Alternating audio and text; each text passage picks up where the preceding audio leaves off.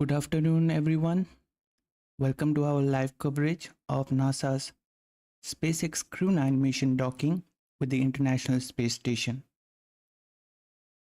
Yesterday, Crew 9 mission had a liftoff from Space Coast, that is from the pad Space Launch Complex 40 at Cape Canaveral Space Force Station, making first human space flight mission to launch from this pad.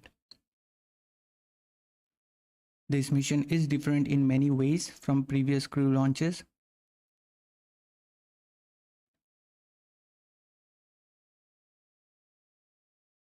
Now, before moving on,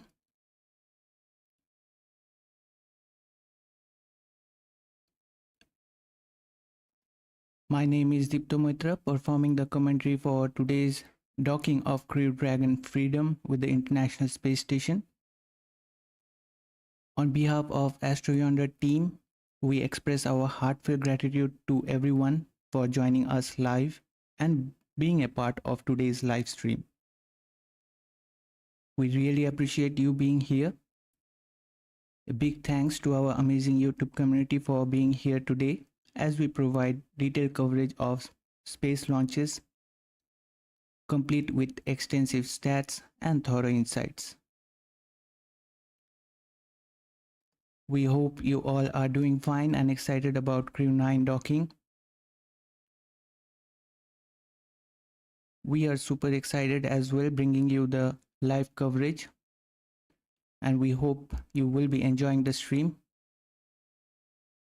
Yesterday from Cape Canaveral at 1:17 p.m. Eastern Time, which was an instantaneous launch time, SpaceX Crew 9 mission had a liftoff for a northeasterly trajectory heading to the International Space Station, their home for next upcoming 5 months. Crew 9 mission launched a two-man crew, NASA astronaut Nick Hague and Roscosmos cosmonaut Aleksandr Gorbunov to the International Space Station. Previously, we saw a two-man crew to launch on Crew Dragon Demo 2 mission, carrying NASA astronaut Doug Hurley and Bob Bacon to the International Space Station, which was the first crewed test flight of the Crew Dragon spacecraft back in 2020. And here we are today, nearly after 4 years and 4 months. History is repeating itself once again. SpaceX Crew 9 is the 9th operational NASA commercial crew program flight to the International Space Station and the 15th crewed orbital mission for a SpaceX Dragon spacecraft. All earlier Crew Dragon flights took off from Pad 39A at the Kennedy Space Center. The Crew 9 launch was the first piloted flight from the Pad 40 after decades of service launching SpaceX satellites, ISS cargo missions, military satellites, NASA probes, and more, showcasing SpaceX flexibility and innovation.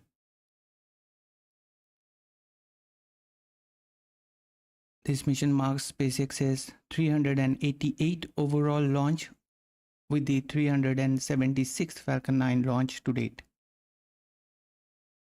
As mentioned earlier, this mission is a special one. NASA astronaut Nick Hague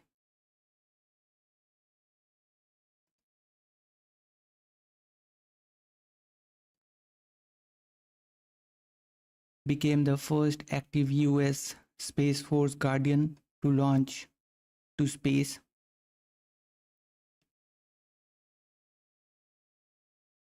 And for Gorbunov, who became the first Russian cosmonaut to be at the controls of an American spacecraft.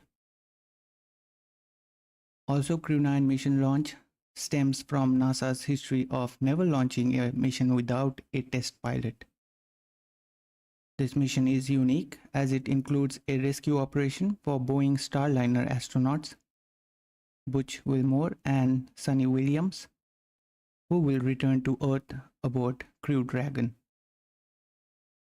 Also, the mission is expected to be the first Crew Dragon to splash down in the Pacific Ocean if everything goes as planned. On your screen, you can see the crew members of the Crew 9 mission. Hague is the first Guardian to launch into space, although Colonel Michael S. Hopkins became the first Space Force member in space when he traveled from the Air Force to the Space Force on board the International Space Station. Crew 9 mission specialist Aleksandr Gorbunov, who is a Russian cosmonaut and will serve as a flight engineer on the International Space Station during Expedition 72. Crew 9 mission is his first space flight, and for Nick Hague, this is his second space flight, but technically he had 3 launches. The duo is on their ride with the Dragon spacecraft in low Earth orbit for a day as they are about to dock on the Harmony module's forward port of the International Space Station at 5:30 p.m. Eastern Daytime on Sunday, that is today. And Hague and Gorbunov will open the hatch about an hour and a half later.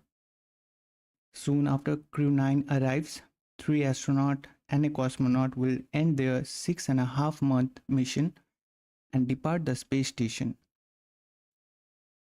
That is the Crew 8. And the undocking for Crew 8 mission is planned for now on 7th October at 7 UTC. We are just 6 minutes away from the webcast to begin.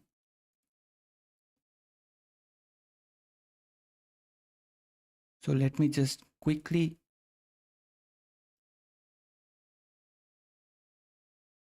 show you what happened with the beginning of the mission.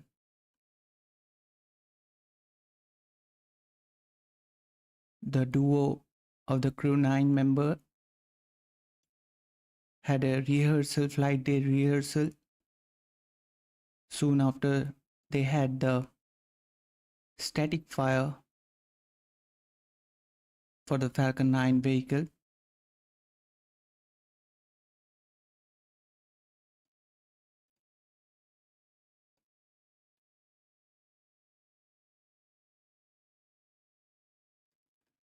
And yesterday, we had the launch.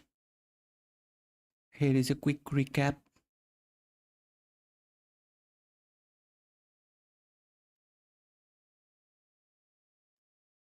Five, 4, 3, 2, 1. Ignition. Engine full power. And liftoff. Crew 9. Go SpaceX. Go Falcon. Go NASA. Liftoff of Crew 9 now soaring to the International Space Station. Stage 1 Alpha. Stage 1 propulsion is nominal. Copy 1 Alpha. Those 9 Merlin engines now providing 1.7 million pounds of thrust.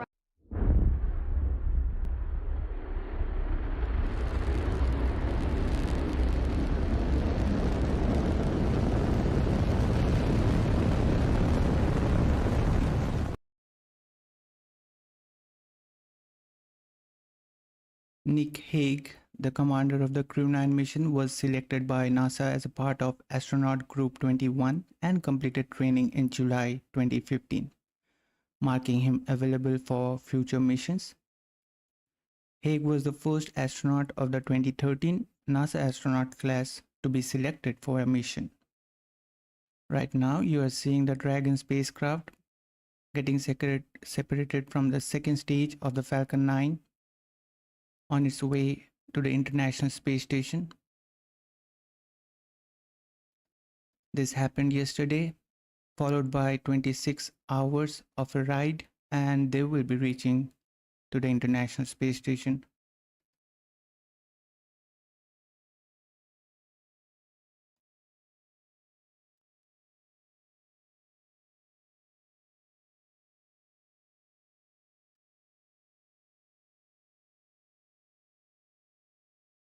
So I was talking about Hague.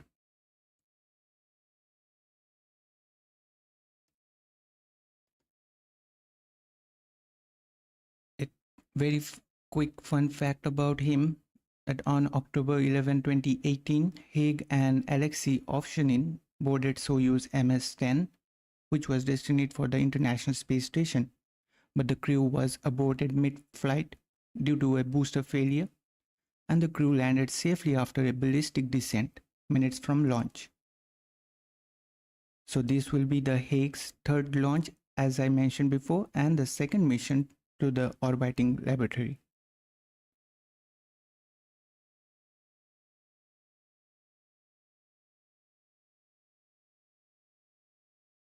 Hague was awarded a special NASA astronaut pin, which was made of tin in recognition of his survival of Soyuz MS-10. Also, he was awarded the Order of Courage by the Russian Federation for his actions during the abort flight of the Soyuz MS-10. And also because the launch moved to Pad 40, this mission also marked the first time a SpaceX Force serviceman will launch who got launched from a Space Force launch complex.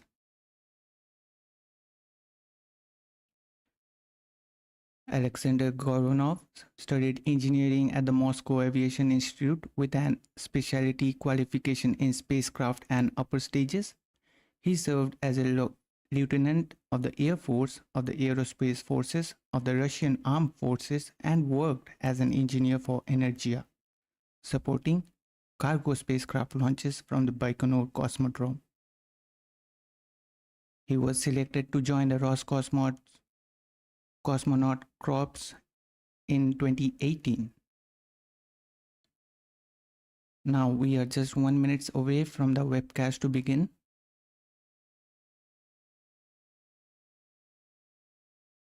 In May 2023, the Yuri Gagarin Cosmonaut Training Center announced that the Gorbunov was being trained for the backup cosmonaut for Aleksandr Gorbunov, who is a part of the main crew of SpaceX Crew 8 mission. Gorbunov also trained as a flight engineer for the Soyuz MS-26 mission and Expedition 72. Later, he was selected for the SpaceX Crew 9 mission in January 2024 as part of the Dragon Soyuz cross-crew system, which ensures that the station stays manned in case either spacecraft encounters problems. He is expected to stay aboard the station for about 6 months.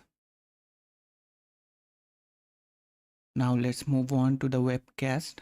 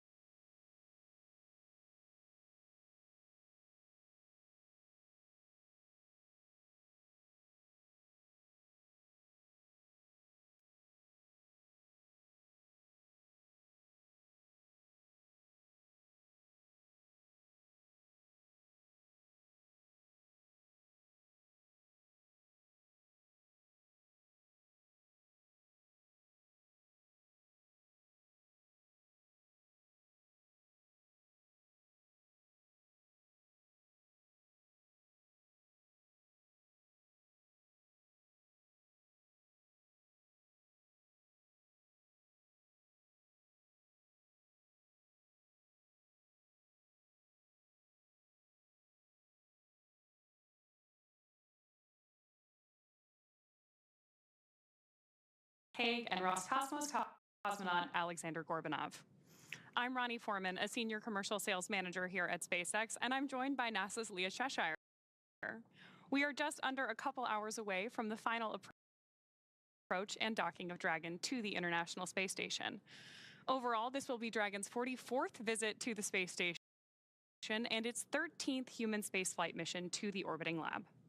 Looking back over the last 24 hours, launch day preparations started early for our crew members. About 4 hours prior to launch, the crew completed their final medical checks before joining the SpaceX team to get into those spacesuits.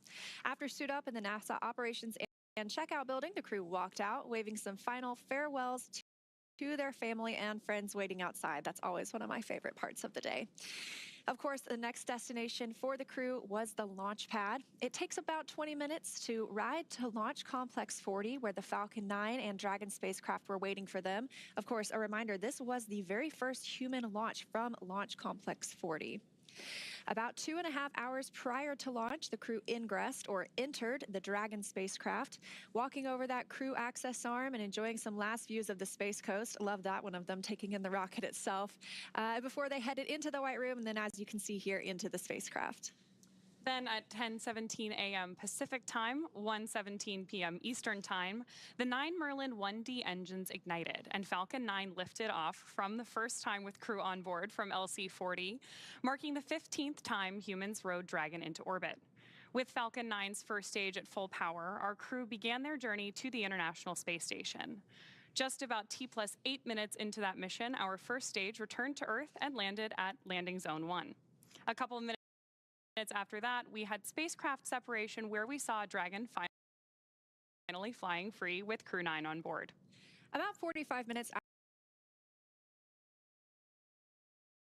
after liftoff at 11:03 a.m. Pacific, Dragon executed the phase burn. This is the first of 5 major burns required to raise Dragon's orbit and position it for approach to the International Space Station.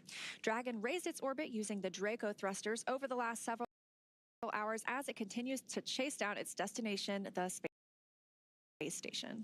And then just a few hours ago, the boost burn took place at 7:58 p.m. Pacific time. The boost burn put our crew in an orbit where Dragon's apogee, or the highest point of the orbit, is about 10 kilometers lower than the station.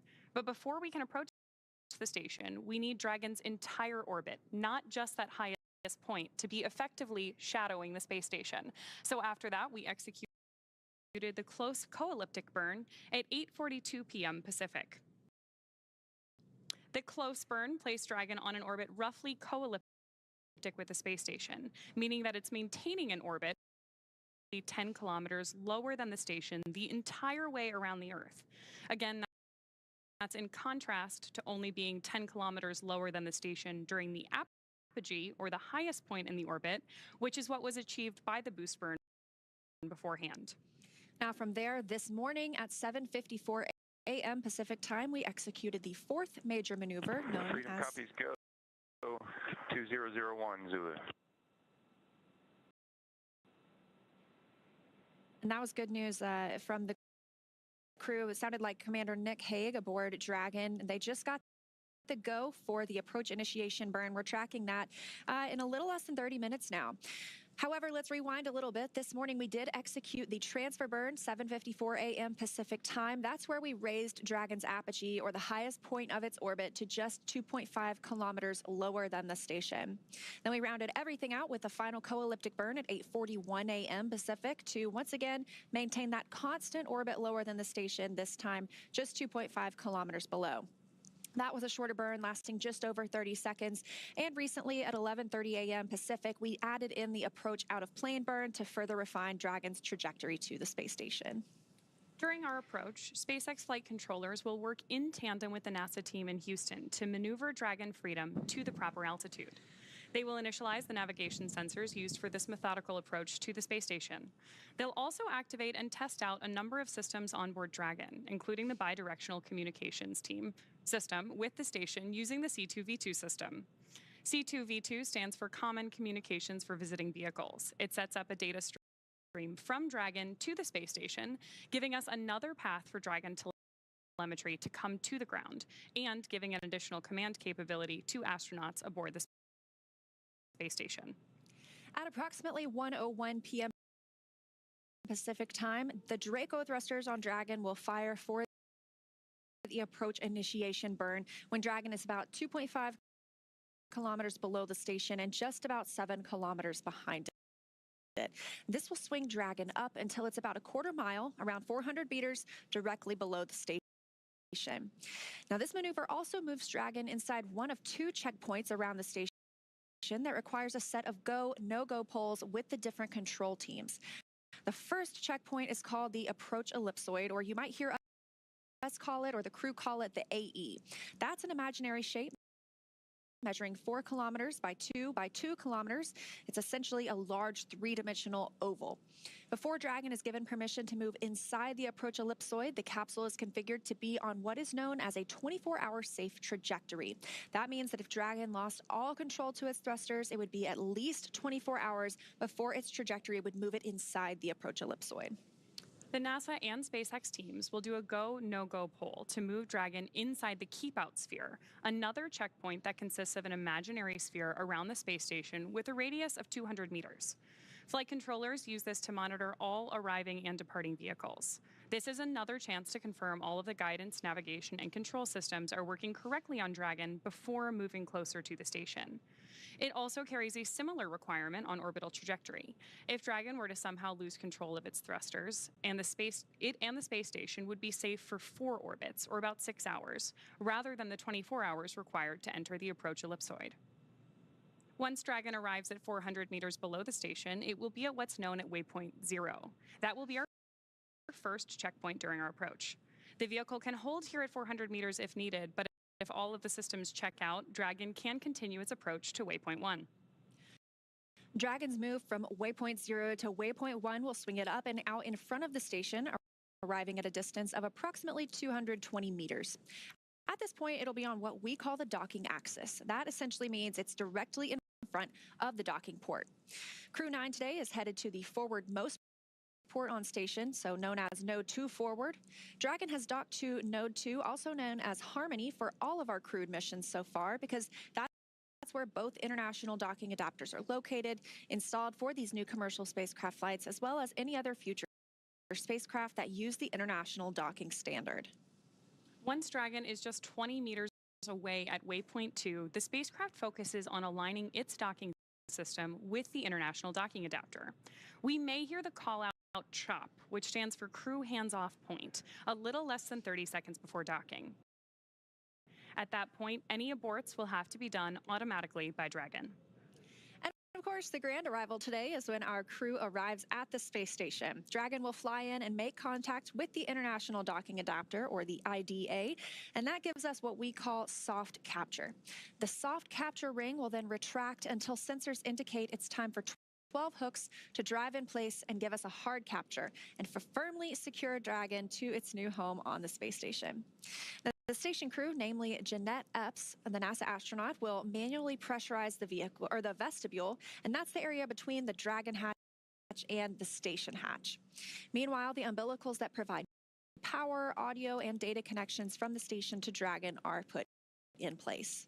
And then it'll be time for leak checks and hatch opening, which is currently timelined to come a little more than 2 hours following docking. So sounds like we are on target today for a docking around 4:30 p.m. Central, so 2:30 p.m. Pacific time. Everything looking great from Mission Control, but hard to imagine our Crew 9 astronauts have been in transit this entire time since they launched about 26 hours ago. Yeah, and they've had some free time to kind of do as they please on the space station. On Dragon.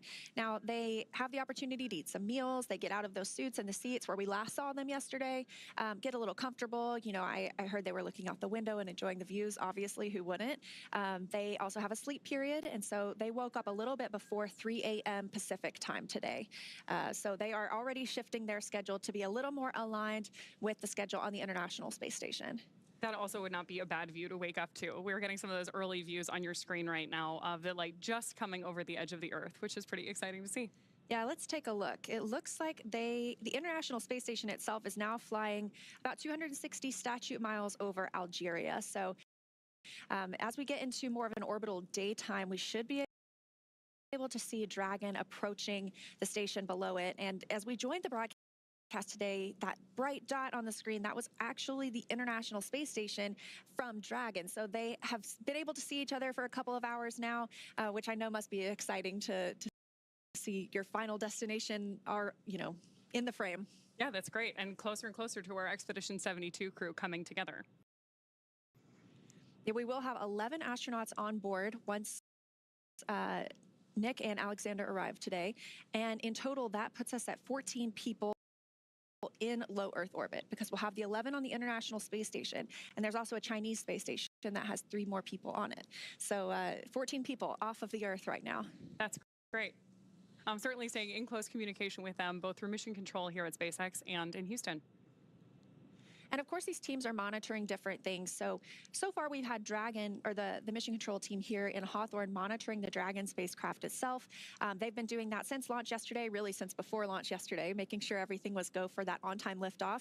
Again, coming at 10:17 a.m. Pacific time. But over in Houston, we do have a whole separate team monitoring the space station itself.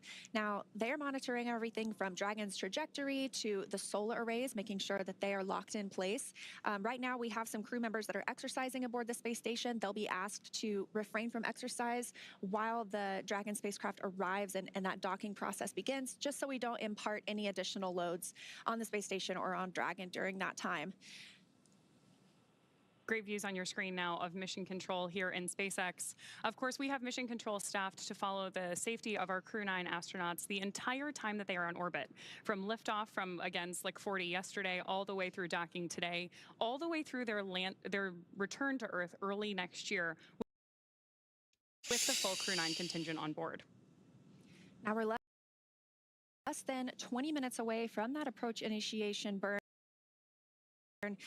That is also putting us in what we call proximity operations. And the International Space Station is already transitioning into that time frame. But we'll also hear some call outs to configure the big loop. So what we hear on the ground, we've heard Dragon to ground this entire time. We really haven't heard the calls from the crew aboard the International Space Station down to the ground. But once we configure the big loop, it puts everybody on the same communications channel so that they can all talk at the same time as we get into these integrated operations. One of the cool things about a mission like this really is that we are in touch with people around the world supporting these astronauts. So the big loop, depending on how you define it, is really pretty big, including mission control here in SpaceX, of course, NASA Houston, and the International Space Station. Now, while we wait for our next milestone, let's take a moment to meet our crew. U.S. Space Force Colonel Nick Hague is your Crew 9 commander. He was selected by NASA as an astronaut in 2013, and this is his second spaceflight to the International Space Station. In 2018, he and his Soyuz crewmate experienced a catastrophic rocket booster malfunction after launch. They were forced to abort but landed safely. 5 months later, Hague launched on another Soyuz and served as flight engineer for expeditions 59 and 60. He spent a total of 203 days in space. SpaceX Freedom from C2, check. Loud and clear, Nick. From C2.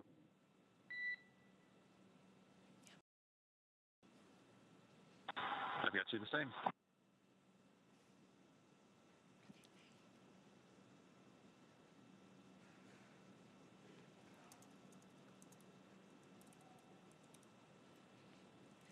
All right, a little bit more about Nick Hague. He spent a total of 203 days in space previously and performed 3 spacewalks.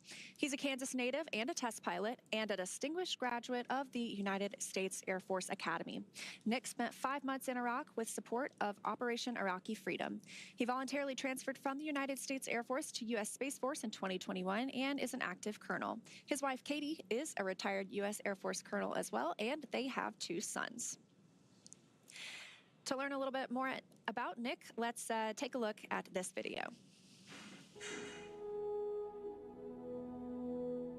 The point of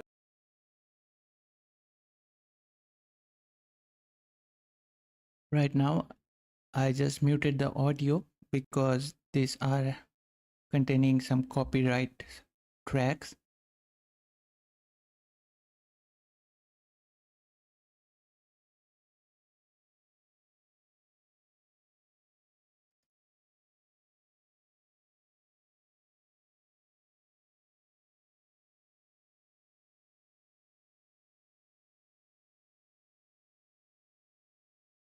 While in between this video, let me tell you something more about Hague. Hague launched successfully to the International Space Station on 14th March back in 2019, traveling on Soyuz MS-12 with Russian commander Alexei Ovsyanin and fellow American astronaut Kristina Koch. The trio joined Commander Oleg Kononenko and flight engineers David St. Jacques and Annie McClain on Expedition 59. On 22nd March 2019, Hague and Annie McClain performed their first spacewalk. The EVA lasted 6 hours and 39 minutes. Hague performed his second EVA together with Kristina Koch, originally which was designated to be the first all-woman EVA. Hague was reassigned to it after spacesuit issues which prevented both the women from going on the extravehicular activity. That EVA lasted 6 hours and 45 minutes.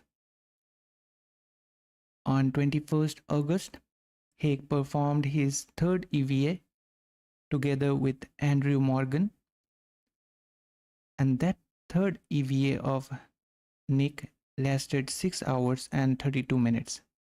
While the astronauts installed a new international docking adapter.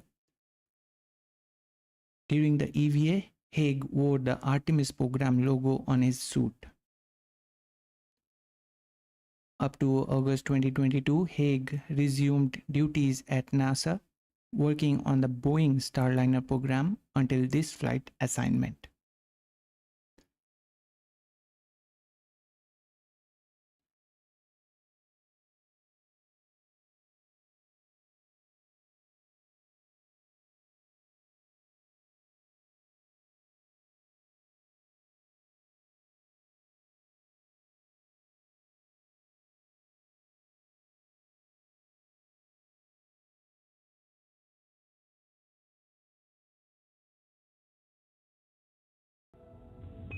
Go ahead on to Matt.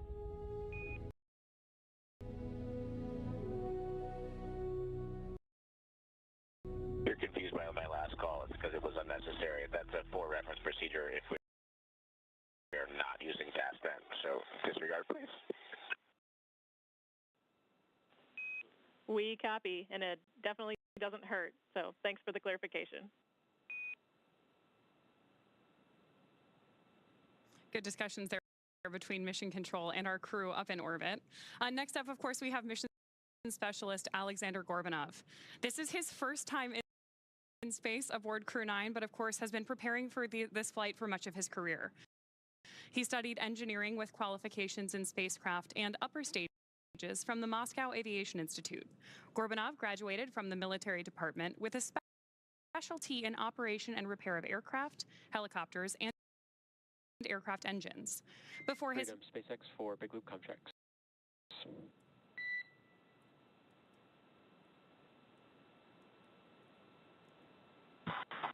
Freedom's with you. All right, I can confirm that the bidirectional link has been established. You are go to change your push-to-talk destination to ISS and initiate a comm check with SpaceX, Houston, and station.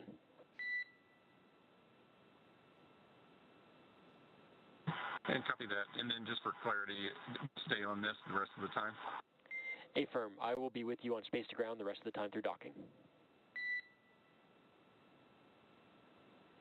Okay, copy. So I'll if I want to talk to you, you're on space to ground. Otherwise, from here on out, after we do the comm checks, we'll press with Big Loop comm, or like we're going to do the suit link checks over space to ground. Space to ground, so everything will be Big Loop from now on, just so you don't have to switch back and forth. So we have Dragon to ground and space to ground. We'll use Big Loop, which is space to ground, so you can keep it configured to ISS as your push-to-talk destination for the remainder of approach. Okay, just making sure. All right, switching over.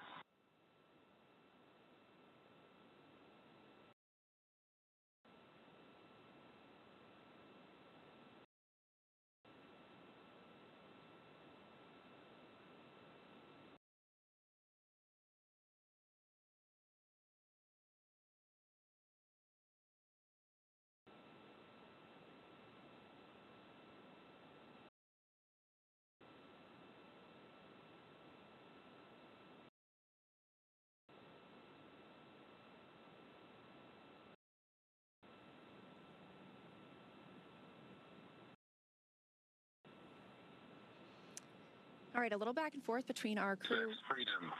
On the big blue. Com check. SpaceX has you loud and clear on the big loop. How me?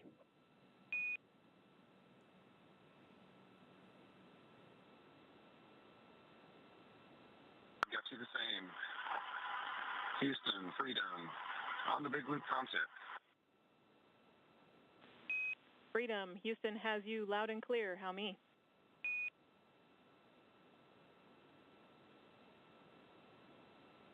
Can catch you loud and clear, Houston.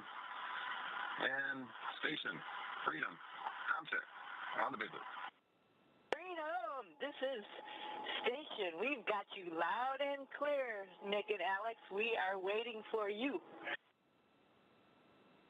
Loud and clear. Can't wait to get there. And tally ho, we got you in the window.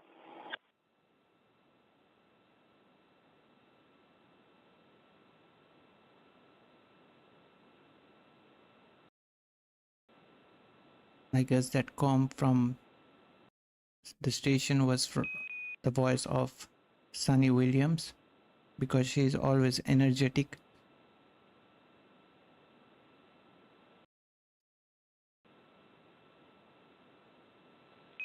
Freedom, SpaceX on the big loop. We'll call that comm checks complete. We will stay on this loop for the remainder of approach. All comms.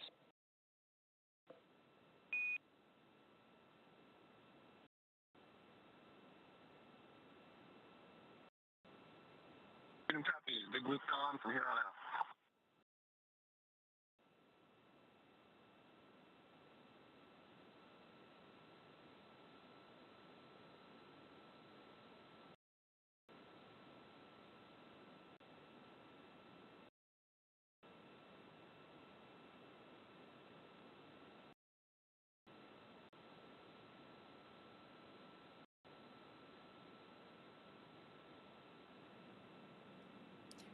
All right, we did hear those big loop communication checks complete. So we were just talking about the big loop. That is essentially this communications loop that allows all 4 parties to speak with each other at the same time. So for the past 24-ish hours, Dragon has been speaking to the core here in Hawthorne, but not radioing anything to the space station. And the space station has been speaking with the Capcom, or the capsule communicator in Houston, but not necessarily talking to Dragon. So once we get into these proximity operations, when Dragon is getting closer to the space station, that allows us to configure this loop where everyone can talk to each other at the same time. And we did hear that both Dragon, Freedom, and the space station are pretty excited to be able to see each other. So we are, again, coming up on that approach initiation burn that's really going to set things into motion this morning in just about 9 minutes now. It's really exciting. And you can also hear that enthusiasm from the astronauts on board the International Space Station as they make that confirmation of contact over the big loop with Crew 9 on board Dragon right now.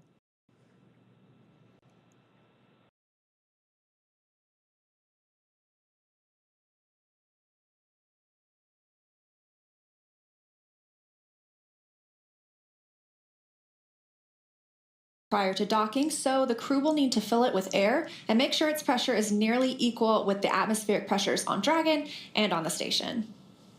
EPS will use a small valve on the station's hatch to slowly introduce air into the vestibule.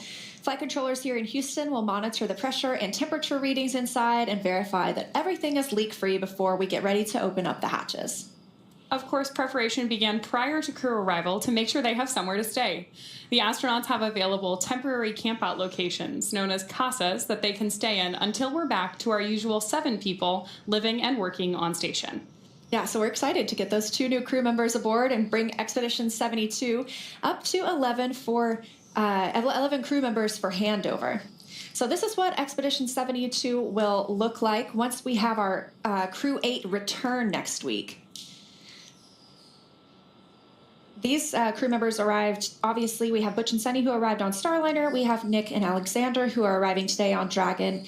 And then we have our other 3 crew members, including NASA astronaut Don Pettit, who arrived just a couple of weeks ago on a Soyuz spacecraft, and they are part of Expedition 72. I can't believe we're already up to 72 expeditions now, but we have had humans living and working in space for over 23 years continuously now. So if you are under 23 years old, there has never been a day of your life when all humans have been on the Earth at the same time, which sounds like That's awesome. It's so sci-fi. It sounds like the future, really cool. but it's now. So right now, that Expedition 72 crew aboard the station is awake, and they are preparing for Dragon's approach, and they sound pretty excited about it too. Yeah, they do. Speaking of Dragon, development of Dragon for Crew started with Dragon carrying cargo. Dragon was designed from the beginning for flying humans to space, so much so that even the first Dragon had a window. Before we could fly humans, teams implemented a number of design upgrades to make sure both Dragon and Falcon 9 are suitable for flying people. Then we put both vehicles through thousands of tests to prove their safety. Dragon is capable of carrying up to 7 passengers to and from Earth orbit and beyond. It is the only spacecraft currently flying that is capable of returning significant amounts of cargo to Earth, and is the first private spacecraft to take humans to the space station. Dragon is fully autonomous, which means it can basically fly itself, but also features full manual override capabilities in case of an emergency.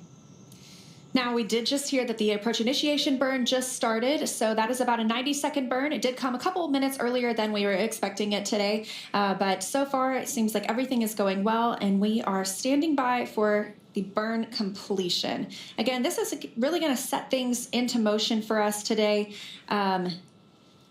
This approach initiation burn moves, it happens when Dragon is about 2.5 kilometers below the station, just about 7 kilometers behind it, and that'll swing Dragon up until it's about quarter mile, which is about 400 meters directly below the station. And of course, each one of these maneuvers are about very gradually approaching station with Dragon, just to make sure that we approach slowly and carefully. Even though these vehicles look like they're moving quite slowly relative to each other, each one is traveling more than 17,000 miles an hour. Freedom SpaceX on the big loop. Nominal approach initiation maneuver complete.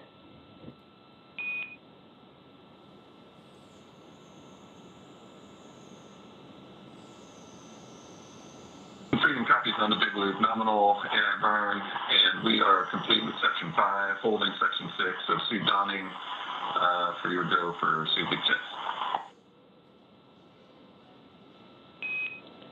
SpaceX copies, holding in section 6. We'll give you a go for suit leak check shortly.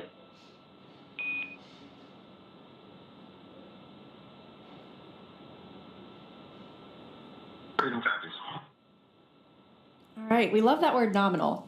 Always good. Everything as expected for the approach initiation burn. Again, about a 90-second burn. That's also eventually going to move Dragon into the approach ellipsoid, one of those invisible spheres or an oval that we monitor as spacecraft arrive and depart the International Space Station. It doesn't matter whether there's crew on board or whether it's a cargo spacecraft. This is kind of our boundaries or our neighborhood around the space station that all the flight controllers keep their eye on for anything that's approaching or departing. And that really methodical approach to approaching station was a big part of how Dragon was designed from the very beginning. Like we were talking about earlier, whether it's cargo or crew, we always approach station in a really similar way. Now, speaking of these two vehicles, which are about to meet up in space, even though we had those earlier views where... Freedom SpaceX on the big loop, looking for you're okay to come back on board with cameras.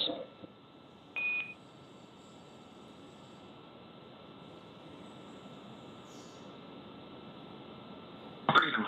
Yeah, we're good with that. Apologies for not having you come on board earlier, but welcome aboard. Copy.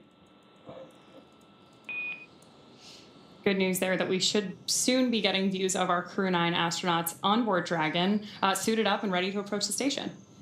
Yeah, I'm pretty excited that we did hear they were putting their suits back on earlier, and so they're going to get into some leak checks and make sure that everything is safe. They'll keep those suits on for the remainder of the approach to the International Space Station, all throughout docking. And then once we complete the docking and we're successfully attached to the space station, they'll have a chance to get out of those suits and probably into their flight suits or something else while we work to pressurize that vestibule and before we open the hatch. So again, we're targeting docking today around, let's see, I believe 1:30 p.m. Pacific time. Getting close. I'm trying to work on my time zones, but I feel like I'm in a bunch of different places. Well, we're communicating with a bunch of different places between here, Houston. Obviously, we've got the station on Greenwich Mean Time, so we're jumping around across the world a little bit. But the good news is that for our Expedition 72 crew, Dragon is getting bigger in the window as it gets ever closer to the ISS. But Dragon's actually pretty big to begin with. The Dragon spacecraft and its trunk stand over 26 feet tall. There are 2 windows on the spacecraft, plus 1 under the nose cone. The nose cone opened shortly after launch, so if you were with us yesterday, you heard us call out that major milestone, which allows us to expose the forward bulkhead thrusters and docking mechanism that will connect with the International Space Station. Dragon's trunk holds solar cells, which power Dragon while it's in free flight, and the trunk can also carry unpressurized cargo to the station. Now, Dragon has 16 Draco thrusters that can be used in space to help navigate the spacecraft to its destination, each providing 90 pounds of force, which really takes you a long way once you're in the vacuum of space. That doesn't include the 8 Super Draco thrusters used for an abort, which are no longer active once the crew is in orbit. Dragon has played a significant role in advancing our future in space by safely transporting crew to and from the space station. There are currently 4 Dragon spacecraft supporting human spaceflight missions that have docked to the station: Endeavour, Resilience, Endurance, and Freedom. Crew 9 are on board Freedom today, which previously flew NASA SpaceX Crew 4, in addition to the commercial Axiom missions AX2 and AX3. Altogether, the reusable Dragon spacecraft have completed 8 human spaceflight missions on behalf of NASA and visited the station 42 times under NASA's commercial resupply and commercial crew programs so far. As we mentioned earlier, Crew 9 is Dragon's 15th human spaceflight mission since 2020. Now, that includes these commercial crew program missions for NASA, as well as the private astronaut missions with Axiom, Inspiration 4, and Polaris Dawn, which recently launched. And that is when Dragon became the first private spacecraft to take humans to the International Space Station with Demonstration Mission 2 in 2020. Now, you might be wondering, what do the astronauts do once they get to the International Space Station? And I can tell you they stay extremely busy. So over the last 23 years, crews aboard the space station have completed thousands of scientific and educational experiments, and Crew 9 is prepared to add to that growing number. Crew 9 will conduct hundreds of science experiments and technology demonstrations during their mission. And they will spend several months, I think about 5 months, working on the orbital laboratory. Yeah. Of course, having more crew members on board significantly expands the amount of research that we can conduct. And this crew will conduct new scientific research to prepare for human exploration beyond where we're at now in low Earth orbit and benefit humanity on Earth. Experiments include studies of blood clotting, effects of moisture on plants grown in space. SpaceX on the big loop for suit leak checks. We're going to wait to perform the suit leak checks until the other side of an upcoming TDRS handover, so I'll be back with you in about 6 minutes to step into suit leak checks.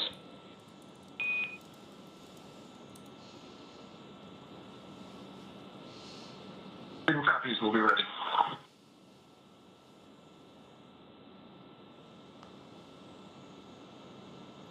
Good news for Mission Control there that we are about to step into those suit leak checks, but we are expecting a slight communications gap in our TDRS coverage. That's the call out you heard, that we're expecting a little bit of a handover with that system. So what we're going to do now is wait before moving into that procedure just to make sure that we have constant communications throughout it. Speaking of things that are happening constantly, back to our experiments on board the station, we're also going to be studying vision changes in astronauts. Those are just a few of more than 200 scientific experiments and technology demonstrations taking place during this mission. These projects span a wide range of disciplines, from life and physical sciences to advanced materials, technology development, in-space production applications, and even student-led research, which are always some of my favorite experiments. Results from those studies will bring value to humanity both on Earth and in space, further our ability to explore, and enable a robust market in low Earth orbit. So let's break it down a little bit more and talk specifically about some of the experiments that will be happening while Crew 9 is aboard the space station. The megakaryocytes orbiting in outer space and near-Earth research experiment investigates how environmental conditions affect the development and function of megakaryocytes and platelets. I had no idea what megakaryocytes were, but they are large cells found in bone marrow and platelets, and pieces of these cells play important roles in blood clotting and immune response. Results could provide critical knowledge about the risk of changes in inflammation, immune responses, and clot formation in spaceflight, but also here on the ground. It is amazing to me how different the microgravity environment is, and that it gives us the opportunity to study these Earth-based processes in a way that help our astronauts, but also people here on Earth. Yeah. In addition to a lot of those biologically oriented experiments, the Neutron Star Interior Composition Explorer, or NICER telescope for short, on the exterior of the space station measures X-rays emitted by neutron stars and other cosmic objects. Through that, they're helping to answer questions about matter and gravity. In May of 2023, NICER developed a light leak, which is allowing sunlight to interfere with daytime measurements. Special patches have been designed to cover some of that damage, and those will be installed during a future spacewalk, returning the instrument to around-the-clock operations. And that's a plug for me. If you've never watched a spacewalk, if you've always gotten to watch a launch or a docking, but you've never taken the time to tune in when we have 2 crew members outside of the hatch, I have to encourage it. It is some of the most incredible work from the teams on the ground to the teams on the space station and, of course, the crew members outside. So it sounds like we're going to have some of those coming up to conduct that experiment and that installation. So keep an eye on blogs.nasa.gov or just nasa.gov in general for when you can look to watch any spacewalks. Back to some of the research. Some astronauts experience vision changes, and it's a condition that we call SANS, or spaceflight-associated neuroocular syndrome. There's a B complex investigation testing whether just a daily B vitamin supplement can prevent or mitigate this problem and assess how genetics may influence individual response. Now, one of those variations could be related to a metabolic pathway that requires B vitamins to function properly. And when we have inefficiencies in this pathway, it can affect the inner lining of blood vessels, and that can result in leaks that actually may contribute to vision changes. So providing B vitamins that are known to affect blood vessel function positively could minimize issues in who we find to be genetically at-risk astronauts. As people travel farther from Earth for longer, growing food also becomes increasingly important. Scientists conducted many plant growth experiments on the space station using its veggie hardware, including Veg01b, which demonstrated that outrageous red romaine lettuce is suitable for crop production in space. Plant Habitat 07 uses this lettuce to examine how moisture conditions affect the nutritional quality and microbial safety of plants. The advanced plant habitat controls humidity, temperature, air, light, and soil moisture, creating the precise conditions needed for this experiment. I absolutely love the veggie experiments. I think they're some of the most visual experiments that we have on the International Space Station. We have grown everything from zinnias. I don't know if you recall when... They're so beautiful. If you haven't seen them yet, astronaut Scott Kelly, he spent about a year in space, and he grew some zinnias and took some beautiful pictures in the cupola. And it's just such an amazing contrast of Earth and space, and it's so you can hardly, you can't live in just outer space and hear these beautiful zinnias inside our beautiful habitat of the space station. So those are amazing, and they've also grown some chili peppers. Chilies are my favorite. So this is my favorite experiment that's ever been done on space station, just because I think it would be fun to get to grow something and then eat it in space. Yeah, and of course the lettuce too. I mean, everybody loves a fresh salad. So oh yeah. I mean, I won't say everybody, but I do. Now, there are currently nine astronauts and cosmonauts living aboard the International Space Station. They are Expedition 72. Of course, that includes the 4 Crew 8 members. They arrived in March 2024, and we expect them to return sometime next week. We're still looking at dates and weather and things like that. But stay tuned to nasa.gov for the latest updates on their return. That includes NASA astronauts Matt Dominic, Michael Barrett, and Jeanette Epps, as well as Roscosmos cosmonaut Aleksandr Gorbunov. So when Aleksandr Gorbunov gets there today, we'll have 2 Alexanders on board. And of course, on the Soyuz spacecraft that launched just a couple of weeks ago, we have NASA astronaut Don Pettit, and then Roscosmos cosmonauts Alexei Ovchinin and Ivan Wagner. And a really fun fact about Alexei. Freedom SpaceX on the big loop for suit leak checks.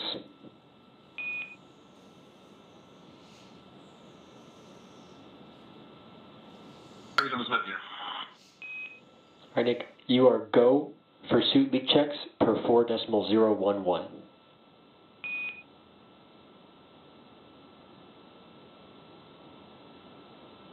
Go for suit leak checks.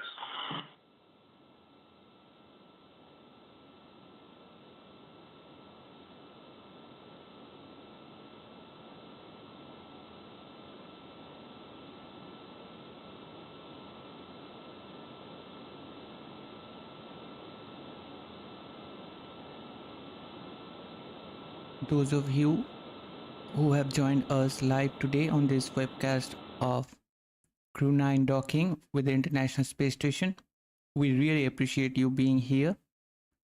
We would be Grateful if you can like this stream so that this stream can reach a more wider audience and we can have more people joining us live.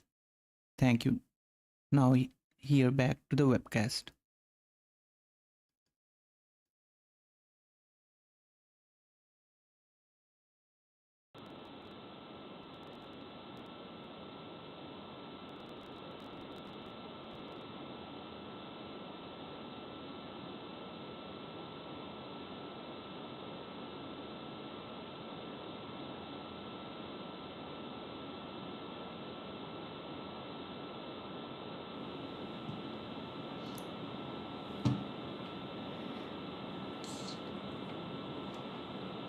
Good news there that our suit leak checks are well underway. Yeah, again, they do wear these suits. These are still considered dynamic portions of the mission. Like you talked about, these are really moving, the space station and Dragon are moving pretty slowly in relation to one another because you have to have a very slow and methodical approach to the space station. But in reality, they are moving at orbital velocity, so 17,500 miles around Earth. And so during these dynamic phases of flight, we just had the approach initiation burn, and we're getting into docking when we're bringing two spacecraft together, 260 miles above Earth. We keep our crew suited up and in their seats just in case they needed to take any actions like retreating or breaking out from the space station. But it seems like everything's going pretty smoothly so far. Yeah, everything is going well today, but one of the cool things about the suits that the astronauts are putting on right now and doing those leak checks on is that they really are designed to keep the astronauts safe in the event of an emergency. The material and everything on board the suits is designed for the off-nominal case so that even though hopefully everything goes the way it is today, really nice and smooth, we're ready for those off-nominal scenarios if they were to occur. And those suits are custom tailored for each crew member. And they also provide different things. So there's an umbilical on the suit that connects to the seat itself. And when they were getting suited up yesterday, there's kind of a little briefcase that it can help connect to as well. And that provides them things like cooling. That's also their communications outlet. So they have the ability to get in those suits and have communications through their helmet. When they are floating around the spacecraft, there is a microphone that they can grab and use at any time. So they don't have to stick their head in the helmet really quickly if they want to talk to somebody. But it does allow continuous communication for the crew with anybody here on the ground. Which is great because that's how we're able to hear them through the big loop right now. But once they get to the space station, those IVA suits, which stands for intervehicular activity suits, won't be needed anymore. So once they're out of their suits and ready to go on board the ISS, those Dragon spacesuits will stay on board Dragon for the remainder of the mission. Yeah, and it's very interesting. There's quite a difference between the IVA or intravehicular activity suit, like you mentioned, and the EMU, the extravehicular mobility unit. An EMU is when you think of a spacewalk, a NASA astronauts out on a spacewalk and the International Space Station, you see a bigger, a bulkier suit. That's an EMU. But of course, we did see just a couple of weeks ago the first commercial spacewalk with a new developed spacesuit, and that was still considered an IVA suit. Is that correct, or is it considered? That's an EVA suit. Okay. That was basically an evolution of SpaceX's IVA suit that was designed specifically for the Polaris Dawn mission in support of that first commercial astronaut spacewalk that has ever been done, which was just, to me, so exciting to see. Because like you mentioned earlier, the spacewalks are, to me, the most exciting part of human spaceflight. You have this amazing communication between the astronauts outside of either the ISS or the capsule, working together, communicating with the ground. And it was great to see that not just on station like we've seen it many times before and hopefully many times in the future, but also on board Dragon. Now, again, we did lift off on time yesterday. Just to... on the big loop. 2 good suits. SpaceX copies and concurs. At this point, we'll consider 4.011 complete, and that should also mean 4.010 complete. We're tracking the same. All right, good news. 2 good suit leak checks. That coming from NASA astronaut Nick Hague, who's the commander aboard Dragon right now. Again, 2 suits. It's he and Roscosmos cosmonaut Aleksandr Gorbunov. So we're bringing the station residents up to 11 today. I feel like that's going to make station kind of a party for at least the next couple of days. Yeah, absolutely. Wow, check it out. That's the International Space Station, our home in low Earth orbit, and the destination of Dragon today. This point of view coming from Dragon itself. Now, we did hear earlier that the crew aboard the space station can also see Dragon at this time. So as we get a little bit closer, we might be able to see Dragon from the station as well. And we're getting great views right now inside of Dragon, looking up at those screens as our 2 crew members begin to approach the ISS.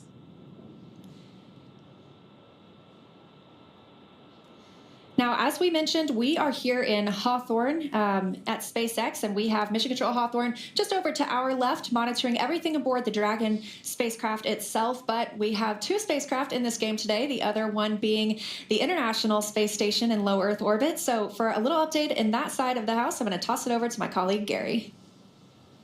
Hey, Leah and Ronnie, it is so great to be with you. We're over here at NASA's Mission Control Center in Houston, Texas, following along with the operations of Crew 9, Nick Hague and Aleksandr Gorbunov on their way to the International Space Station. We just heard an update that they had a great suit leak check, and we are counting down to the approach initiation mid-course maneuver. This is a maneuver that allows the Dragon spacecraft any course correction maneuvers necessary to align ourselves with the next waypoint, waypoint 0, right underneath the International Space Station. That allows for the next series of maneuvers, which Leah, you and Ronnie have both went over beautifully to sweep out right in front of the International Space Station in preparation for docking. In the meantime, the teams here in Mission Control Houston are preparing for the docking of the two crew members to the International Space Station to bring the orbiting complex's population up to 11. So in the past couple of hours, NASA astronaut Butch Wilmore got a head start on preparing some of the monitoring tools that are necessary from the inside of the International Space Station. While the two crew members are approaching the International Space Station, they're going to have help from across the United States, but also from aboard the orbiting complex. It'll be NASA astronauts Mike Barrett as well as Matt Dominic that are in the cupola monitoring the operations of Nick Hague and Aleksandr Gorbunov making their way to the International Space Station. Here in the room, though, we're following along. Teams are led by the flight director Marcos Flores, who is leading the teams here for the docking operations. The voices that you're going to hear from Mission Control in Houston is Tess Caswell, one of the Capcoms. Sitting next to her is NASA astronaut Nicole Mann. Some of the voices you'll be hearing from here in the room. The space station has to be prepared in such a way to receive the Crew 9 Dragon, Dragon Freedom, and so the ISS itself is being configured for its docking attitude. In fact, some of the SARJs, the Solar Alpha rotary joints, are locked and in a feathered position. They need to be maintained in a position for the docking operations, and in fact, there will be attitude control maneuvers to make sure that Nick Hague and Aleksandr Gorbunov make their way safely to the International Space Station. Everything's looking well on our side, and we're counting down to that approach initiation mid-course maneuver. And we're following along with the operations all along the way. Very soon we'll be entering inside the approach ellipsoid. Right now we've been undergoing joint operations. But once we're inside the approach ellipsoid, we're operating by joint flight rules. And we'll make those incremental steps to get those two crew members docked and on board the orbiting complex. With that, everything's looking good from here in Mission Control Houston. So I'll send it back over to you both in Hawthorne. Thanks, Gary. Great to see how things are going in Houston, and it does sound like things are pretty smooth this morning. So again, standing by for that mid-course maneuver coming up in about 9 minutes. This view on the right side of your screen from Dragon itself, and that one from Dragon of the space station. That's where we're heading today. It's really looking great. It has to be exciting after this whole journey. Again, beginning yesterday, if you happen to join us for yesterday's webcast, we did lift off from Space Launch Complex 40 at Cape Canaveral Space Force Station just about 27 hours ago now. And our Crew 9 astronauts have been making their way to the International Space Station.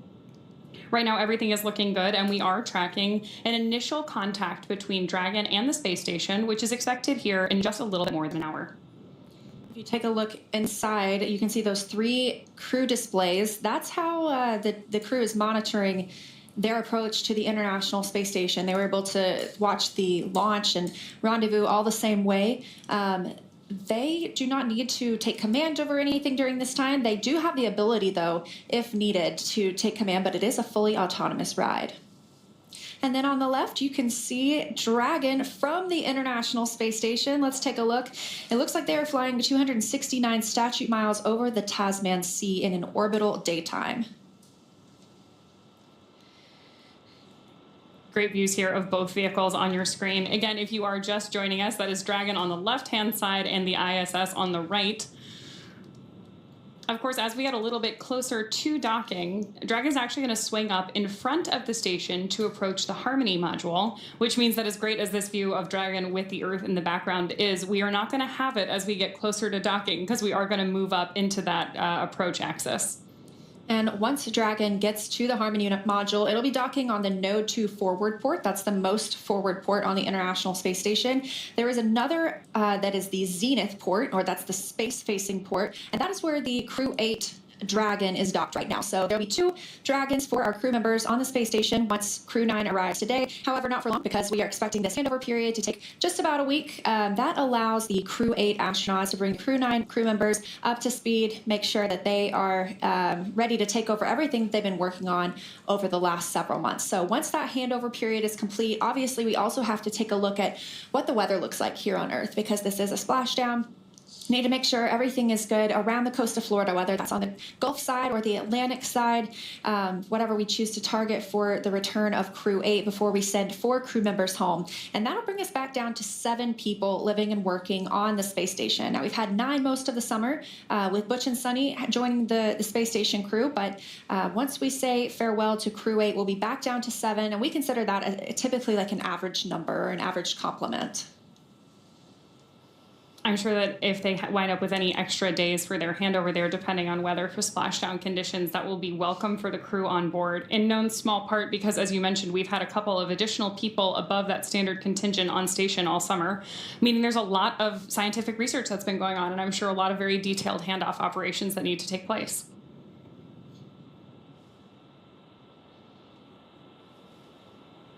Now, again, I mentioned we are in an orbital daytime right now, and so the International Space Station sees about 16 sunrises and sunsets a day.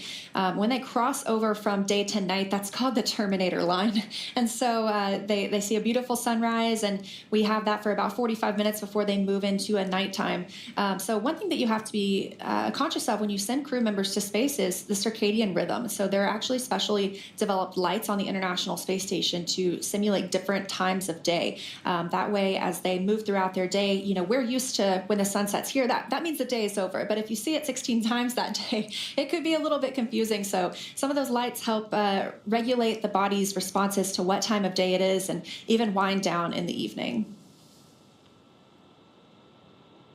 It would be incredible to get the opportunity to watch sunset every 90 minutes, though. I think that would be an exciting aspect of being on space. You would have to pull me out of the cupola.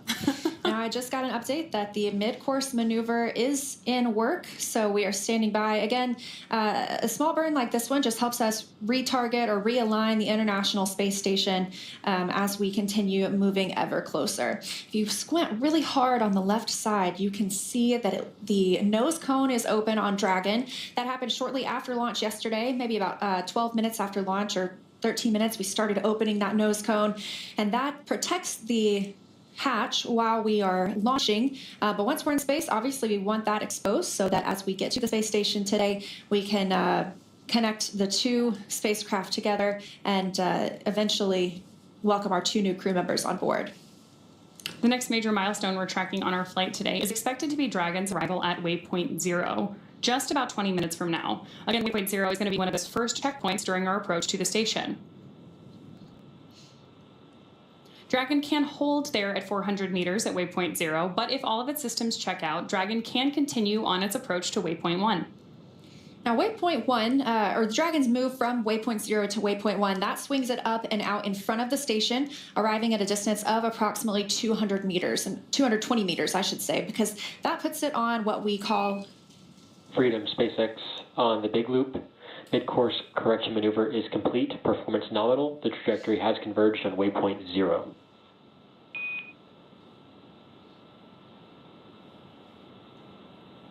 In fact, please get going and converge to waypoint 0. All right, just as we were discussing, it really just refines that trajectory, and it's putting them up toward waypoint 0. So that's our next major milestone. But once we move past waypoint 0 and to waypoint 1, again, that's about 220 meters directly in front of the space station. So that puts us on the docking axis, which essentially means it's directly in front of the docking port. And again, today they are headed to the forwardmost port on station.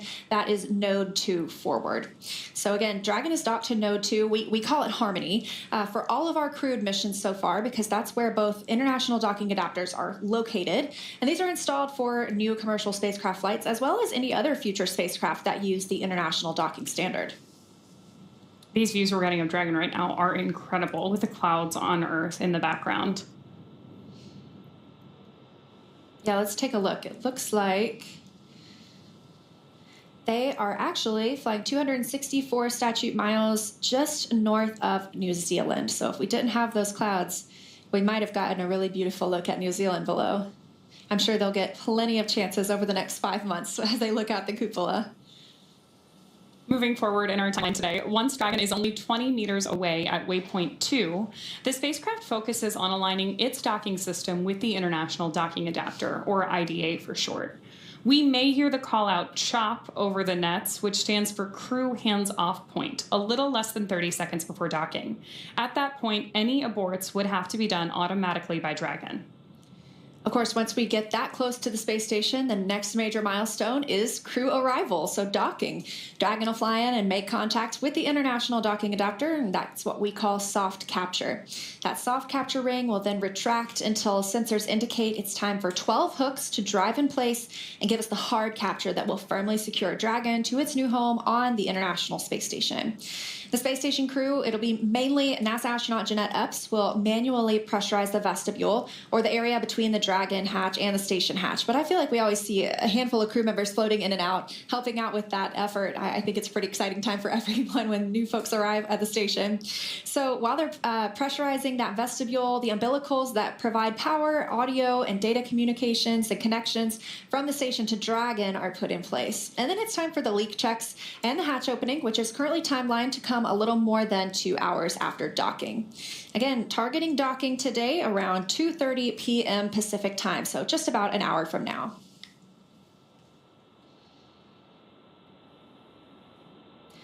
Now, our next call-outs we expect to hear a little less than 7 minutes from now are the go and no-go for waypoint 0 approach. Again, we don't have to stop at waypoint 0, but they have the opportunity if they need to. Station Houston on the Big Loop. Dragon range is approximately 1,000 meters. Monitor long-range approach per steps 1 to 4 in 1.102 Dragon approach and retreat monitoring. ISS crew is now back up for vehicle approach monitoring. Station copies 1.102, step 1.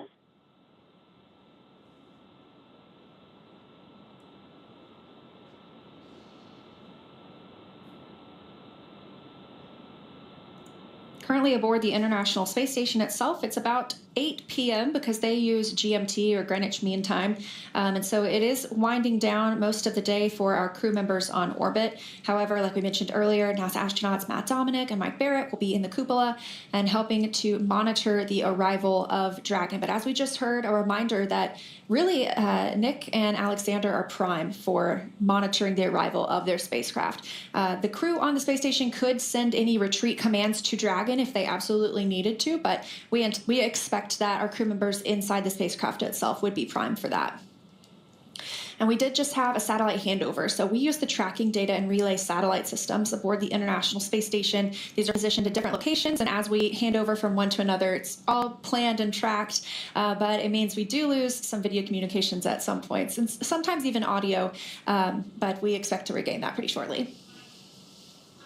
They're back, yeah. We are, of course, tracking Dragon with a camera at the moment, so that means we're adjusting it manually periodically. So you may see it move around a little bit on your screen. But when Dragon does come back into view, you'll have a really good view of that forward, there we go, that forward nose cone open so that we can see that docking adapter, which is what, of course, we will use to mate to the ISS, first through that soft capture, then that hard capture. And then when we open up the hatch a couple of hours later, that is the section of the spacecraft that our two astronauts will move through as they join the Expedition 72 crew. I did just get a notification that we are inside the AE, or the approach ellipsoid. Again, that is the first of those invisible boundaries around the International Space Station that we monitor. That means that if Dragon, before it has the go to approach or go inside the AE, it has to be 24 hours safe. So if it were to somehow lose control of its thrusters, it would take 24 hours for it to move inside that approach ellipsoid. So the next of those invisible boundaries is the keep out sphere. It's a little bit different. You have a 6-hour free safe trajectory, meaning that neither Dragon nor station would impact each other. These views are pretty amazing, and they are coming to us from Cronus in Houston. That's one of our flight control team members in Mission Control itself. And so they are tracking Dragon, and you can see them moving the camera as they keep up with the spacecraft, continuing to approach the space station. we've said it already on this particular webcast, but it's worth repeating that the approach ellipsoid is significant in large part because these vehicles are both moving so fast. Again, the approach ellipsoid is about 2 kilometers by 2 kilometers by 4 kilometers, but in terms of spacecraft orbital dynamics, that's actually pretty close, in no small part because both Dragon and the International Space Station right now are traveling more than 17,000 miles per hour, which also means they're orbiting the Earth roughly every 90 minutes.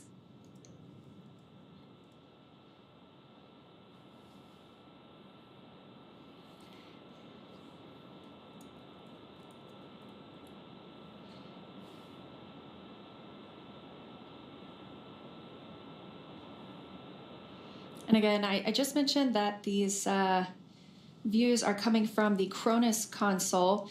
I have the full definition now. That one's always hard for me to remember, but it stands for Communication Radio Frequency Onboard Network Utilization Specialist. So you can't blame me if I can't spout it out right away. But yes, our team members at that console are providing us great views of Dragon and usually do such a great job. Freedom SpaceX on the big loop. Ground is go for approach 0 and we'll be enabling the maneuver shortly. Expected approach 0 start at 204530 Zulu.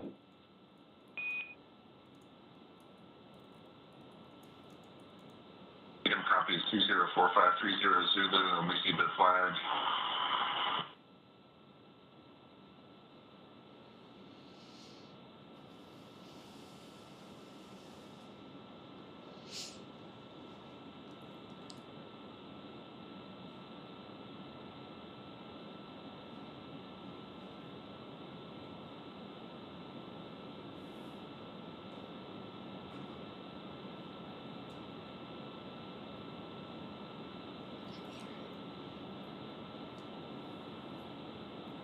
All right, so a little bit about this mission. You know, we have what most people are familiar with is the idea of a mission patch. These have gone back generations. But if you don't know how they come to exist, for decades now, crew members have worked together to develop the patch for their mission, and they determine what aspects of the mission they want to highlight and any special details they'd like to include. Now, the crew themselves can design their patch, or they can share their design ideas with an artist who make it come to life. The Crew 9 mission patch, which you have a great view of on your screen right now, depicts the trail of a rocket launching en route to the International Space Station, which will be home for a long-duration expedition dedicated to service, science, and collaboration.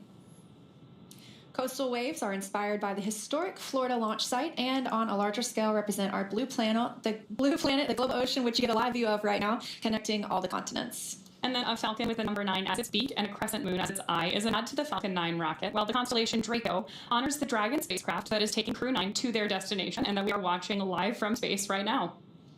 The Delta symbol, which was first used in 1961, evokes historic ties to the earliest days of space endeavors. Human exploration of space is built on international collaboration and depends on the support of multitudes across the globe whose efforts honor that heritage. I love mission patches. I love looking back at some of my favorites, but I love the colors in this one. It's definitely been a favorite. So yesterday, we saw a look at the zero-G indicator, which is always a surprise for us, too. I had no idea what to expect. But it was a small Falcon plush that had been to space before. We heard Nick Hague talking about it, the commander. It flew with he and Aleksandr on their Soyuz flight to the station in 2019. And what I wanted to mention earlier was Aleksandr is also on the space station right now. So they're doing a reunion in space. It'll be he, Nick Hague, and this Falcon plush. And they've now arrived on 2 different spacecraft this time, but back together in space. I love those testaments to really like the human nature behind human spaceflight, whether it's the mission patch or the zero-G indicator. And of course, it should be a good reunion for that team when they finally get on board the ISS. Yeah, absolutely.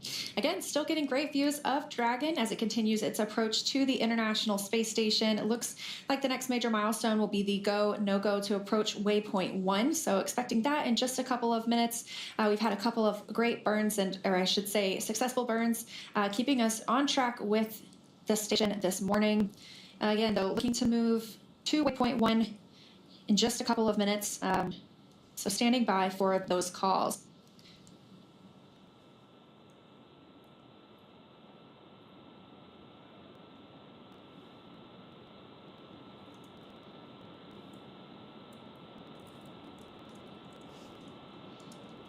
The zoom out we're getting right now is really putting in perspective the size of the capsule relative to the Earth behind it. Yeah, absolutely. When you're zoomed in so close, and it's a testament to how good the cameras are outside the space station too. You can see every little detail almost, and they're still pretty far away. So they've not quite reached waypoint 0 yet. We're going to be waiting for that go no go for waypoint 1, as I just mentioned, in just a couple of minutes.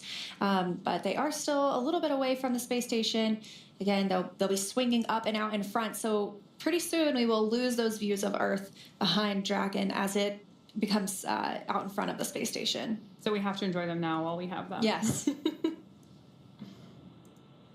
All that being said, Dragon is still really moving pretty fast as it approaches the station. Just a couple of minutes ago, we heard the call out from Mission Control that they were about 1,000 meters away. And again, waypoint 0 is just 400 meters away. So we're moving pretty quickly considering how big Dragon and the ISS both are.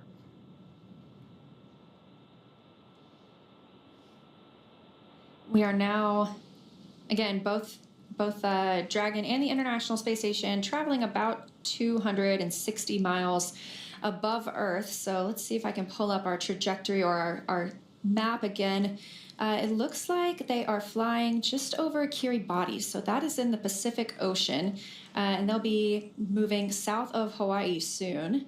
But you can actually spot the International Space Station with your naked eye.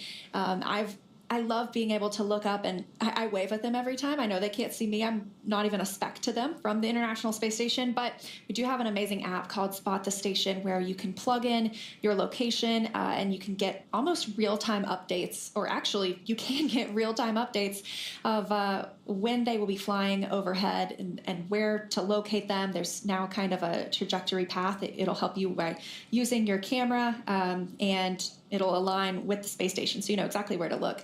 But it's hard to miss once you're outside because I believe it is the second brightest object in the night sky, only second to the moon itself. I'm always impressed when I see the ISS go over. It is much brighter than you would expect it to be, so there's no mistaking it for a plane or anything like that. And obviously the Spot the Station app is really helpful in making sure that you don't miss it when you can see it. Truly, it is unmistakable. Once you see it coming over the horizon, you're like, that is definitely it. And part of that, really, the reason you can see it so well is because of the size of the solar arrays on it. So you can only see it in dusk and dawn when it's dark outside, but the sun is still reflecting on the solar arrays. So it is just like a bright, beautiful star coming across the sky. And like you mentioned, there's no blinking light on it. So when you see it, no, it's not a plane. This is where we will have, once these two arrive today, we will have 11 people living and working aboard the station.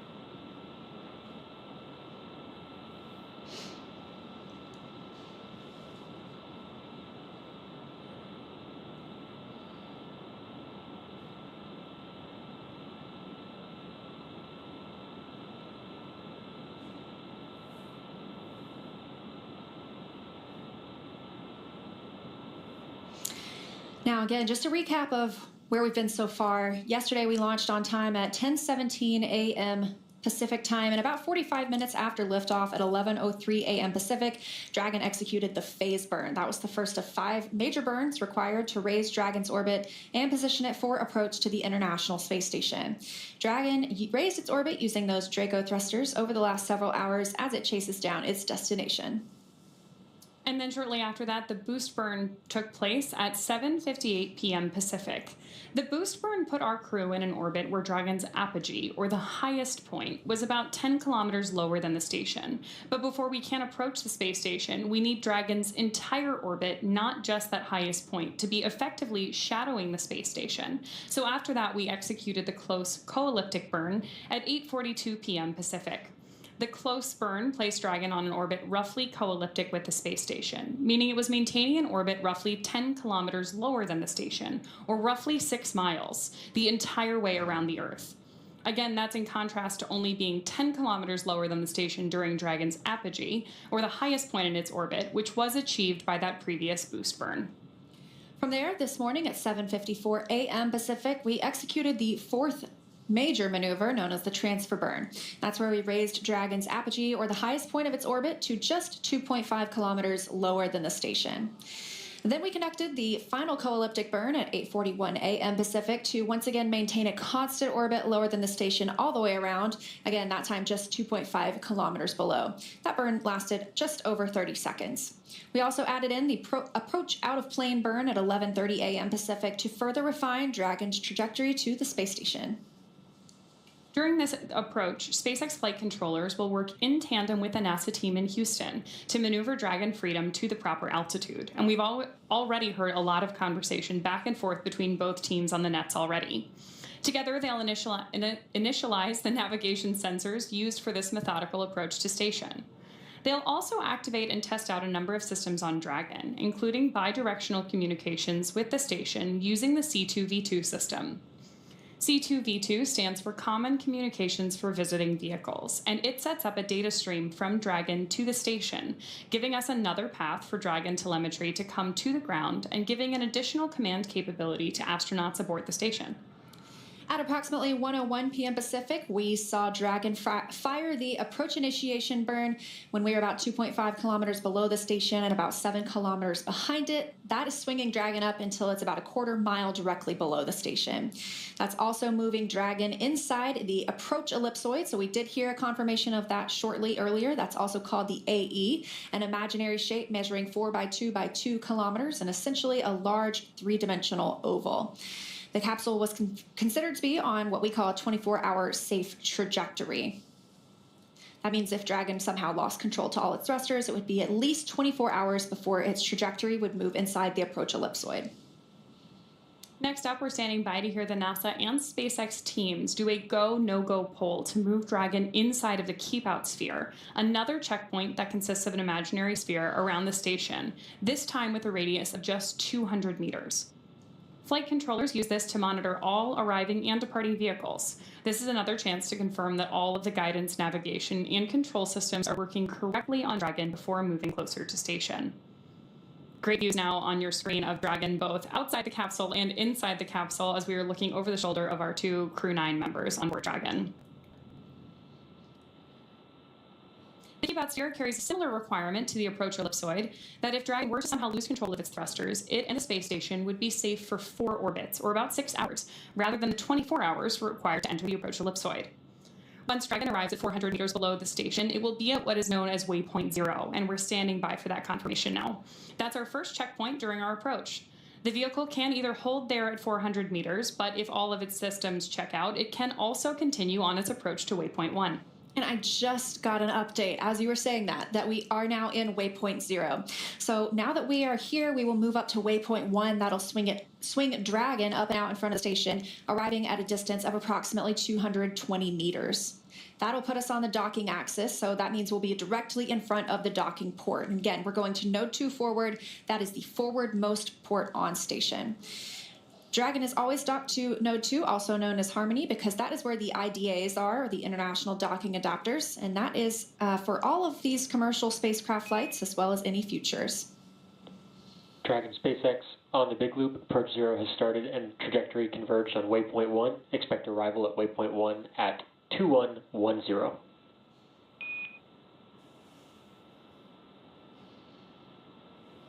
Copies. Arrival at 2001.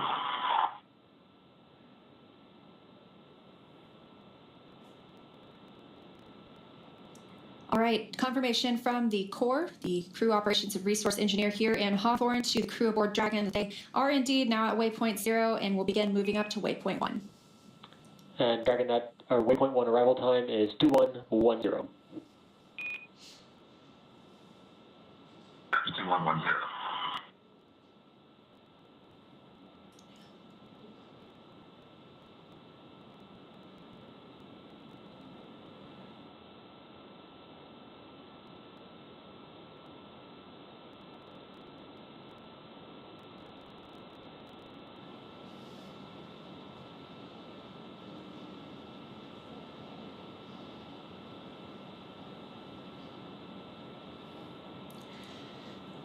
All right, confirmation. We did just reach the waypoint 0 milestone, and we are now heading up to waypoint 1. We'll be swinging out and in front of the space station, so enjoy those views of Dragon with Earth behind it, because we will soon be losing those, as we will see Dragon with space behind it, bringing it out in front of the International Space Station. And it sounds like we can expect that arrival in about 22 minutes at waypoint 1. So to give us a little more of insight of what's happening on the space station side of things, I'm going to toss it over to my colleague, Gary Jordan in Houston. Gary, how's it going? Hey Leah, going great. We're following along with the operations, same as you, all along the way. Great to see that approach 0 initiation has been executed. This is when Dragon is 400 meters immediately below the International Space Station, and as you said, is going to swing out and up in front. So yes, we're definitely enjoying the same views that you are over there in Hawthorne.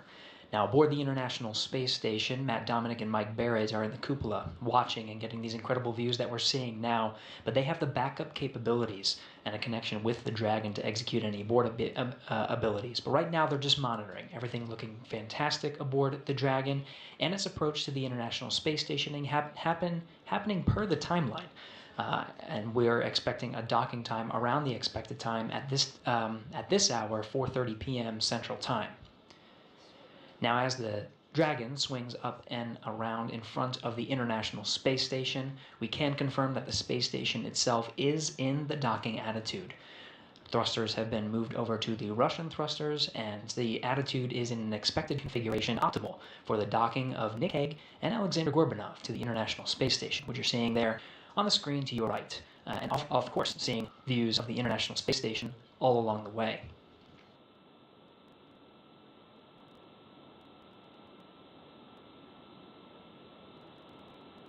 Now, a little bit more about what to expect once the Dragon moves in front of the docking axis. That waypoint 1 is right outside an area that's called the Keep Out Sphere. Now, outside that, you're hearing these go, no-go polls, and we're providing updates of the joint teams that are working together to make sure that the crew is safely approaching the International Space Station, and all requirements are being passed before proceeding to go to the next milestone. That milestone of waypoint 1 is just outside the Keep Out Sphere. Once we're inside Keep Out Sphere, which is about 180 meters away from the International Space Station from the docking axis, then we're in a new set of flight rules. We'll plan to pause at about the waypoint 2 marker. This is just about 20 meters in front of docking axis. If everything looks good, it'll just be a short changeover in the mode to enable the final approach for contact and capture with the forward port of the International Space Station. From there, we'll say farewell to our colleagues over that you are covering over there in Hawthorne, in SpaceX Mission Control with Leah and Ronnie, and we'll take the coverage here in Mission Control Houston to oversee the hatch opening and welcome ceremony operations.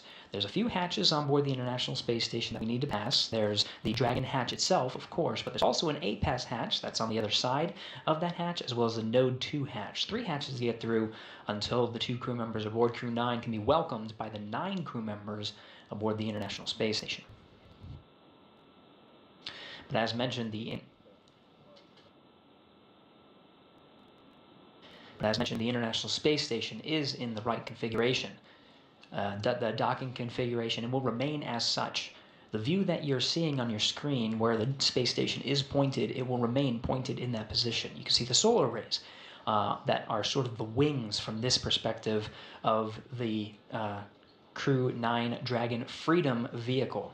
Those solar alpha rotary joints that control the solar arrays on the International Space Station have been locked, and they'll be in that position to avoid any uninterrupted communication and maximize our TDRS coverage views and the beautiful views we're getting from both the station as well as the Crew 9 Dragon, and minimize any interference with any of the thrusters that are on board.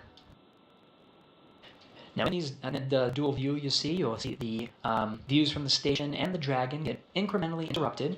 That's expected as both vehicles are traveling 17,500 miles per hour. The Dragon cabin views are enabled by ground stations positioned strategically around the Earth. So we'll be sharing some of the views from inside the Dragon cabin as we get them, as they are beautiful views, and it's wonderful to see over the shoulders of Nick Hague and Aleksandr Gorbunov the views of from the International Space Station that we're seeing now as Crew 9 Dragon passes over the Earth are covered by the tracking data and relay satellites. These are satellites that are positioned in a geosynchronous orbit approximately 23,000 miles from the Earth, whereas the vehicles we're seeing now are approximately 250 miles. Now you see we'll be having some intermittent loss of that video coverage. That's expected. As we orbit the Earth, the antennas will be hopping from one of the TDRS satellites to the other, and we'll be providing as much coverage as we can. During docking operations, we do make sure that our KU band frequency capabilities to provide the beautiful video that we see is maximized, but we will have incremental loss, and so we're experiencing that now as we continue with ground station coverage from the Dragon itself, providing these views of the International Space Station. As Dragon swings out and up in front of the International Space Station, we're starting to get views of that Zenith port, where the other Crew Dragon is docked. That's Dragon Endeavour, docked to the Zenith port of the International Space Station. The crew 8 astronauts on board will be welcoming Nick Hague and Aleksandr Gorbunov soon after docking. They'll begin a 7-day handover period until they undock at approximately October 7th is the date that we're currently tracking for the earliest opportunity for Crew 8 to undock and splash down off the coast of Florida, returning 4 astronauts home and cosmonauts. Freedom SpaceX on the big loop. We're going to be commanding an increase to our C2V2 rate. We'll have a temporary drop in C2V2 return from Dragon for a little bit. Copies. C2V2 is common communication for visiting vehicles. The vehicles you're seeing now are not too far away, about 320 meters away from each other, just outside the keep out sphere and swinging out and up in front of the station. Now we talked about TDRS coverage and ground station coverage, but there is a link that allows the two vehicles to talk to one another. That's through a system called Common Communication for Visiting Vehicles, C2V2. On board the International Space Station, NASA astronauts Matt Dominic and Mike Barrett are currently inside Cupola, getting some beautiful views of Dragon making its approach to the International Space Station. They're also receiving data through this common communication link. Some of the data they're seeing of the range rate, and vehicle status and health are all being transmitted from the Dragon to the International Space Station. Status of that link will be provided over the Dragon to ground and its big loops, Dragon to ground loops and big loops, as we make our way around the Earth and continue with our coverage of the approach and docking.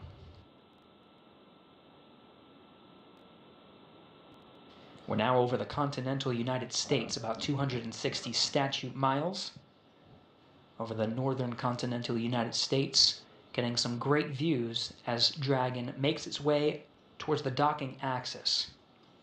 Station and Dragon, almost directly over the northern border of North Dakota.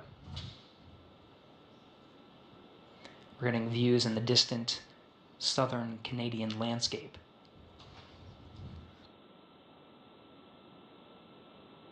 You can see Dragon moving sort of up from this view.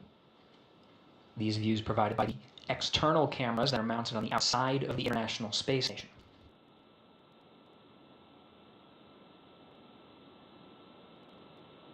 The camera's zoom and focus and aperture are being controlled by flight controllers here on the ground. In fact, here in the room with me in Mission Control Houston, that position is called the Cronus.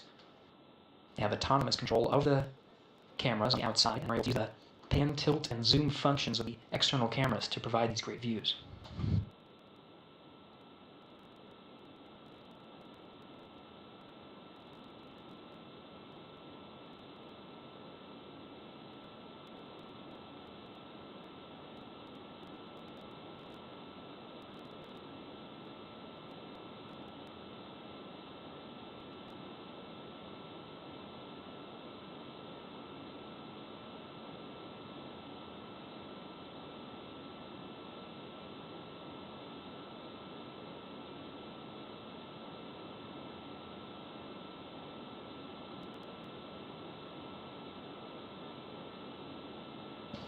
We're closing in on 4 p.m. Central Time, 2 p.m. over there in the Pacific Coast, continuing to track Dragon's approach to the International Space Station.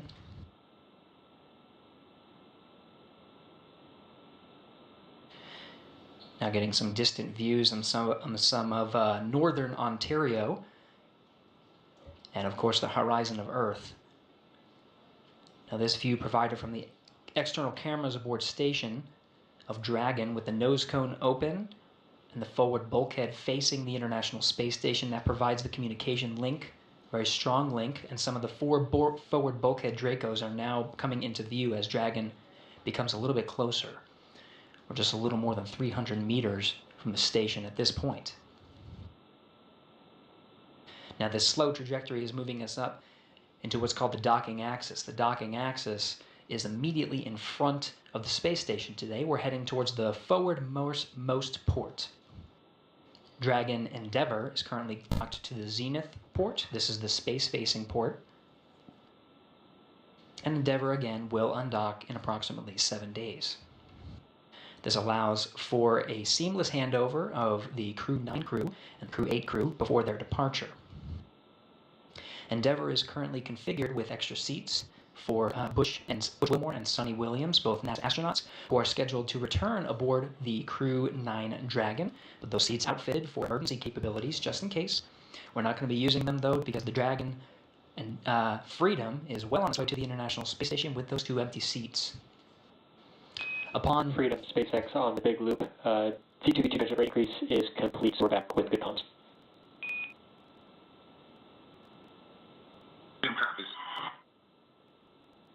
C2V2, again, that communications channel, that is a link between the Dragon and the International Space Station. Back to a nominal config.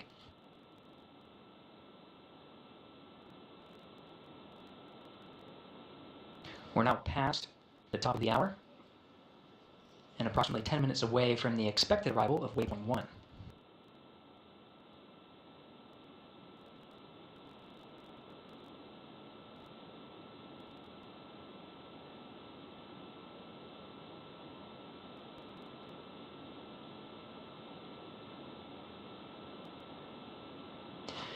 The views you're seeing from the International Space Station illuminating the capsule of Dragon Freedom there are covered by the setting sun and whereas we approach an orbital nighttime. As the station and Dragon Freedom pass over the western border of Quebec, the terminator line that separates daytime from nighttime is over the Atlantic Ocean. It'll be just a few minutes until the expected sunset, and we'll lose some of the views that we have currently of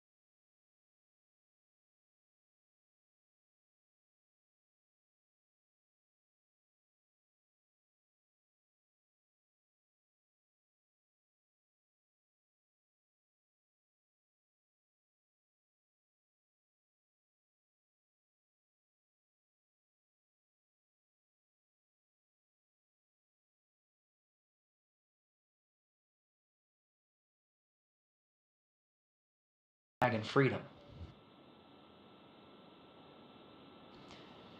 Now we're getting a flashing light from the center hatch of the exposed forward bulkhead thanks to the open nose cone. But that blinking light is called a docking light. We'll be seeing those views, maneuvers, which will be calculated at any point in Dragon's approach to the International Space Station to ensure the safety of the crew.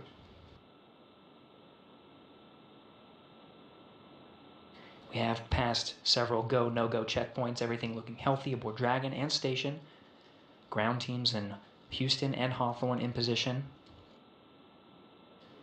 Tracking good health on both of the vehicles and great milestones, good trajectory. Everything's looking good to proceed past waypoint 1 inside the keep-out sphere.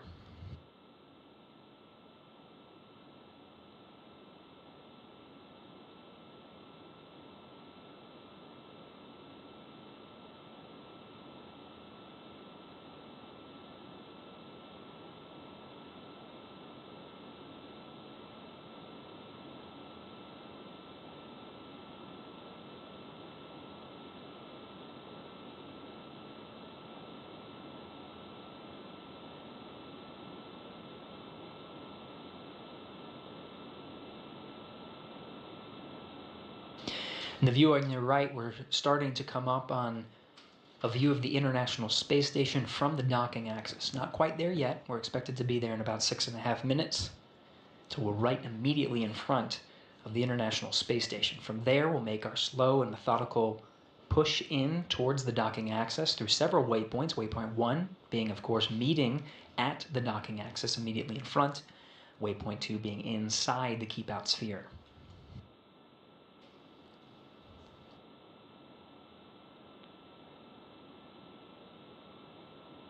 Commander Nick Hague in the view from inside the capsule.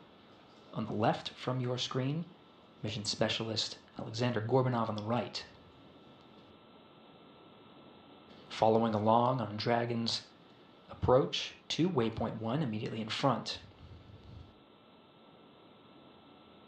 The sun ahead of an orbital sunset, illuminating the station's solar arrays. 8 sets of the legacy arrays in view.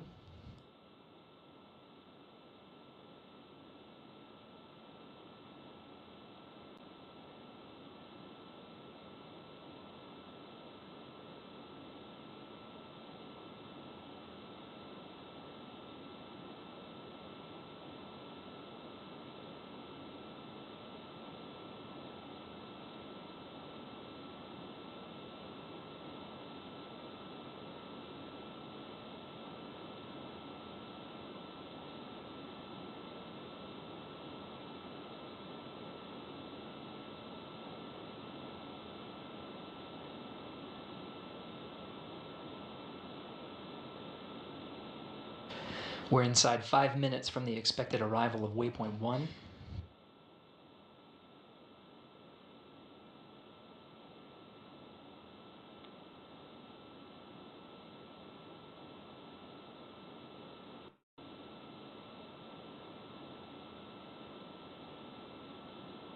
The arrival of Dragon to waypoint 1 should coincide almost exactly with the expected time of an orbital sunset, where we will lose the illumination of the outside of Dragon from the sun. If this is the case, right when we hear the call up on the big loop that we have passed waypoint 1 and have begun what's called approach 1, this is the burn that actually allows Dragon to start moving inside.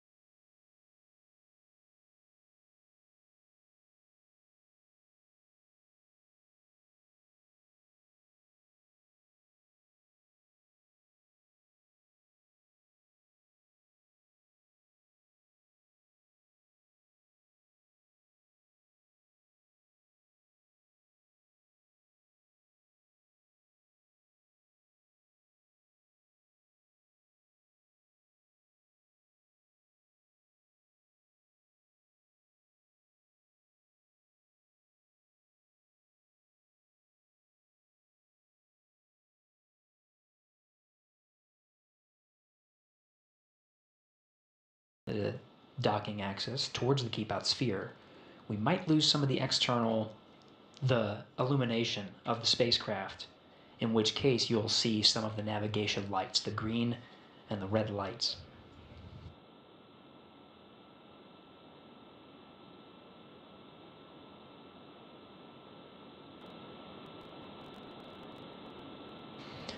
Sunrise is not expected until about 4:46 p.m. Central Time, 2:46 p.m. Eastern, in which case, if we proceed on the timeline as we are now, as expected, the expected docking time being just around 4:30, we will be docking during an orbital nighttime, which does meet the necessary lighting conditions for docking.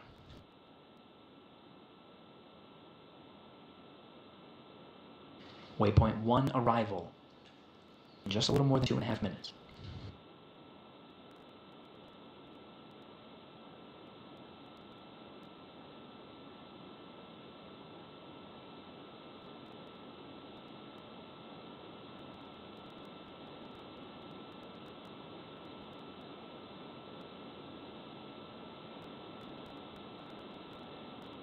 We're continuing to follow along in the journey of Commander Nick Hague, NASA astronaut, and mission specialist Aleksandr Gorbunov, Roscosmos cosmonaut, on their way to the International Space Station. From here, Freedom Mission SpaceX Control Houston. on the Big Loop. Approach 1 and soft capturing extension will begin shortly. Dragon will continue approach to waypoint 2.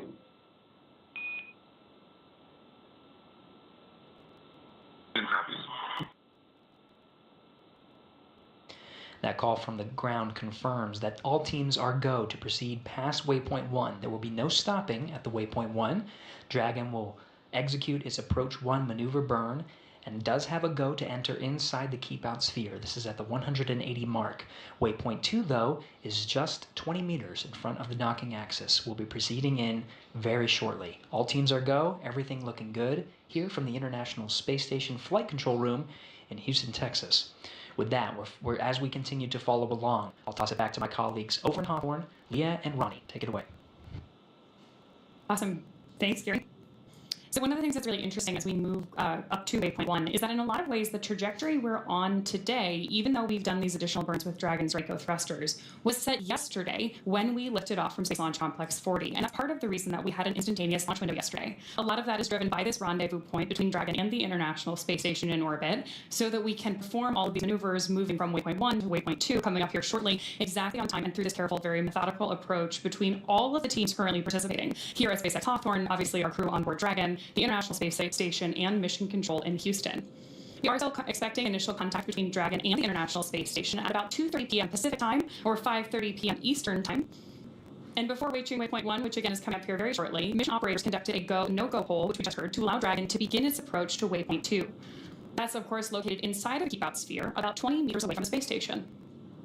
Yeah, so again, like you just said, Ronnie, standing by to arrive at waypoint 1. However, we did hear the call that we will not be stopping at waypoint 1 today. There's always the option there if we wanted to stop at waypoint 1, and that brings us up and in front of the International Space Station, puts us on the docking axis, meaning we are right in front of node 2, which is our docking port today, also known as Harmony. We actually had a really cool view earlier when we had that shot from Dragon where you could see Crew 8's Dragon at the zenith or space-facing port of Harmony. So hopefully, as we get closer, we get that view back. But once we get to waypoint 1, like you mentioned, we will start moving into waypoint 2. And if you look on the left of your screen, you can see Dragon changing color just a little bit. That was an orbital, sunrise. That was the delayed view of an orbital sunset. So they are now in an orbital nighttime, flying about 260 statute miles over the Atlantic Ocean. They'll be crossing over Africa soon. And if you see all those little colorful dots on your screen, not the ones on Dragon, but all those other little specks, that is due to radiation hits on the camera. So those are not colorful stars in the background. I wish they were. That'd be very cool. But that is actually just a little bit of damage to the camera itself from being in the space environment. Of course, the colorful dots on board Dragon are actually a pullover from the aviation industry, being used to indicate the port and starboard sides of Dragon itself.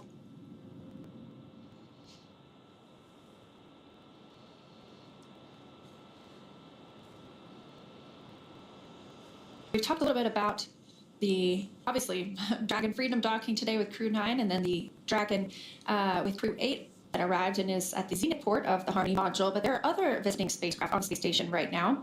Those include the Soyuz MS-26 spacecraft, launched just a couple of weeks ago and brought up 3 additional crew members. They'll stay on board for about 6 months. We also have 2 Progress resupply spacecraft. Those are also from Roscosmos, Progress 88 and 89. Those are resupply spacecraft. So they come up with food, fuel, any materials or hardware for the crew living and working aboard. And then we also have Northrop Grumman's Cygnus 21, so their 21st flight to the International Space Station. That's another resupply spacecraft bringing up cargo and hardware. Getting views still of Dragon as it approaches the space station here on your screen, fading a little bit as we head into that orbital nighttime. We have Houston Station on 2 on the big loop, 1.102, step 3. We are ready for docking.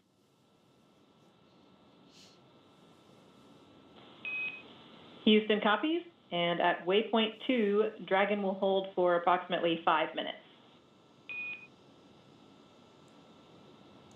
Station copies. In correction on previous call, we're in step 3 on step 2. Houston copies. That sounds like NASA astronaut Matt Dominic. He is monitoring from inside the cupola. That is our window to the world aboard the International Space Station. So almost all of the photos that you see taken by our crew members are taken from inside the cupola, and that also allows us to monitor the arrival and departure of spacecraft like Matt and his colleague Mike Barrett, are also a NASA astronaut, are doing today. So we did hear the call out that they will hold at waypoint 2 for just a few minutes and then proceed in for docking. And good news, the station side is go for docking today. Yeah, that's really exciting to hear, especially because we have been working through all of these methodical, careful steps in the lead up to this docking effort. About 20 meters away from the station's docking adapter, Dragon's approach is going to slow in preparation in part for that hold, and it will begin to align itself with the docking adapter to come in for that final approach. Now we did get confirmation that we have passed waypoint 1. Again, we're going to hold at waypoint 2. The waypoint 2 is about 20 meters from the International Space Station. So you can hold longer if you want to. We're going to hold about 5 minutes today, but you can hold longer if you want to, if you wanted to wait for better lighting conditions or just refiguring anything on either Dragon side or station side. But 5 minutes is a pretty short hold just to make sure everybody is ready for that final push in for docking. And then like we also mentioned earlier, we'll have one last call out in that time frame, which will be CHOP, and that's the crew hands-off point. Happens about 2 meters from the International Space Station, so very close. And that means that if we needed to, if Dragon needed to back away from the space station at that time, it would not be executed by the crew. It would need to be executed by Dragon itself. So an autonomous retreat. And all of Dragon's flight has been autonomous from all of its burns and its rendezvous and its docking itself. It'll be completely flying on its own.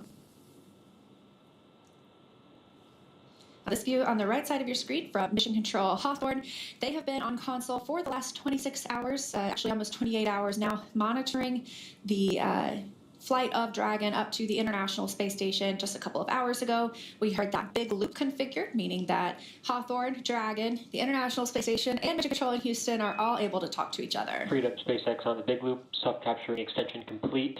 Reminder, we will be holding for about 5 minutes at waypoint 2. If you'd like, you can keep your visors up until we are getting ready to command into approach 2 out of that hold.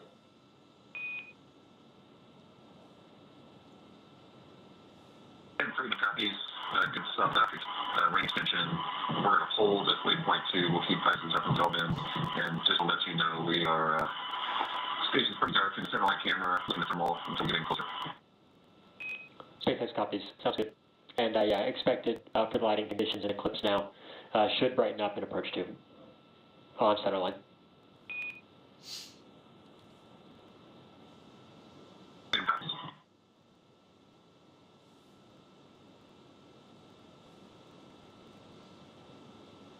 Good confirmation there from Mission Control that we obviously have our Crew 9 astronauts suited up and waiting to approach that waypoint 2. We also heard the call out from Mission Control there that the astronauts are welcome to leave their visors up. One of the things that's pretty cool about the IVA suits is that they are fully integrated and tailored to the astronaut who is wearing them. So the visor is one of the only mobile parts of the suit. Everything else is connected. The helmet, the gloves, the boots, everything is custom tailored to the astronaut wearing that IVA suit, including everything going on to their communications with the ground, found the umbilical that actually mates from the thigh of the suit to the chair on board the Dragon spacecraft. We did also hear that the soft capture ring is deployed. So there are sort of two phases to docking. There's soft capture, that's our initial contact for Dragon and the International Space Station. And then that ring will retract once we make that contact, and we'll start getting hard capture. That's when we get into those locks or those latches and hooks driving to provide a firm, secure connection from Dragon and the International Space Station. We'll also see some umbilical checks and connections as well, too. And we are standing by as well for a go-no-go poll in Mission Control Houston. We may not hear it here, but we will have a go-no-go poll from Mission Control Houston in just a couple of minutes for the docking. But it's good news all around so far. Heard that the astronauts aboard the International Space Station are ready for docking themselves. So we're standing by for waypoint 2 coming up next. We may dock a little bit early today. We were targeting around 2:30 Pacific. That could happen about 2:26 p.m. Pacific time. So early is good. Early is good. That's great. One of the other things we're hearing as we hear chatter back and forth between Mission Control are these beeps as comms begin both outbound and inbound. Those actually date back all the way to the early days of human spaceflight and are known as Quindar tones. They used to effectively be radio signals that we had comms coming in and out. They're a holdover these days. They're not strictly necessary, but because they are part of the history of human spaceflight and a really convenient way for us to manage these communications back and forth between Mission Control and the astronauts, you can hear them on all of our crew launches on board Dragon, and obviously keeping us in touch not only with Dragon and Mission Control here in Hawthorne, but also the International Space Station and Mission Control Houston. It also helps us know when that comms is coming here as communicators, because those are the most important comms of the day. Anything we say is much secondary. It takes a backseat to anything that you can hear from the crews in orbit or the team members here on the ground really leading the operations. So we like to listen for those, and we are quick to be quiet as soon as we hear that there might be some crew comms incoming. It also just sounds like space to me. I think it's the history of everything, and having seen it on all of the crew flights from Demo 2 to Crew 9 on board Dragon, that sounds like we have space coming in. I'm so always eager to hear what the crew or Mission Control has to say. It looks like we're about 90 seconds away from waypoint 2. Again, that's about 20 meters away from space station. We are already on the docking axis, so we are right aligned with the Node 2 forward port, that Harmony forward port that Dragon will be calling home today. And because of that, we are getting these views of Dragon with space in the background on that docking axis instead of the Earth behind it. So if you are just joining us, we don't have a super clear view right now, but the lights that you're seeing are Dragon on board your screen as it approaches the International Space Station. Again, if just in case you're just joining us, we are tracking initial contact between Dragon and our Crew 9 astronauts at about 2:26 p.m. Pacific time. That'll begin with that obviously soft capture followed by a hard capture. During the hard capture maneuver, Dragon will actually extend 12 hooks into the International Docking Adapter to make sure that we have really tight contact between Dragon and the space station before we begin pressurizing the vestibule between the two vehicles. And again, we do expect that docking today will probably take place in darkness. Unfortunately, we love those views when we are in an orbital daytime, but like we mentioned earlier, we see 16 sunrises and sunsets a day, so we see about 45 minutes in darkness and 45 minutes in daylight. Right now, we are in one of those orbital night times, flying 261 statute miles over the country of Togo. So we are standing by again for waypoint 2 arrival. We expect to pause, and it looks like we can see a couple of thruster firings as we get ready to execute that 5-minute hold at waypoint 2 before moving in for final approach and docking to the Node 2 forward port with Dragon and Crew 9. This is the second Dragon that's going to be mated to the International Space Station. We got some good Draco pulses on your screen there right now. Again, this is the second Dragon that's going to be on board the ISS once we've got this docking complete today, because we do have the Crew 8 Dragon also currently mated to the International Space Station. Crew 8 and Crew 9 are going to do an active handover here, where the crews work together to transition current operations on board the station, any ongoing scientific research, and then Crew 8 will return home in about a week, depending on weather conditions, in the same capsule that they rode up on. So it's interesting because that capsule stays with the crew for the duration of their mission, which obviously means that we at SpaceX here are monitoring Dragon throughout the mission, from its initial launch, the entire time it's docked on station, through that splashdown for each crew. Did just get confirmation that we are holding at waypoint 2, so we may hear a call to the crew in just a moment confirming that as well. Again, expecting maybe a 5-minute hold, 20 meters right now away from the International Space Station. It is truly slow and steady, wins the race. With that 5-minute hold, we talked about maybe 2:26 p.m. docking or 2:30 p.m. docking. It's nebulous a little bit at this point. We just take the time that we need at this hold, and so we may be back a little bit closer to the 2:30 docking, but we will make sure to let you know exactly where the International Space Station and Dragon are flying and the time of docking as soon as that happens. So this is the final hold in the mission before we welcome Dragon and Crew 9 to the station itself. This really is a dynamic phase of flight too. Part of the reason that we're monitoring these things and listening in on mission control is that we have a lot of teams working together to assess the situation as it unfolds. So good news is that we've had a really smooth flight so far for our Crew 9 astronauts who did lift off yesterday from Space Launch Complex 40 at Cape Canaveral Space Force Station in Florida. They spent about 28 hours on their way to the International Space Station. And as Leah mentioned, we are holding here at waypoint 2, just about 20 meters away from the space station, awaiting that final approach and docking.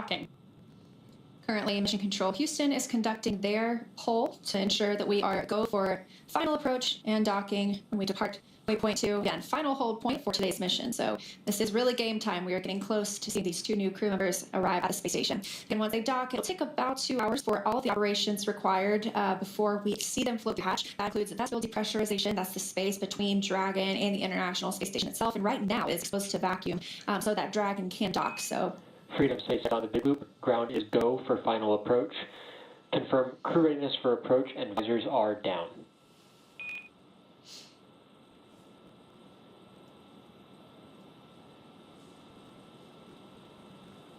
And SpaceX Freedom, visors down, we are go for docking. SpaceX copies. As a reminder, once Dragon is inside the crew hands-off point, retreat and breakout are not permitted. Freedom copies.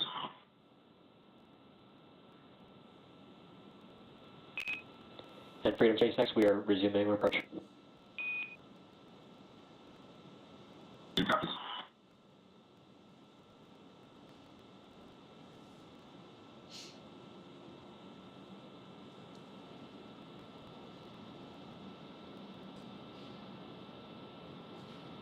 Awesome news there from Mission Control, and of course hearing our Crew 9 astronauts on board Dragon that we are go for docking. If you're watching closely, you're also seeing some great pulses from those Draco thrusters on board as Dragon approaches the ISS for that final docking maneuver.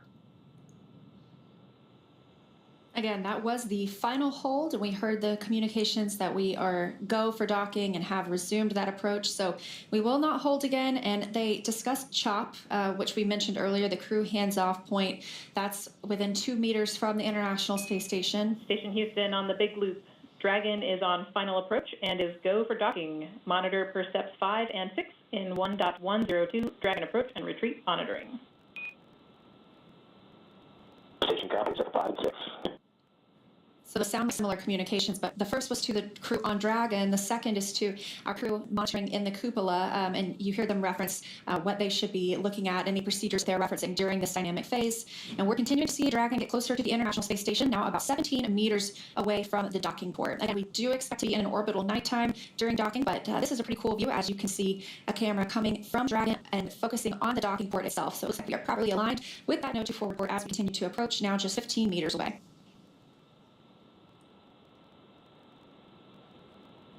Seeing good real-time readouts on your screen there. Just in the upper right-hand corner, you can see our LiDAR geometry indicating how close we are to the International Space Station.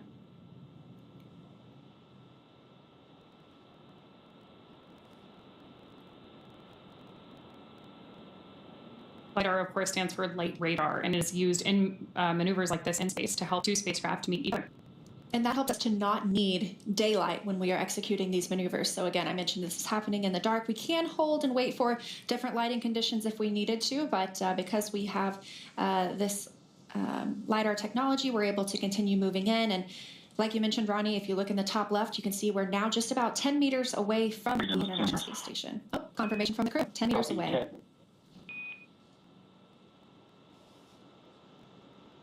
Of course, now we're also within a crew hands-off point, in large part because the autonomous systems on board Dragon, which we're getting kind of a representation of on your screen right now, are completing this final docking maneuver.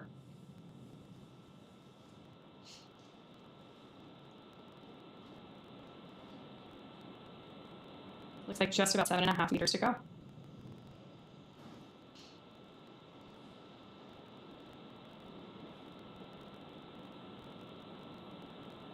Again, first we will be holding for soft capture. When that soft capture ring makes contact with the space station, that will then retract and begin hard capture. But docking for us is called at the time of soft capture. 5 meters.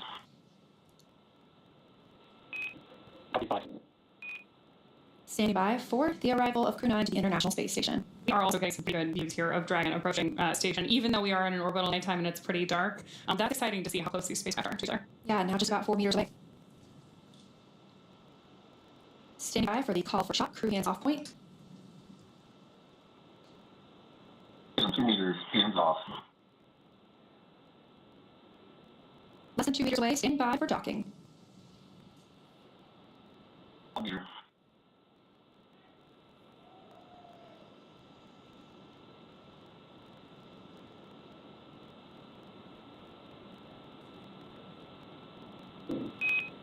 Freedom SpaceX on Big Loop soft capture confirmed. Freedom copy, speed soft capture. Crew 9 has arrived at the International Space Station. Docking confirmed at 4:30 p.m. Central Time, 5:30 p.m. Eastern Time over Botswana. Now, we still have a few steps to complete before Dragon is securely attached to the station, so we're going to go ahead and follow those along as well. We are standing by for the hard capture sequence start, and we will also hear a call out for hard docking complete. We're expecting that a little bit more than 10 minutes from now. For SpaceX, spring retraction in progress. Freedom copies. Retraction in progress.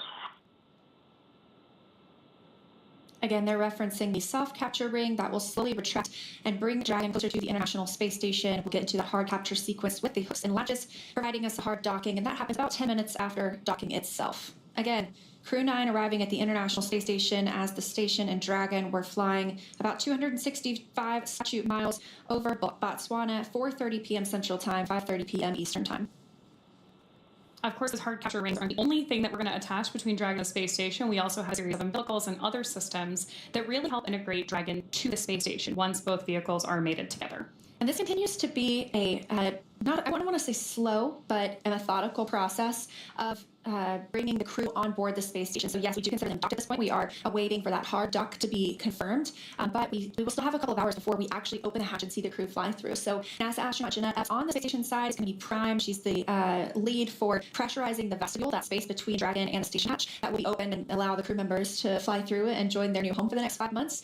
So we will stand by for that, but that does take a couple of hours, and then we will finally have 11 people aboard the International Space Station for about the next week. Has been an exciting time to be on station. Obviously, at this point, everything we're doing, as you mentioned, is very methodical, and that's because we're still in a dynamic phase of flight before we have all 11 members of our crew together on board Expedition 72. We've obviously heard a couple call-outs to our crew that they are wearing their IVA suits now, visors down, due to the dynamic nature of this flight environment, and we'll move through all of these steps until we can bring everybody together, and then, like you mentioned earlier, maybe change into something that's a little bit less spacefaring, a little bit more comfortable. Yeah, we'll probably see them float through in something like their flight suits. NASA astronauts typically wear blue flight suits, so we'll see what they show up in today. But I'm definitely looking forward to seeing them float through the hatch. Now, again, we only have 2 crew members on Dragon today arriving, and the 2 empty seats that are with them will be occupied by NASA astronauts Butch Wilmore and Sunny Williams upon their return sometime next February. So we'll be excited to see them back on Earth as well. So it's about a 5-month stay for NASA astronaut Nick Hague and Aleksandr Gorbunov, who had just docked to the International Space Station. Again, that happened at 4:30 p.m. Central, 5:30 Eastern, just about 4 or 5 minutes ago now. We are still standing by for soft capture ring retraction to be complete before the hard capture sequence starts and we get into driving those hooks and latches and firmly securing Dragon to the space station.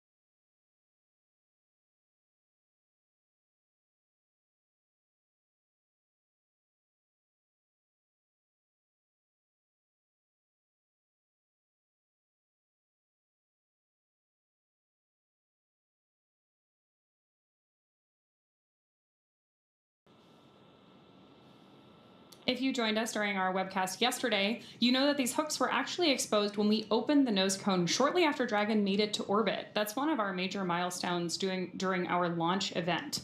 We did have an on-time liftoff yesterday from Space Launch Complex 40, followed by Freedom SpaceX ring retraction complete, docking sequence holding for MCS. I can see that we do have those hooks starting to drive. There are 2 sets of 6, so we'll have 1 set of 6 that will listen to here is complete before they start driving the second set, and that really secures that Crew 9 has arrived at the space station. And we're getting good views of Crew 9 on your screen right now. Looking over their shoulders at their displays, obviously giving them information about their status as we continue to perform this hard capture sequence with the International Space Station. And they're able to monitor the entire flight all the way from launch yesterday, 10:17 a.m. Pacific, 1:17 p.m. Eastern, all the way through the docking process right now by watching those screens that you could see. 3 monitoring screens, 3 recover much faster and are able to walk almost immediately.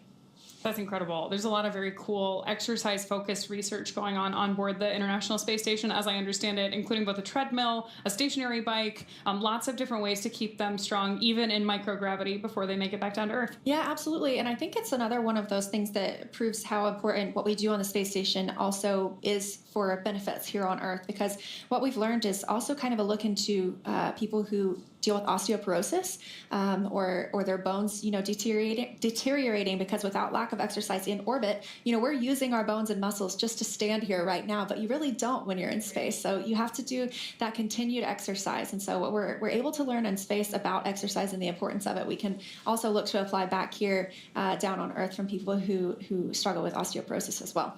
There's a huge amount of crosstalk actually between microgravity research that's done both on board Dragon, whether it's through one of our NASA missions or our commercial missions, and the International Space Station, all that benefit life here on Earth, whether that's things like focused on bone health or even very specific disease pathways. It's interesting to give us that opportunity to look at different types of research that we can do for whether it's biological or nutrition. We talked a little bit earlier today about the number of plant experiments that are currently ongoing on board the ISS, all to study how we can all studying how we can deliver different amounts of nutrition to our astronauts on those future long-duration exploration missions. And of course, then there are parallels for that on Earth as well.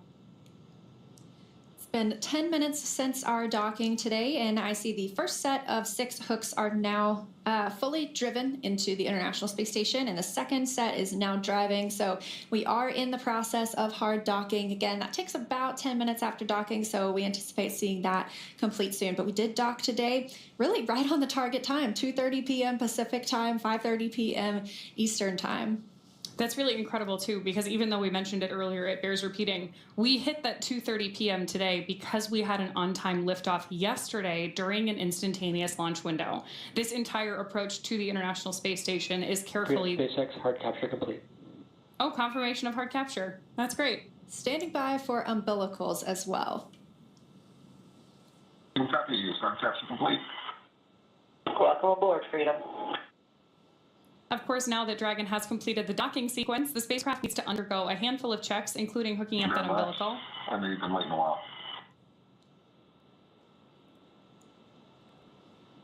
Just to see your smiling faces.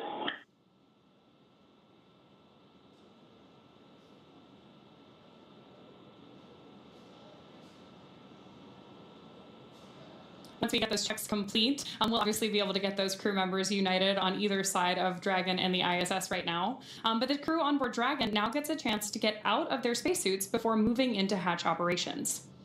That's right, and things will be picking up inside the station too as NASA's Jeanette Epps gets the hatch on the station side ready to be opened. She's going to start pressurizing that area known as the vestibule between the Dragon and the station hatches. So we're standing by for confirmation of umbilical hard mate to the International Space Station, but we did hear both of those sets of hooks drove, and we are officially hard docked. So we are just standing by for umbilical. This is on the big loop.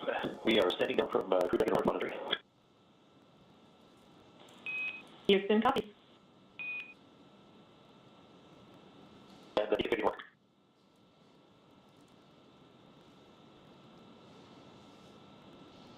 All right, then we docked right on time here at 4:30 p.m. Central Time, 5:30 p.m. Eastern Time as Dragon and the International Space Station were flying over Botswana. And let's quickly recap how they got here. First, of course, we began with suit up with both of our astronauts and Crew 9 members putting on their IVA suits. Then they rode out to the launch pad for vehicle ingress. We had an on-time liftoff from Kennedy Space Center, pad 40, yesterday at 1:17 p.m. Freedom SpaceX on the Big Loop. Docking sequence complete. Ground will be enabling hardline power and comm connection shortly. Go to dock suits per procedure 4.012. We'll take cameras external.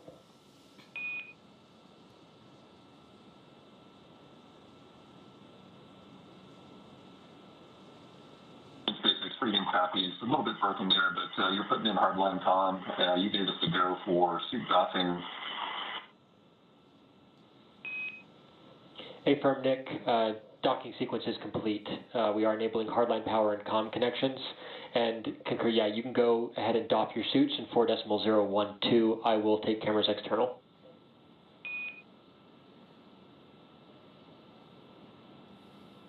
Okay, copy that. We're starting to dock our suits and you'll go external. Thanks.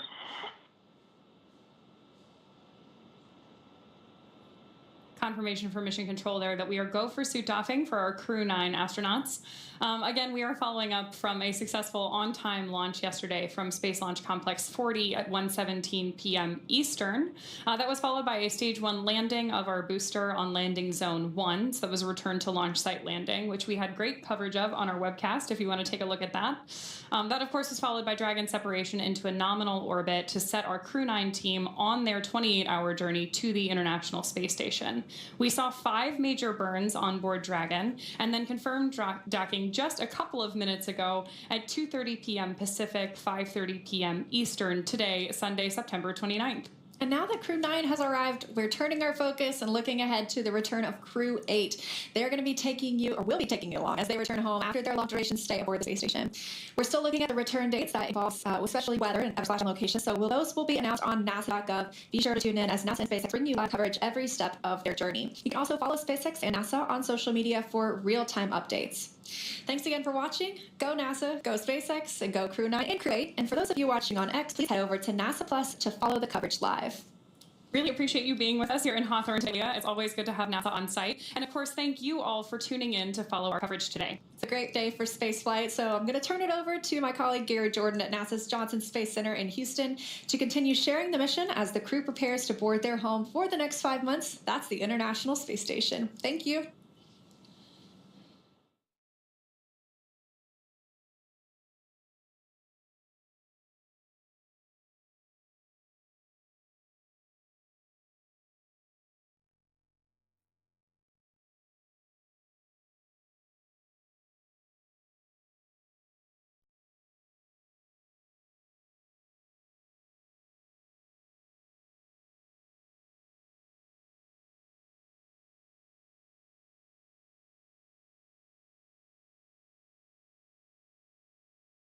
Before we have all 11 members of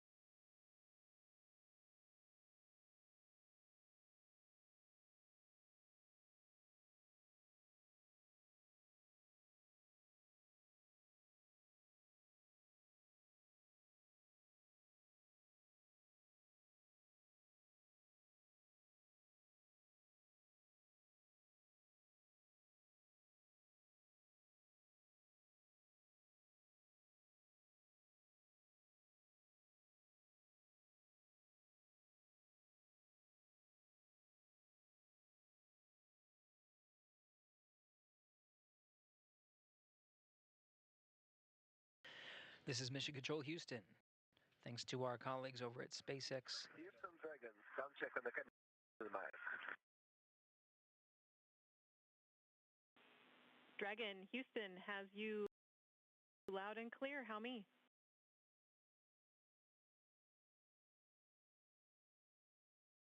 Loud and clear, sir.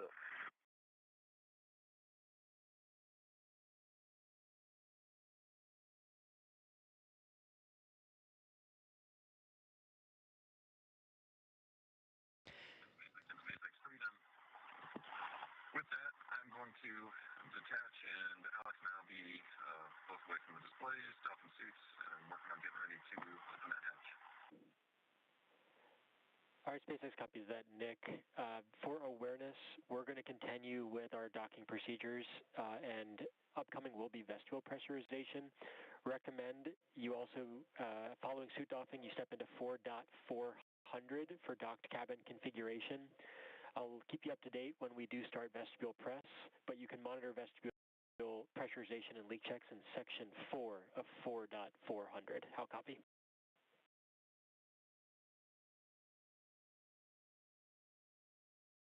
Copy all. You guys are going to start with vestibule pressurization here shortly. We're going to also step into the arrival config procedure, and we'll just run those in parallel with suit doffing. All right, that's a good readback, Nick. And just let us know when you're done with suit doffing and if we are allowed to come back on board with cameras at any point in this docking.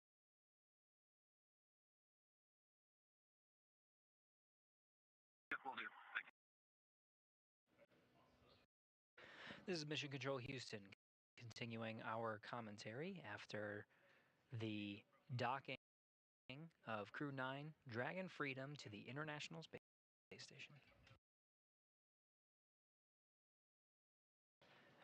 Nick Hague and Aleksandr Gorbunov, Hague of NASA, Gorbunov of Roscosmos, both docked to the International Space Station right on time, 4:30 p.m. Central Time, 2:30 p.m.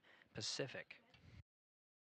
At the time, the station was flying 265 statute miles over Botswana. The crew on board Freedom now is going through the remaining procedures to get ready for hatch opening. Through the entire docking sequence, since docking is considered a dynamic event, as an extra set of precautions, the crew wears their launch and entry suits through the dynamic phase of flight of docking.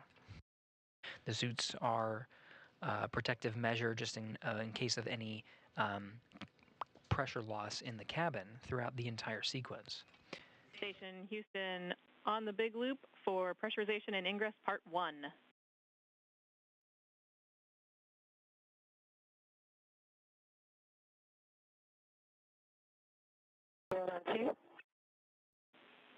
Jeanette, you and Mike are go in step 1.1 of 2.102. Before you begin, we would ask that you please power on the Node 2 camera 1. Copy and work.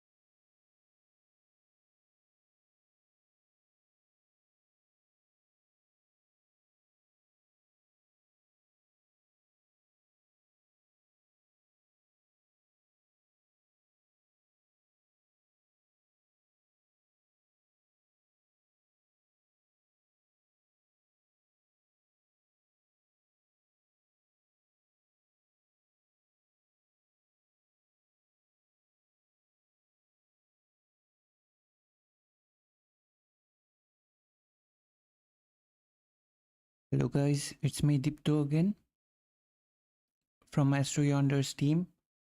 Right now we made the docking initially with a soft docking.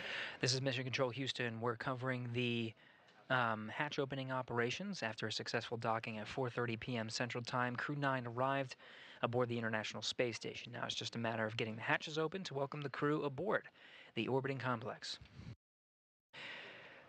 Sequence of events happening on both ends of the hatches. On the Dragon Freedom side, NASA astronaut Nick Hague and Roscosmos cosmonaut Aleksandr Gorbunov are going through a series of sequences and steps to doff or take off their suits they used and wore as a protective measure through this dynamic phase of flight of docking. After taking off their suits, they'll also undergo a number of steps led by the core over in the Hawthorne Mission Control and SpaceX Mission Control in Hawthorne, California. The core there will be relaying steps up to the crew. We may hear those steps on the big loop. And those steps are closing out the cabin inside Dragon Freedom to prepare for the hatch opening sequence. This includes laying out the suits such that they can be dried, configuring the cabin displays and some of the equipment inside the cabin, as well as changing out some of the LiO canisters. These canisters allow for the scrubbing of carbon dioxide inside the cabin of Dragon Freedom. These are typical closeout procedures through every Dragon docking that we have undergone so far, just to make sure that Dragon... Station on the big loop. We see the DPDT 0.01 minus 0.01. The cabin press hasn't changed. Want to be sure that's close enough to zero to be zero.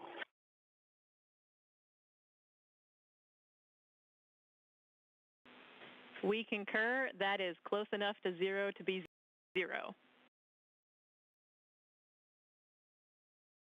I will quote you on that. Thank you. Capcom Tess Caswell here in Mission Control Houston. That's the voice you heard, talking with NASA astronaut Matt Dominic aboard the International Space Station. It takes a team to open up the hatches, and we do have quite a crew on board. Jeanette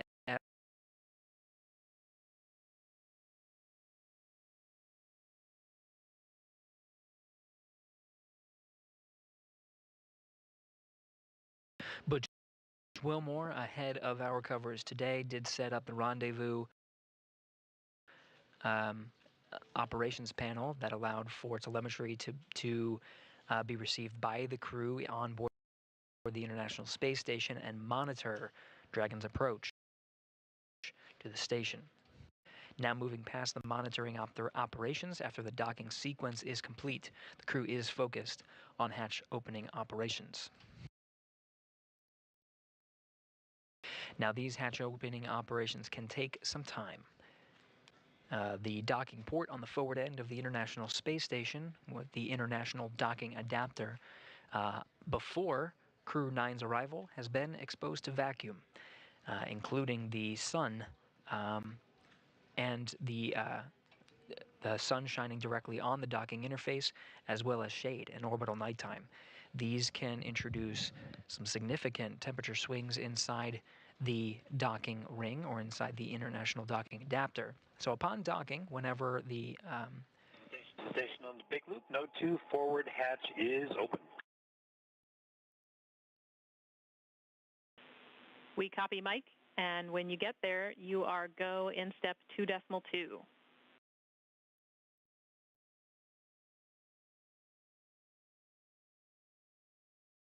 Go in 2.2. Through a visiting vehicle docking on the forward end of the station, there are multiple hatches on the International Space Station side that are closed as a protective measure. First is, of course, the APAS hatch. This is the hatch that's on the furthest position away from the International Space Station, and right now is in the closest proximity to the Dragon's hatch at the vestibule or the interface of the International Docking Adapter, where Dragon is currently docked.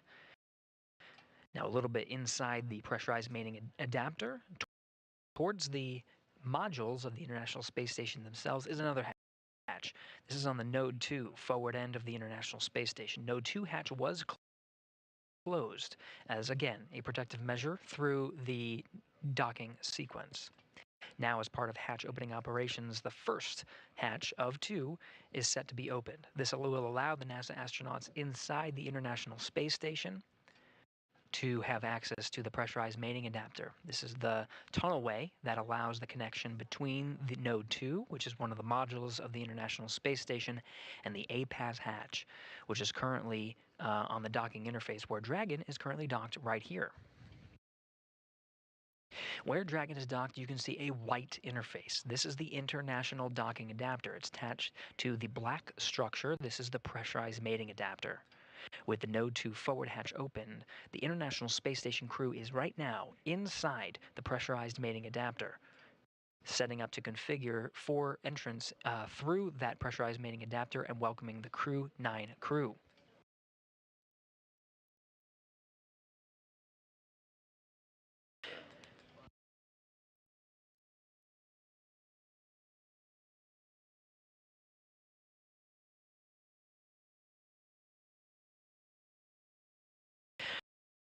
There's a couple of sequences that the International Space Station crew are undergoing right now.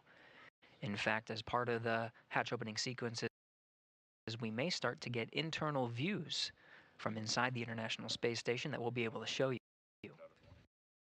Crew will work in tandem to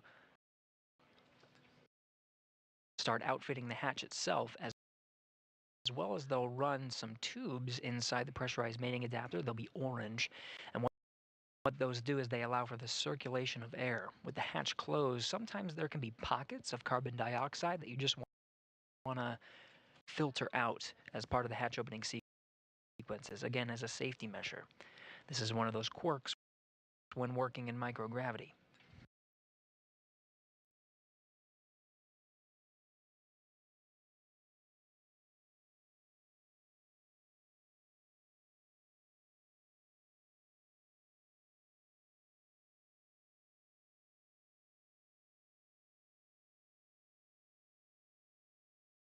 Now getting views from inside the International Space Station, you can see the crew now working together to open up the APAS hatch. The view you're looking at is from the Node 2 Harmony module, looking inside the pressurized mating adapter. This is NASA astronaut Jeanette Epps, one of the NASA astronauts assigned with the hatch opening operations. Station of the big loop as step 2.4 APAS equalization valve closed at 21:58. Houston copies 21:58.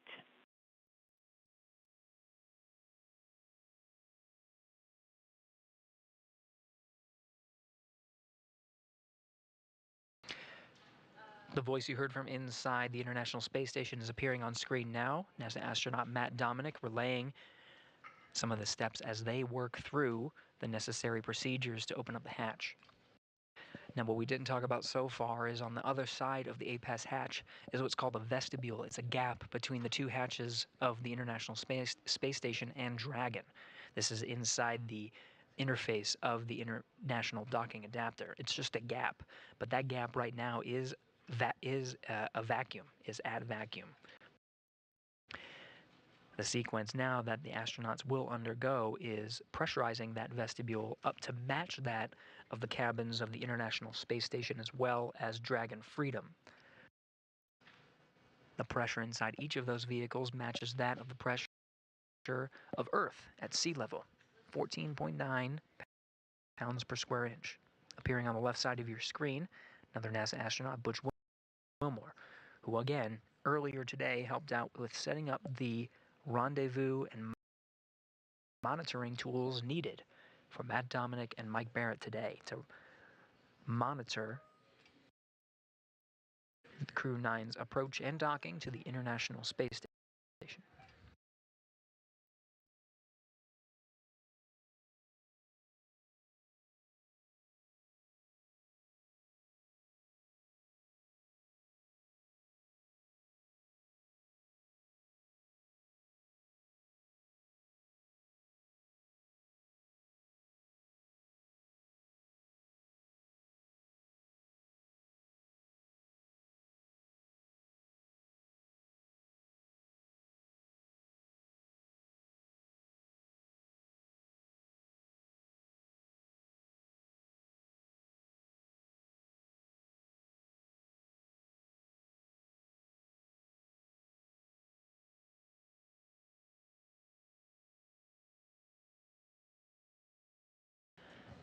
Procedures for hatch opening sequences do not need to be memorized by the astronauts on board.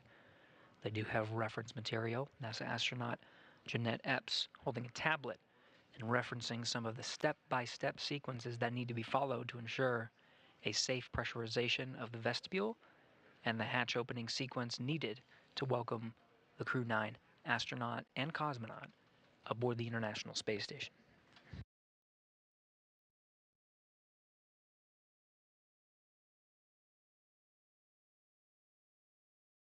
This is me, Dipto from AstroYonder team. As I was saying before that, we did saw a successful docking of the Crew 9 with the Crew Dragon Freedom. Firstly, we saw the soft docking. Thereafter, we had the hard docking. And right now, we are preparing for the hatch opening. Before that, we will be going through some procedures, cabin pressurization. Then the crew will be getting out from their space suits. When those leak checks from both the ends will be confirmed, upon that the hatch will be getting opened. So right now we are awaiting for the hatch opening, and I know that we are having some buffering on the stream. It's all from the source. From us, from our end, everything is working fine as of now. I checked them again, so kindly bear with us.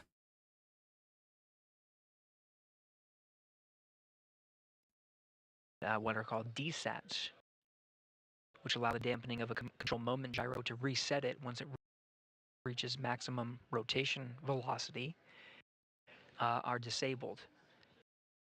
And prior to a hard dock, station is on control moment gyros only. The attitude determination control officer here in Mission Control Houston is reconfiguring the station's attitude control such that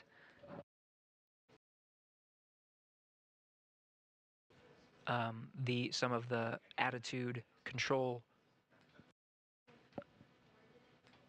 assets are being re-enabled, including some of the desats and thrusters.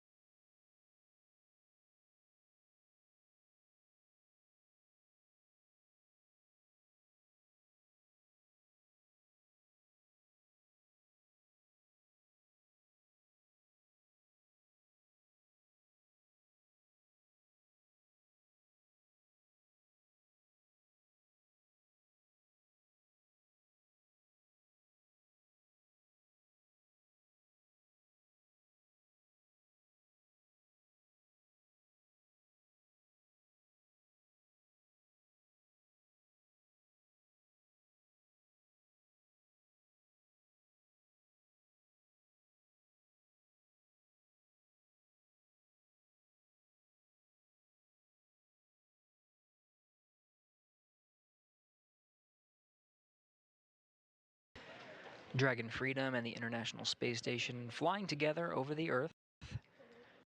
We're now over an orbital daytime. Station and Dragon are approximately 260 statute miles northeast off the coast of Australia, just over the Coral Sea.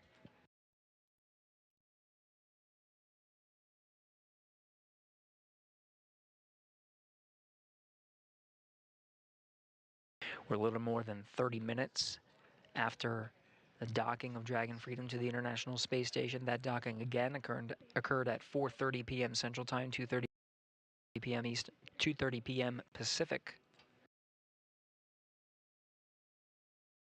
5:30 p.m. Eastern. Again, all the teams are working on the hatch opening operations. Commander Nick Hague and Mission Specialist Aleksandr Gorbunov inside Dragon, the view of which you can see right here,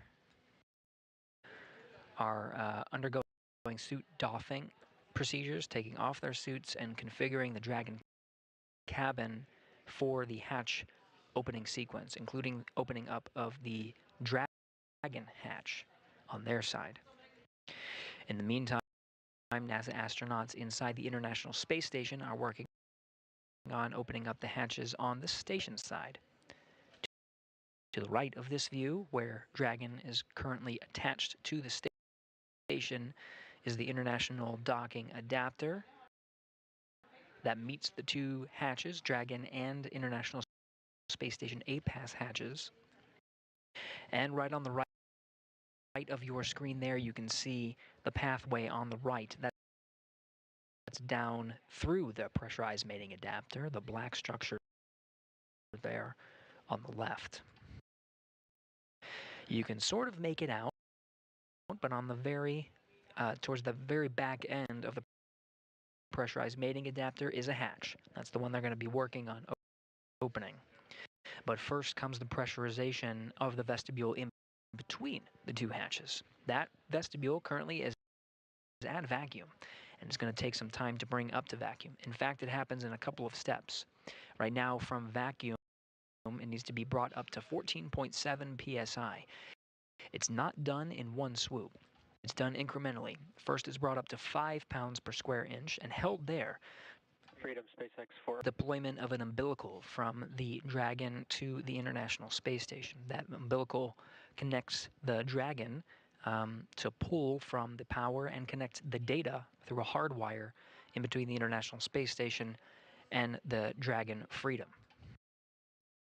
Dragon, until that point, has been operating its power off of the batteries on board as well as the solar arrays that are on the trunk, very apparent on the black section of the unpressurized trunk from the external view of the Dragon.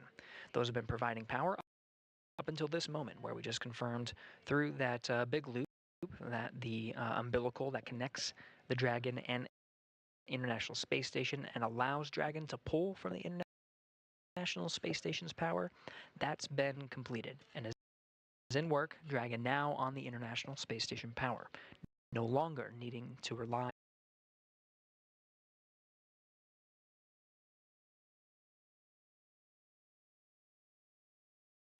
We're getting live views from the International Space Station as it flies 257 statute miles over the Pacific Ocean. These views are cameras being set up and configured inside Node 2 by the NASA astronauts themselves to provide views from the station to us down here on the ground to monitor the operations.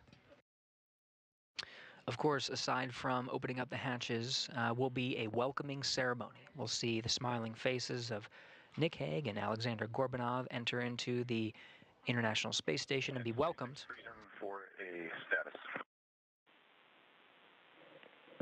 ready to copy.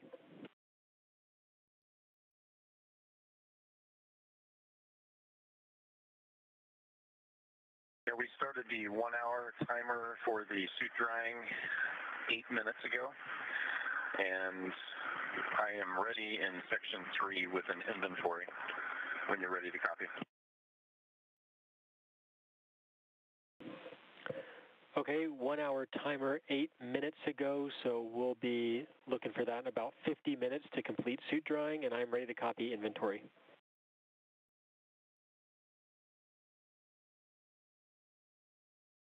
Okay, for water, in bag 201, consumed 2 bottles. In 202, consumed all 5 bottles. In 204, consumed 5 bottles. All 5 bottles.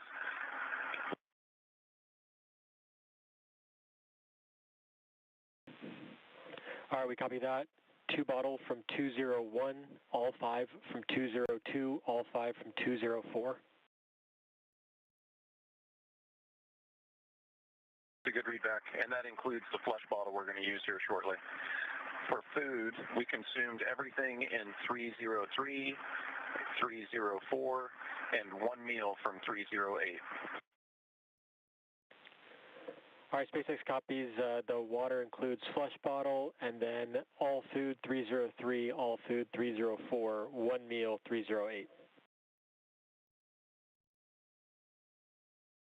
That's a good readback. We're going to do the flush on the commode, and then I'll call down and let you guys come aboard. SpaceX copies.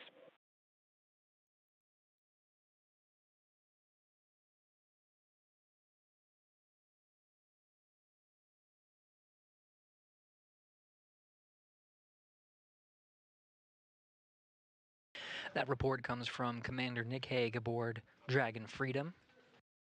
Dragon outfitted with the necessary consumables between 2 crew members. Those consumables are tracked and reported to ground teams, so the amount of food and water on board is known for the ride both uphill and downhill. The teams want to make sure that the astronauts have what they need, both for nominal situations and situations in which additional orbits may be necessary for a returning crew to Earth. That is carefully tracked by the ground teams in order to make sure the astronauts have what they need.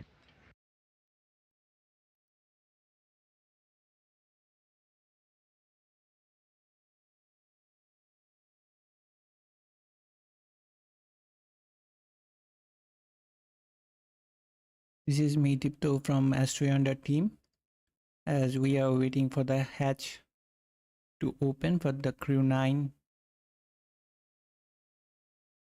as they docked with the International Space Station.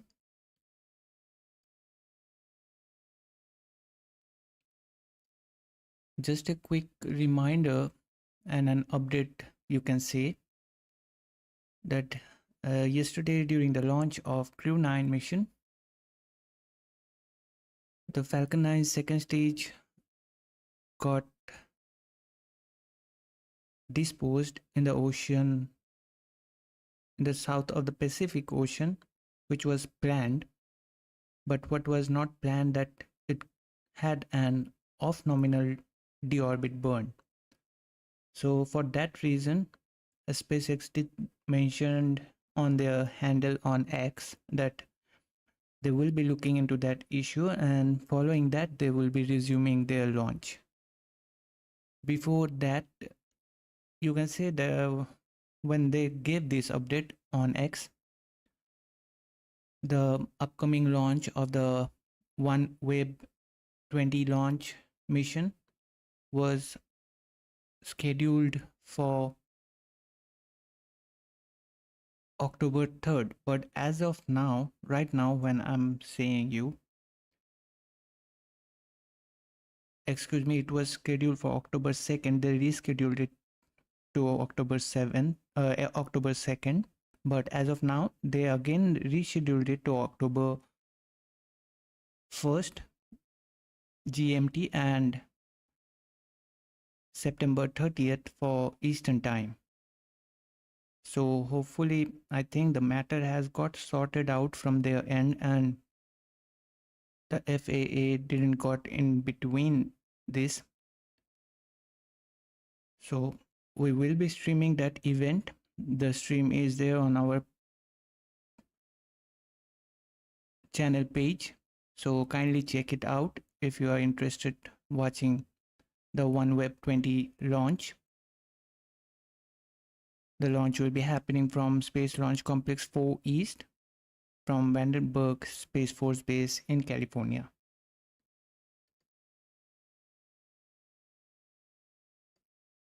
Now let's listen to the webcast once again.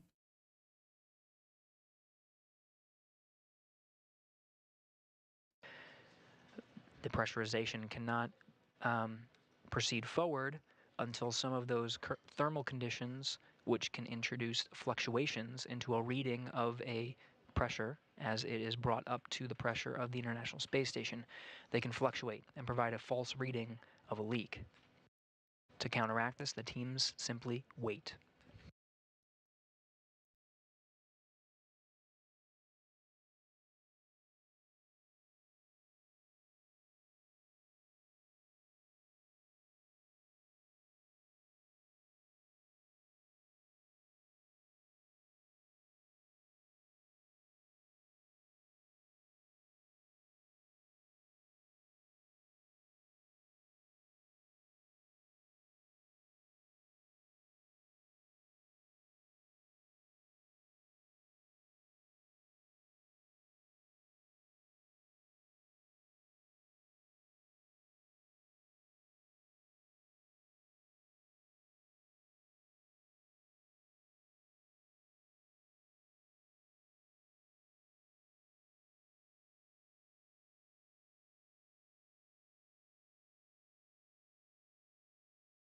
Yes, Bob Tripica. I guess they sorted it out, but as of now, there is no official confirmation from SpaceX end.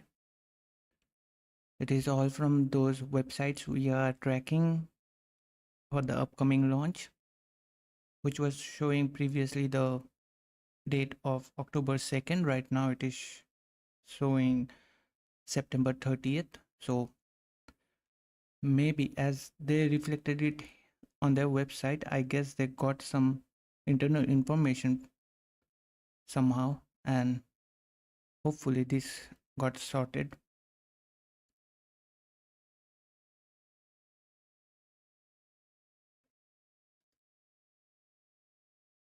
And confusion at 3 a.m. Sorry about my mistake, because I was a little stumbling because for the time zones, because for us it is 1 day ahead, and for Eastern time and Pacific time it is 1 day back. So pardon me for my any mistakes while I was talking that time.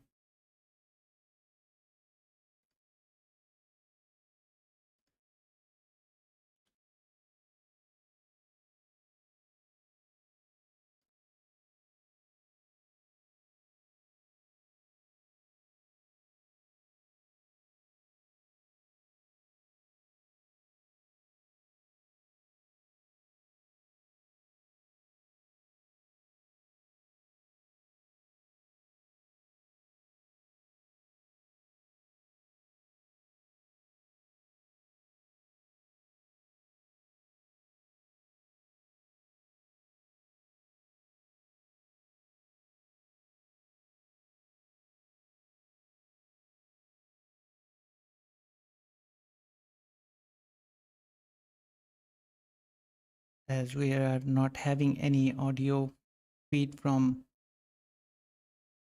the source right now, maybe they are working behind. Meanwhile, let's just talk about a little for the Crew 9. The Crew Dragon, which you are watching it live now on your screen, being docked to the International Space Station, was originally expected to carry 4 passengers: Nick Hague, Aleksandr Gorbunov, veteran NASA astronaut Stephanie Wilson as Mission Specialist 1,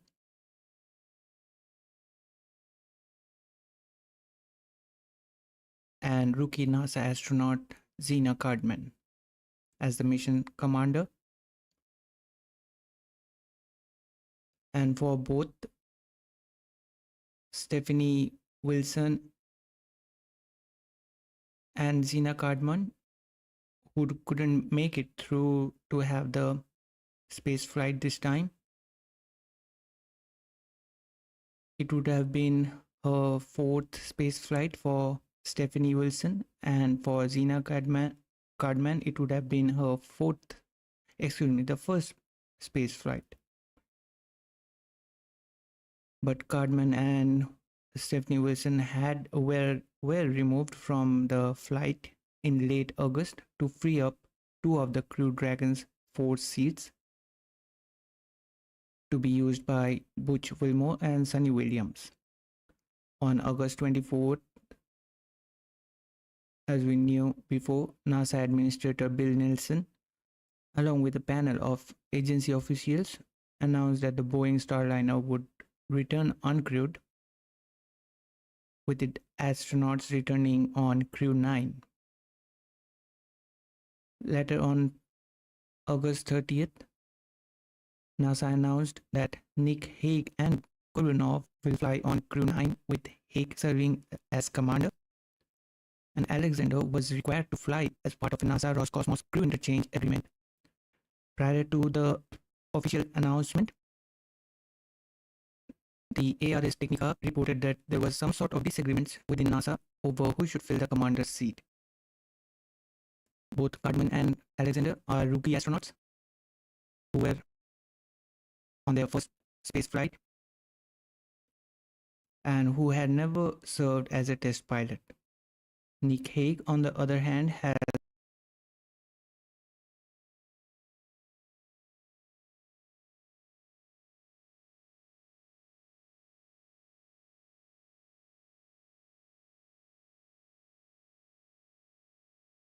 prior spaceflight experience and is one of the few individuals who have survived a launch abort with Soyuz MS-10 mission. Following that, the crew changes.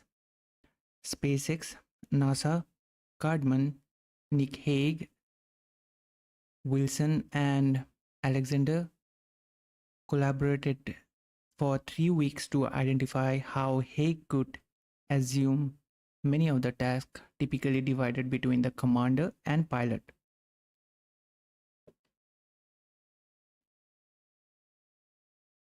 They also determined which task could be assigned to Aleksandr, who came seated in the pilot's seat,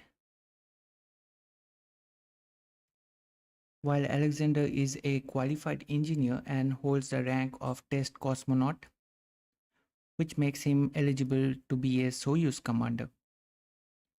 But he had only previously received basic training on the Dragon in his role as a mission specialist. And as we are seeing now on the screen, Sonny, sometimes we did saw Butch as well.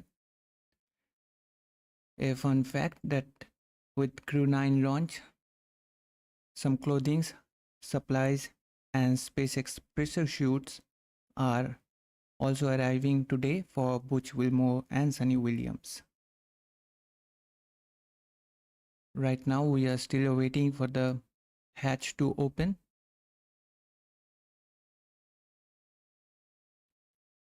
Crew 8 astronauts Janet Epps,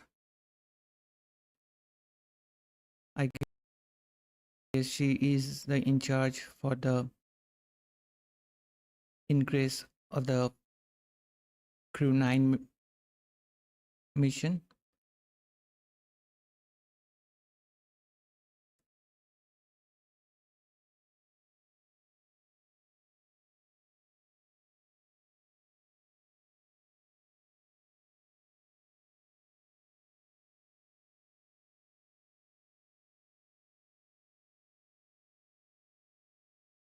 Simon, I can understand your excitement, but not yet. There is a little more time. Station Houston on 2 for the leak check.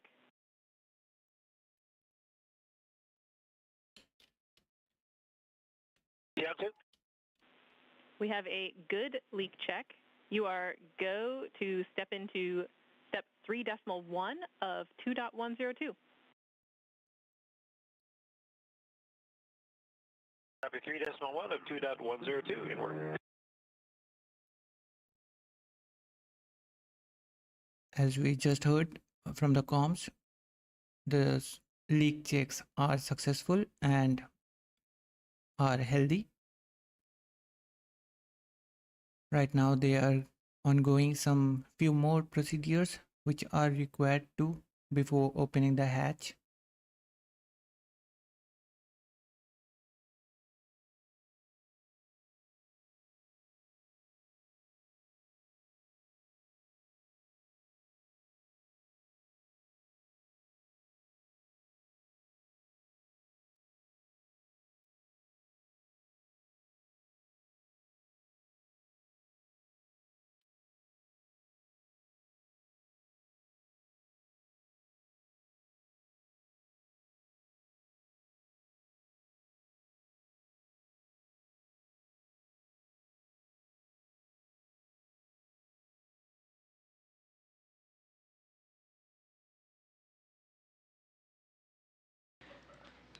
This is Mission Control Houston.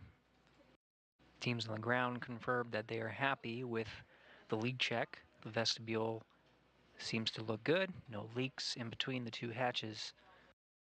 So the procedures that were referenced by the Capcom here in Mission Control Houston, that's Tess Caswell, the voice that you're hearing on the ground, are the steps needed to proceed with pressurizing the vestibule and turning the necessary valves.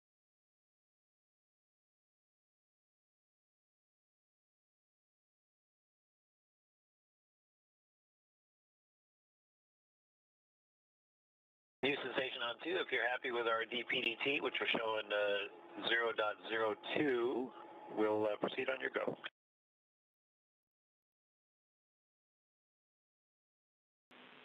Station Houston, we concur. You are go in 3.2. Going 3.2 in order.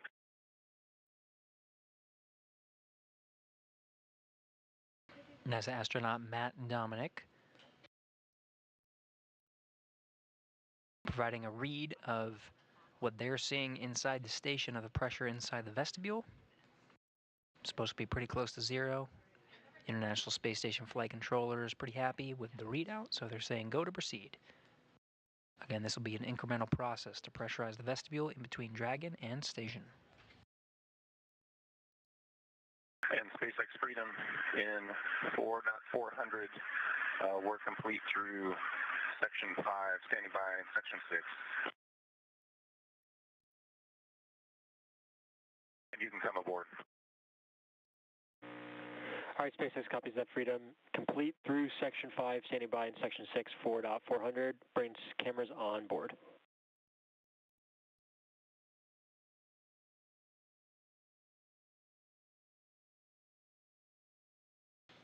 As the crew on board the International Space Station works through the steps to pressurize the vestibule in between the two hatches, the crew inside Dragon Freedom working on their closeout procedures and relaying to the flight control teams. And Station on 2 for a 3.3.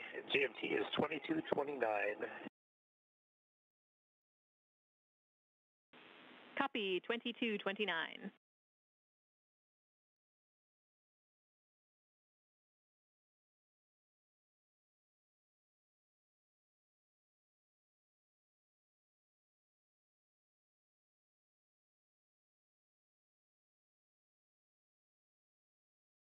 Right now we're in a expected handover period in between our coverage on the tracking and data relay satellites that provide video and audio communication from the station.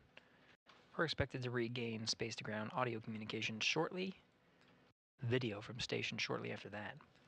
It's the teams here in Mission Control Houston that are walking the astronauts aboard the International Space Station through the steps of opening up the hatch and, of course, pressurizing the vestibule. The team here is led by Argo Flight, that is Marcos Flores, the flight director for this shift of Crew 9's docking and welcome into the International Space Station. You can see there at the bottom of your screen, flight director leading the teams here in Mission Control Houston. Tess Caswell, to his right, is the voice from Mission Control. That position is called Capcom and relays the steps and communicates with the crew aboard the International Space Station and will be the sole voice from here in Mission Control Houston, communicating with the crew aboard. Now back with video from the International Space Station, continuing our coverage of the hatch opening sequence.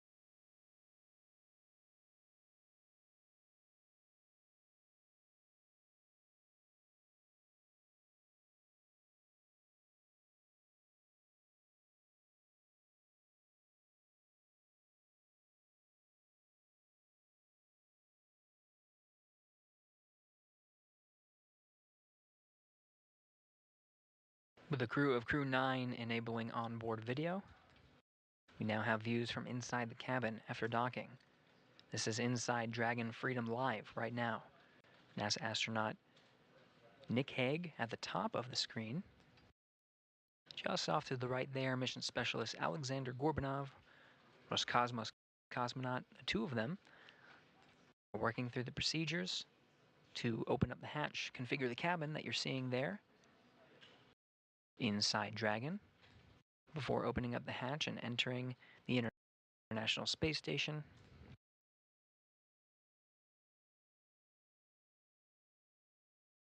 You see the suits that they wore for launch as well as docking are in the seated positions. Right now they're in a configuration such that they can be dried in between use. Aside from the next dynamic operation, which will be undocking for the Crew 9 crew, they may perform a series of tests with the suits, but otherwise their mission now will be converted from Crew 9 to transit from Earth to the International Space Station to join the mission of Expedition 72, which is continued science, research, and discovery aboard the International Space Station.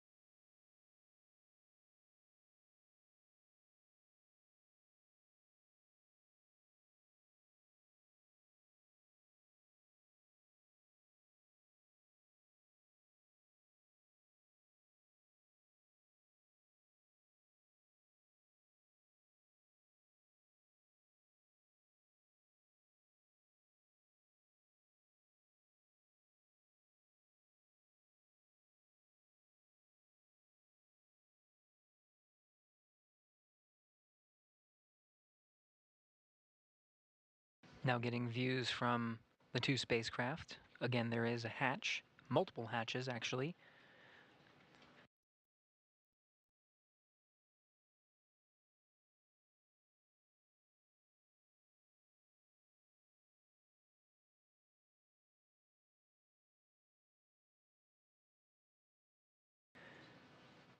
We are seeing that the APAS hatch is open on the International Space Station side. The vestibule in between the two spacecraft have been pressurized to meet that of sea level on the ground. The position where Hague and Gorbunov currently are very close to the Dragon hatch. Now with the APAS hatch opened, some of the flashes you were seeing from inside the pressurized mating adapter were cameras and the flashes of the cameras to inspect the hatch, make sure there's no foreign object debris, just a safety measure and precaution to make sure that nothing is in the way. That will be documented and relayed to the ground for inspection, make sure everything's good. Some of the many steps of these hatch opening procedures that we've been referencing.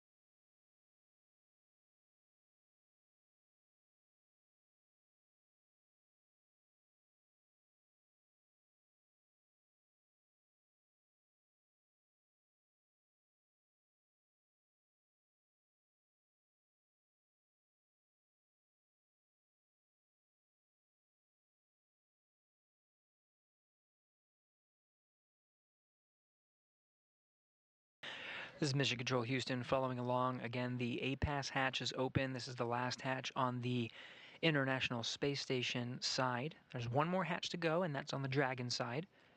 Nick Hague and Aleksandr Gorbunov currently waiting patiently inside Dragon Freedom, going through their incremental steps to make sure the hatches can be opened at a safe time. You saw the NASA astronauts in the pressurized mating adapter bring in white cloth. This is part of the procedures of outfitting the hatch for ingress.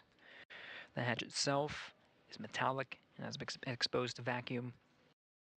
As a safety measure, the hatch itself is being covered with this white cloth.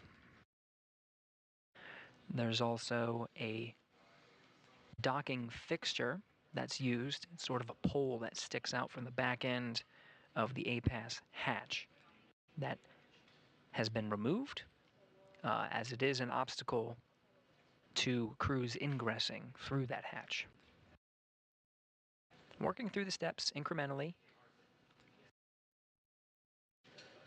The crew seems to be on the timeline right now, so we're expecting the hatch opening to happen within the next 30 minutes or so of Dragon. Right now we're looking at a gap in our video coverage from the station. Hoping to beat that gap so we can see some of the crew members enter.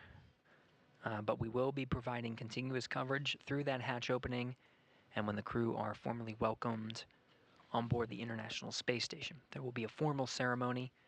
In this shot that you're seeing right now, you can actually see the bell, ceremonial bell, which will be rung upon the ingress of the 2 crew members on board Dragon Freedom, welcoming them and joining Expedition 72, rounding out 11 members of 72.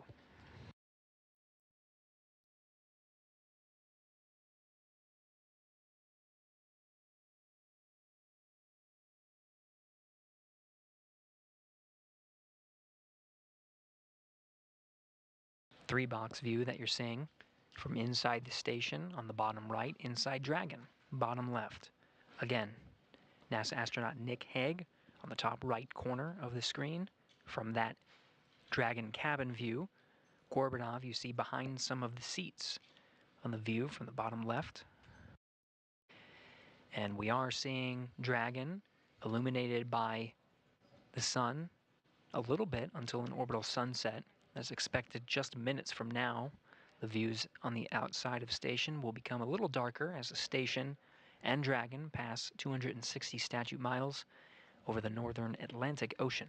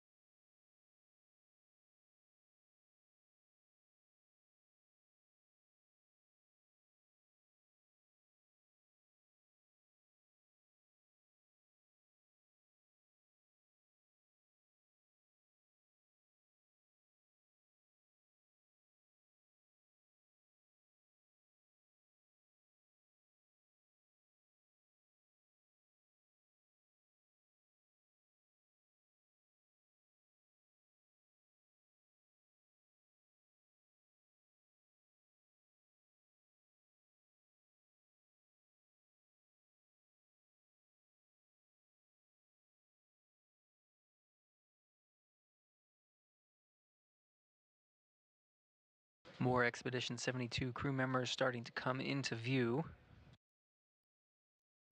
In the red shirt there on the left, Roscosmos cosmonaut Aleksandr,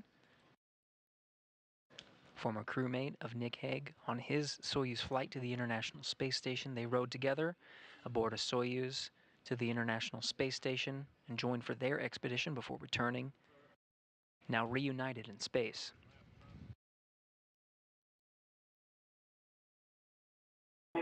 Station on the big loop. Step 4.8 is complete. Step 4.9 station is ready for Dragon hatch equalization.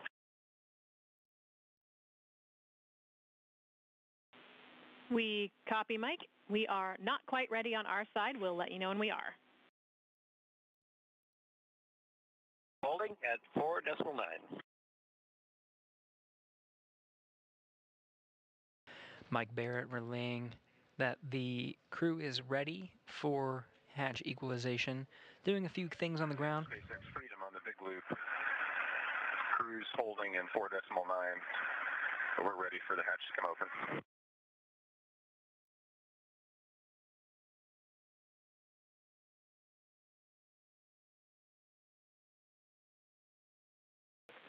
All right, SpaceX copies. We'll be waiting for the ground to be ready for equalization, and that's going to keep us in section 6 of 4.400. You'll see us take commands and the state change in step 6.2 when we're ready to go.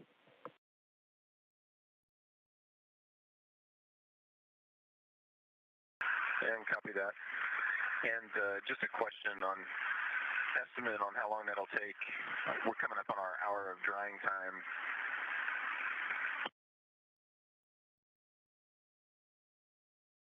No, check that. We got 15 minutes. We'll just wait.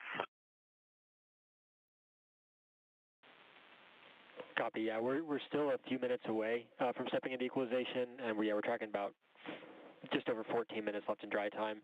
We'll see if those deconflict, but we won't let the suit drying stop us from proceeding if we're already ready to step into that.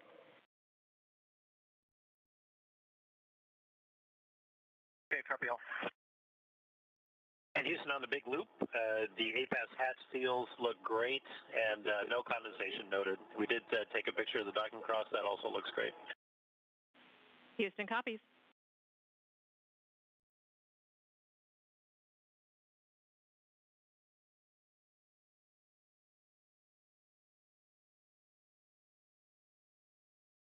Crew aboard station and Freedom eager to open up that hatch. Just need to make sure everything's set on the ground. Teams are carefully analyzing all the data to make sure they are ready for that hatch equalization. In the meantime, you saw the crew did an inspection of the APAS hatch, the one that's open there in the background, just on the far end of the pressurized mating adapter. That has again been outfitted for safety precautions with cloths. The docking cross has been removed, an obstacle from egress. In addition to noting and inspecting the APAS hatch, taking photographs for the ground to analyze, the crew did report that the APAS hatch looks great. Good news. And allows for the teams to continue towards an on-time opening of the hatch and welcoming of the crew aboard the International Space Station. Again, Hague in the background of the Dragon cabin shot. Gorbunov there in the foreground. Aboard in Node 2, International Space Station on the right, NASA astronaut Don Pettit, part of the Soyuz crew that recently arrived aboard the International Space Station, commanded by Aleksandr.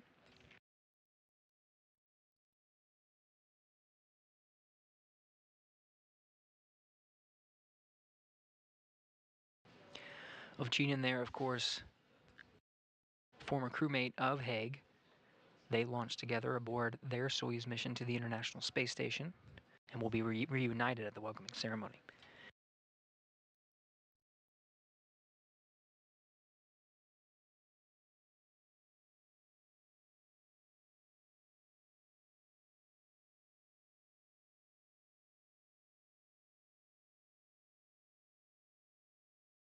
Hague and Ovchinin did, of course, have an abort after the launch of their Soyuz MS-10 mission.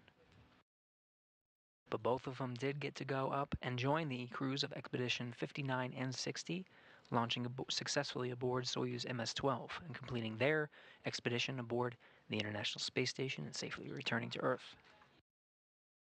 Again, the two reunited in space.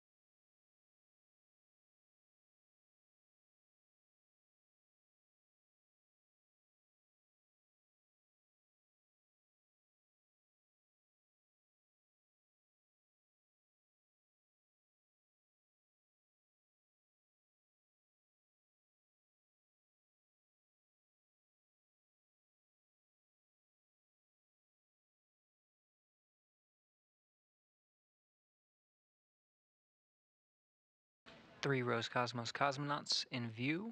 On this view on the right, who recently came through the pressurized mating adapter, was Ivan Wagner Alexei Ovchinin, now making his way through pressurized mating adapter. Aleksandr Gorbunov, currently taking the frame in the black shirt. All Expedition 72 crew members will be present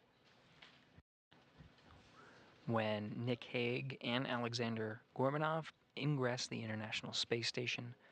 It's part of a formal welcoming ceremony. We'll continue our coverage until the crew and the ground teams have an opportunity to provide remarks during that ceremony.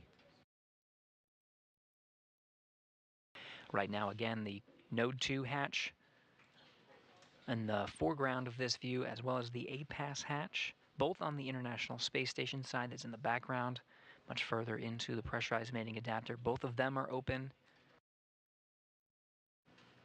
As the teams in space now, both on the International Space Station side as well as the Dragon side, both ready for opening up the final hatch.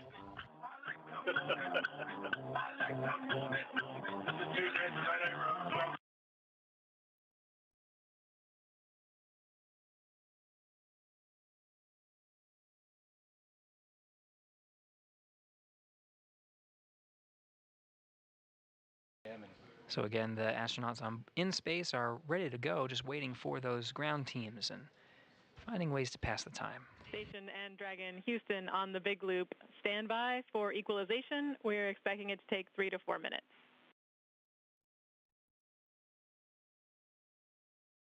Hey, copy that. Jim copies.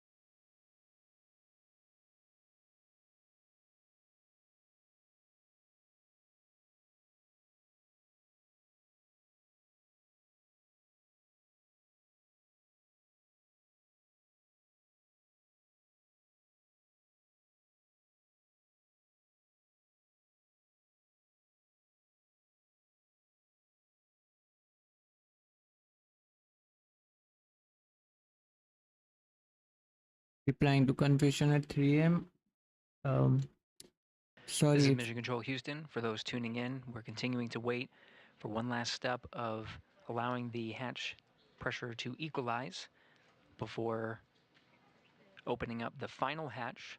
We've been working through hatch opening sequences over the past hour or so, about an hour and a half since docking at 4:30 p.m. Central Time.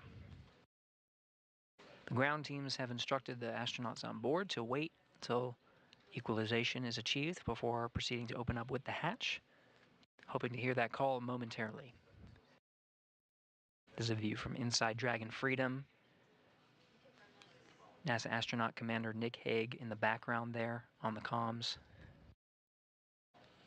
Mission specialist Roscosmos cosmonaut Aleksandr Gorbunov there in the foreground.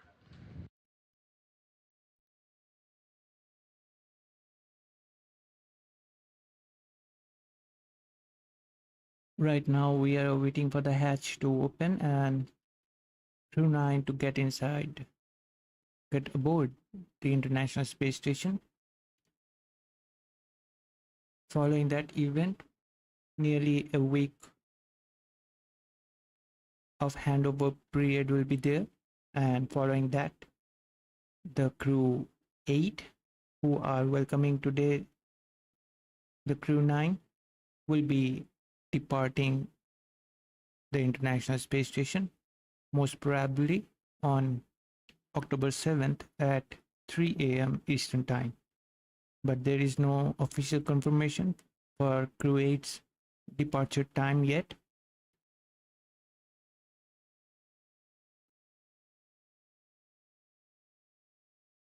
As well as the date for their departure is subjected to change.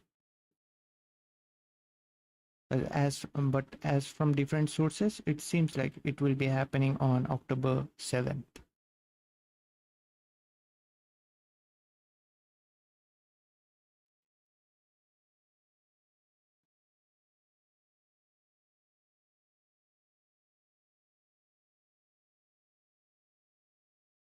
This is Mission Control Houston. You're getting views from both inside the Dragon Freedom cabin as well as from inside the International Space Station Node 2. Astronauts on board both vehicles waiting patiently. We're waiting for a go from ground teams analyzing the pressure inside each of the respective spacecraft and waiting for a go to open up that last hatch, Dragon hatch.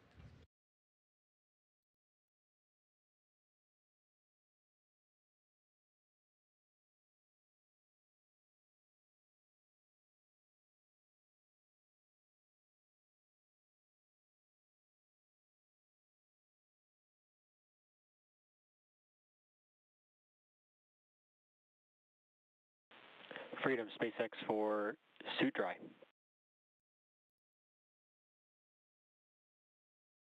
Freedom's with you. All right, we're happy with the suit dry timer now, so you are go for commanding the suit fan off before we step into hatch opening.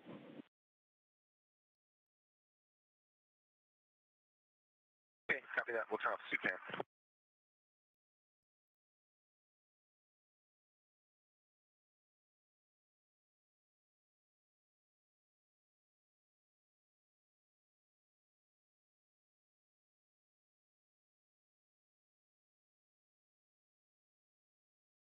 NASA astronaut Nick Hague working on the displays, the console there inside Dragon Freedom. The command to disable those suit fans is on that console. Suit fan and suit drying procedures are done after doffing suits through various phases of space flight. For these two astronauts, after doffing the suits after orbital insertion, suit drying was part of the procedures there as well, before they were once again donned prior to the approach initiation burn.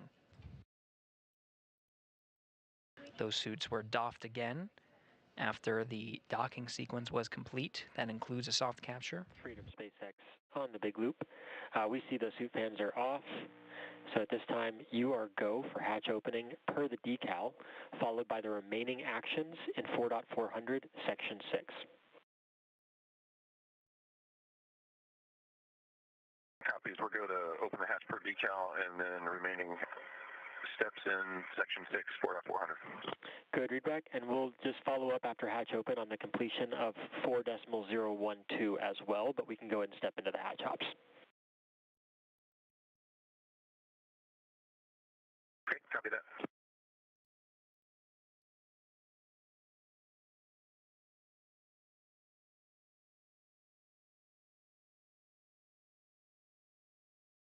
With that from the SpaceX Mission Control teams in Hawthorne, California, relaying that the suit fan command has been successfully initiated and they are go to open up the hatch. We got a great view from inside the space station here, and we're starting to see it illuminate.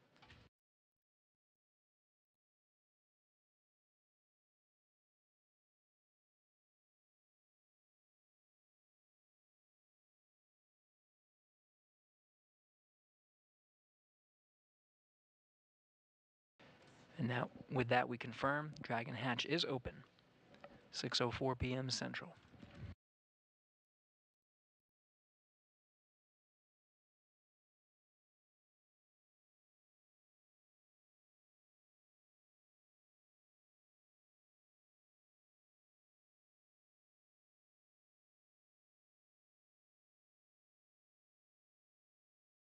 SpaceX Freedom hatch is open.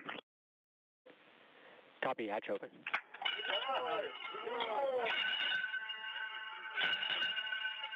Freedom arriving. The bell has been rung. Aleksandr Gorbunov, the first through of Crew 9, being welcomed by Expedition 72. Next up is Crew 9 Commander Nick Hague. Crew 9 now aboard the International Space Station and joining Expedition 72.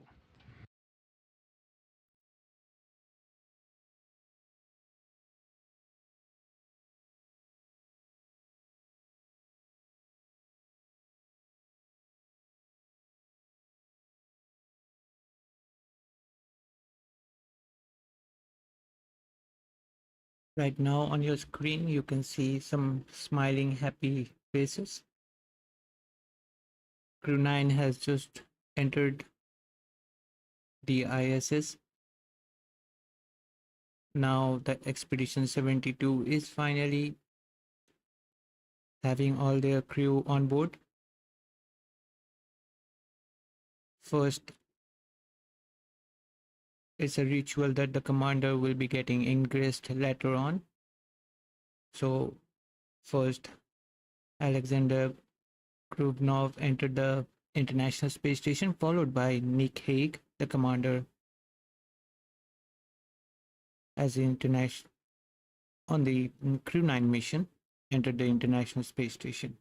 Right now you can see them smiling, taking some pictures, and just getting little talks with each other.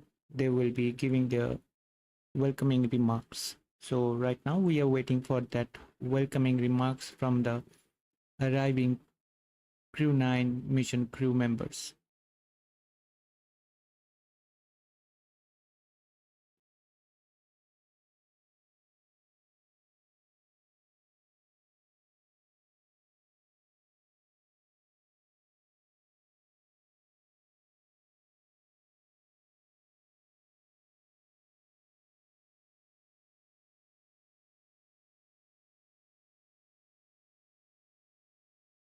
Again, Crew 9 on board the International Space Station. That ingress coming shortly after the hatches were opened at 6:04 p.m. Central Time, being welcomed by the crew of Expedition 72.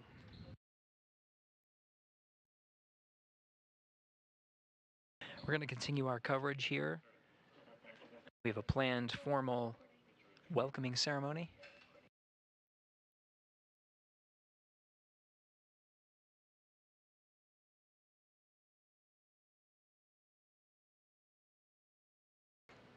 However, we are coming up on an expected gap in our video communications from the International Space Station. So just as the crew was patient with the hatch opening operations, we will be patient with the crew, setting up for the welcome ceremony when we recover that video just around shortly after 6:30 p.m. Central Time.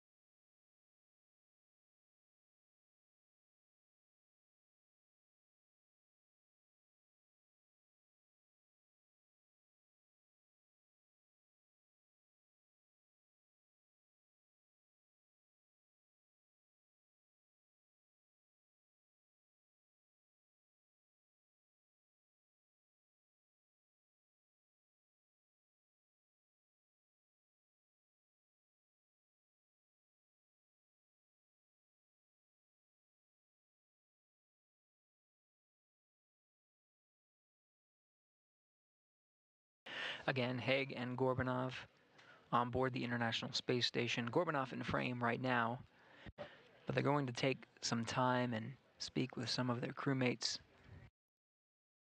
But we will be continuing our coverage through the formal welcoming ceremony.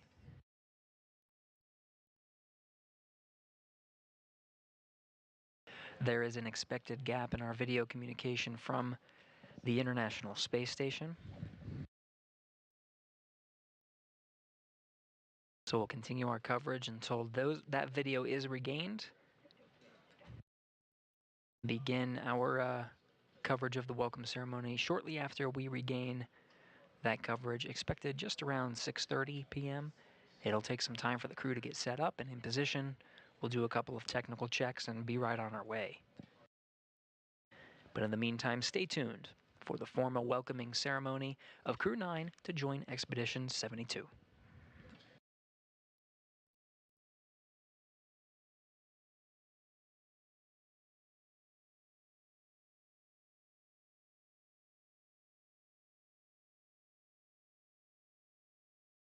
This is me, Dipto from AstroYonder team. As you just heard, there will be a short interruption on the video feed from the International Space Station. Meanwhile, the crew will be setting up for the welcome ceremony. It won't be taking much time, so keep an eye on your screen.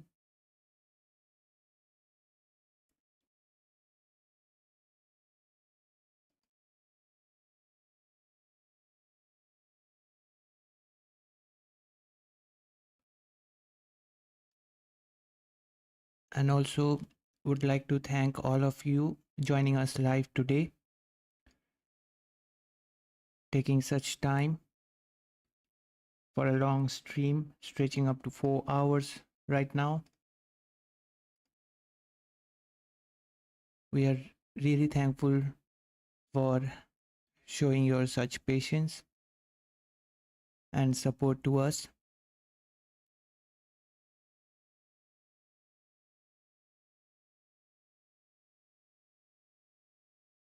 those of you who have joined us right now.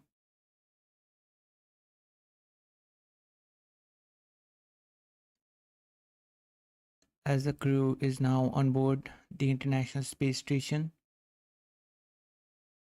and we are reaching a 4-hour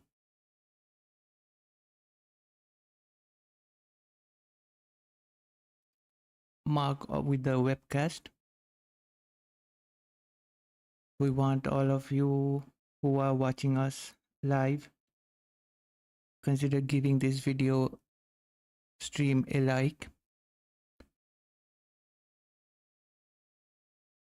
That will help this stream to reach out more space lovers and explorers out there. Would be super grateful for your support. Right now there is no audio feed coming from the source. On your screen you can watch NASA astronaut Don Petit and Matthew Dominic inside the Crew Dragon.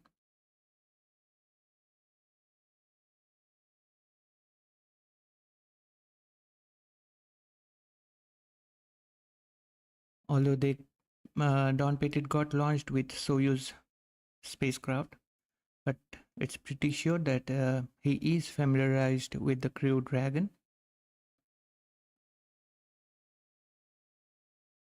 But nobody leaves a chance when you are having an opportunity to revisit any spacecraft. There is always something more to learn. And for Matthew Dominic, I guess he is making sure that on this vehicle he will be getting back home.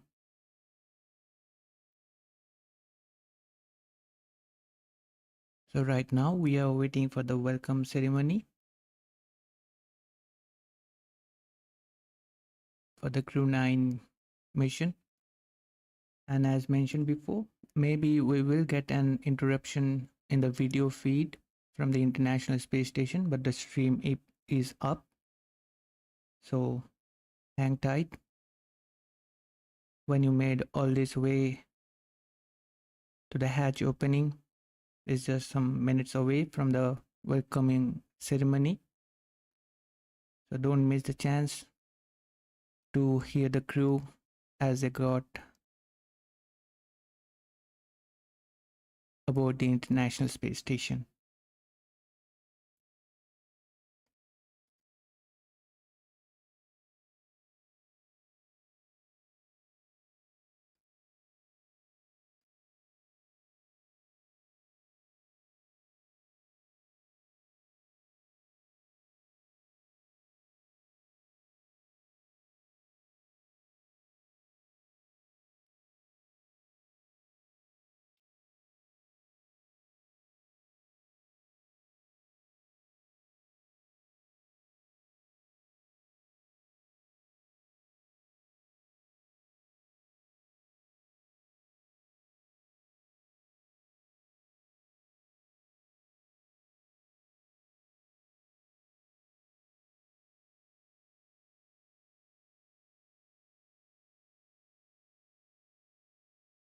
Now in a short handover of our video and audio from the International Space Station as expected. This was tracked before we initiated a go to proceed with the formal welcome ceremony. Wanted to make sure we got good views from inside.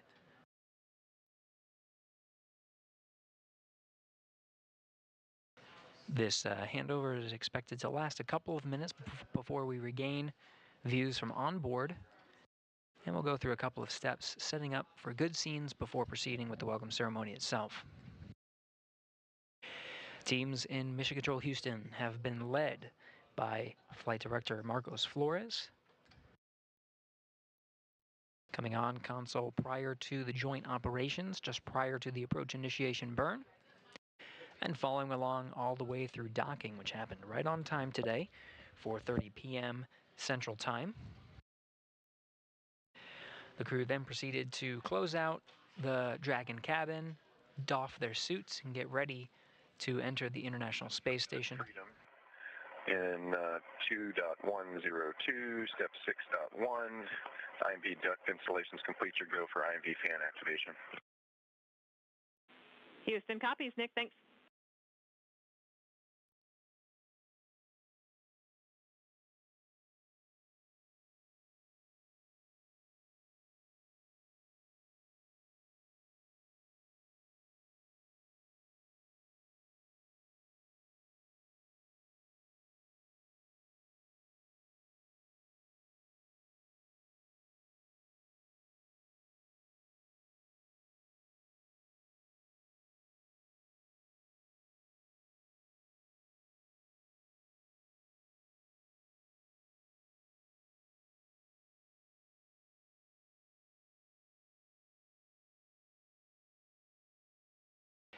Getting views from on board the station now. Before the formal welcome ceremony, just getting a head start on some of the procedures.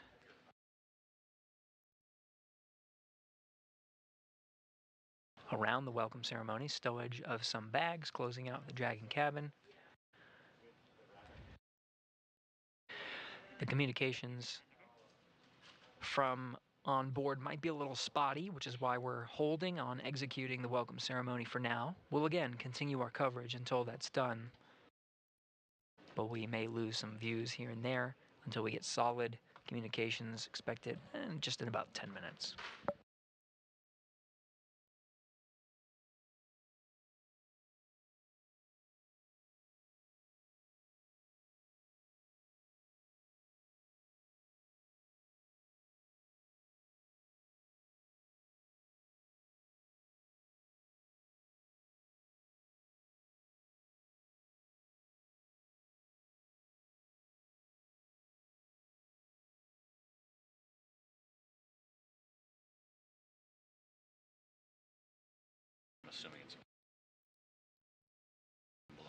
The two Dragon commanders now inside Freedom.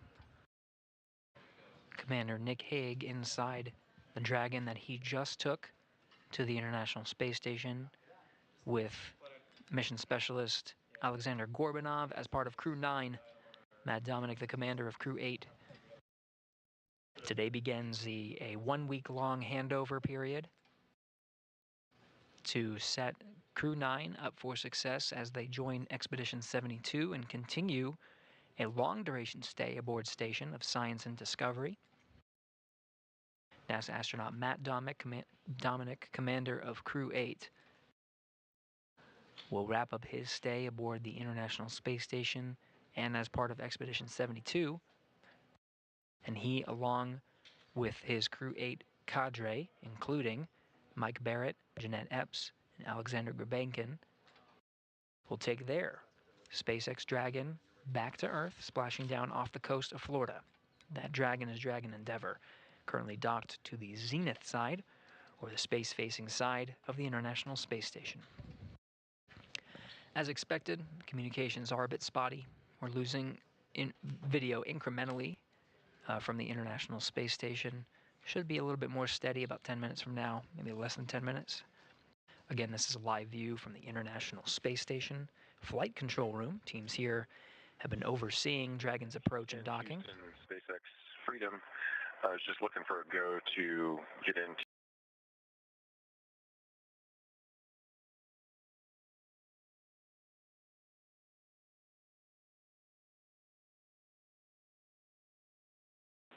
Checking, Nick.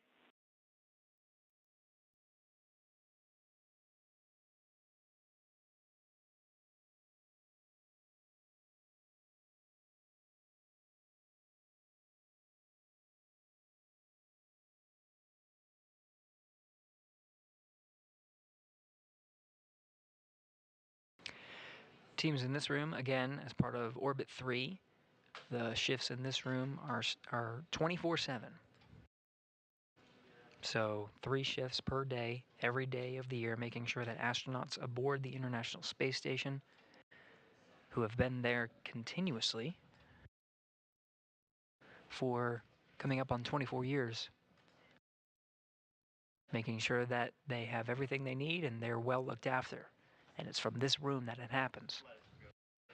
Marcos Flores is the flight director overseeing the operations today from approach and docking. Houston on 2 for Nick. We are go for step 6.3. Copy, go for 6.3. Thank you.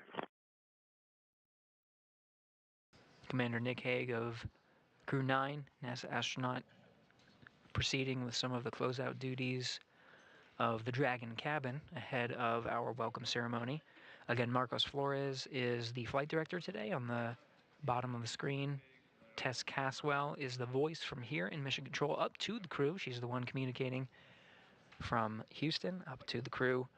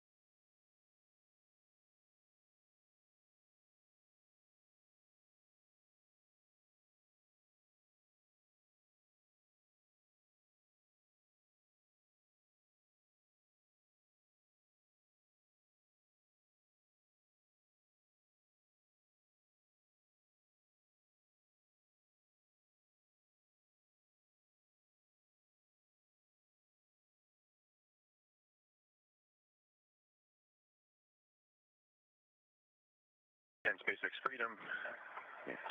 Step 6.5, the LiO cartridge is sealed and installed. That's cartridge 1's back in the active, sealed. All right, Nick, SpaceX copies. LiO 1 is back in the active slot, but is sealed.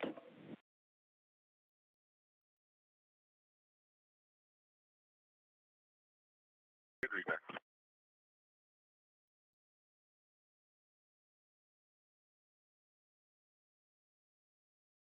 We're hearing conversations about the LiO cartridges. These are lithium hydroxide cartridges that provide scrubbing of carbon dioxide from the atmosphere. Station Houston on 2, any available crew for PAO scene setup.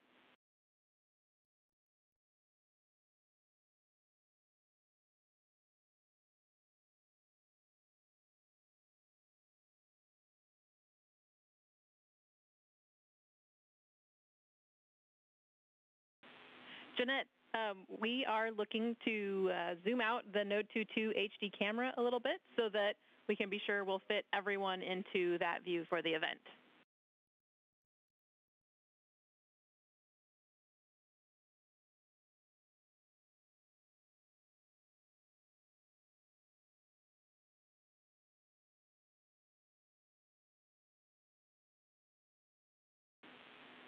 We will take you up on that, Jeanette. Please move it back a little bit so we can get a wider field of view, make sure we can get everyone into the frame.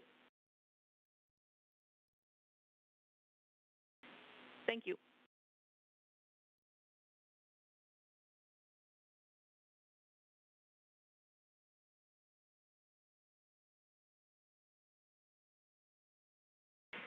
Thanks, Sunny. We copy.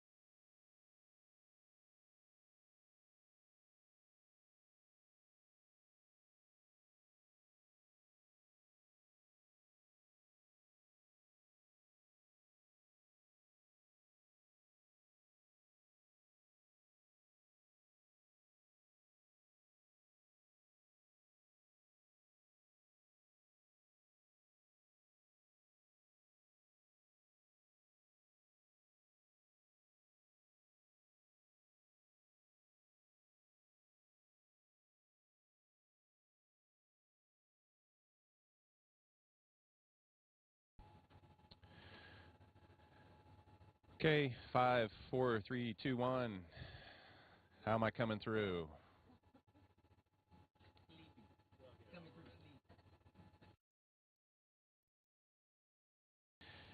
Probably still need me to talk longer so you can see if we got sync.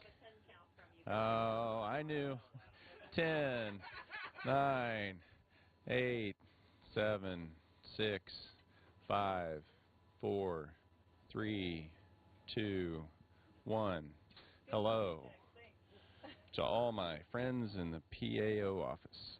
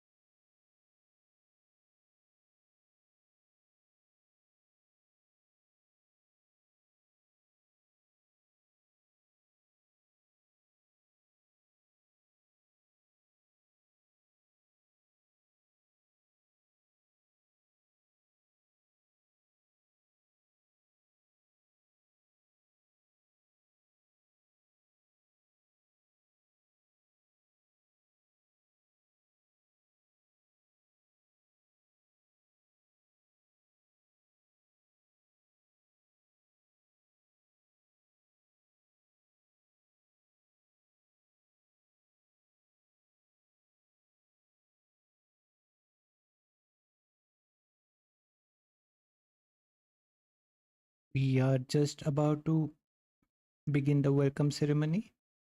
So Pop Tripika, it won't take much time.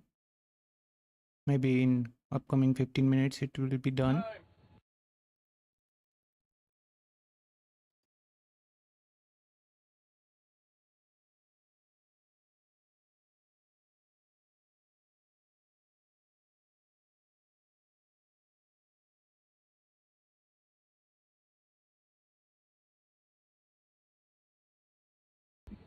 Houston, are you ready?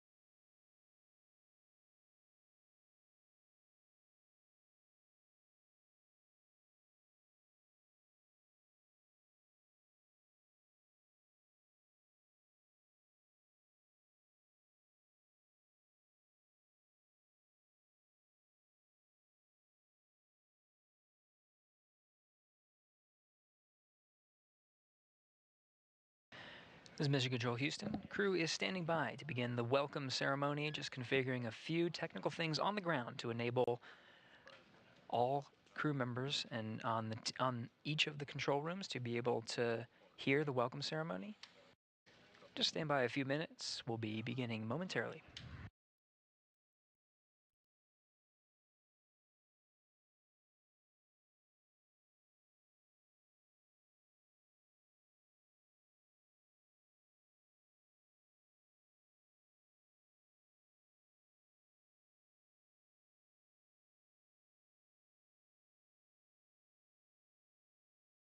Hello, fair maid.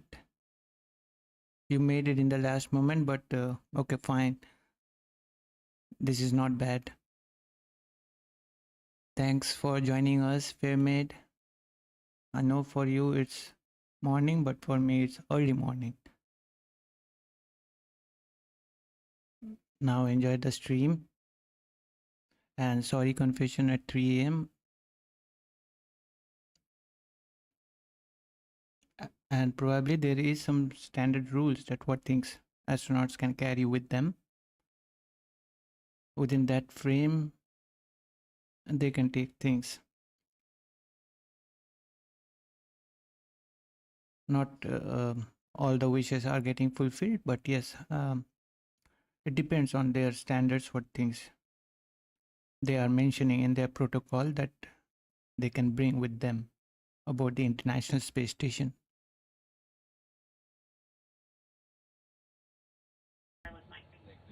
Okay, 1, 2, 3, 4, 5.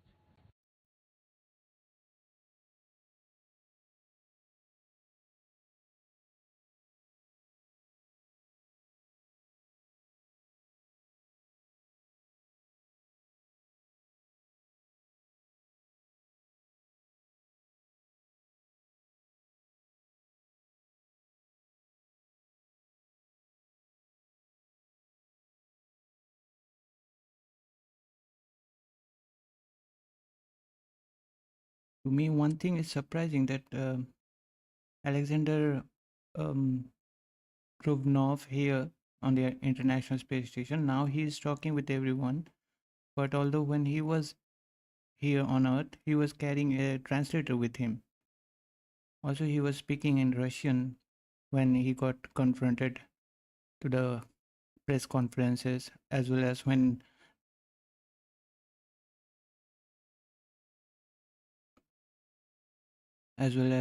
the Crew 9 arrived at the Kennedy Space Center. Клуб Москвы, отвечаю в СГ-2. Проверяем связь. 1, 2, 3, 4, 5. Как вы слышите меня? Отлично.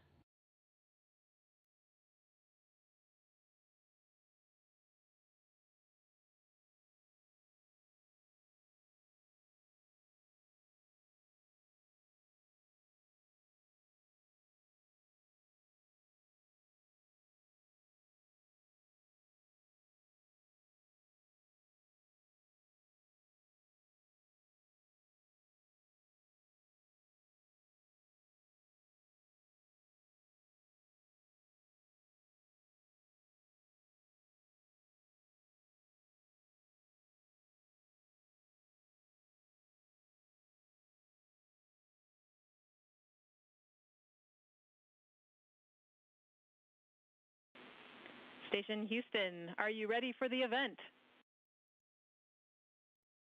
We are ready for the event.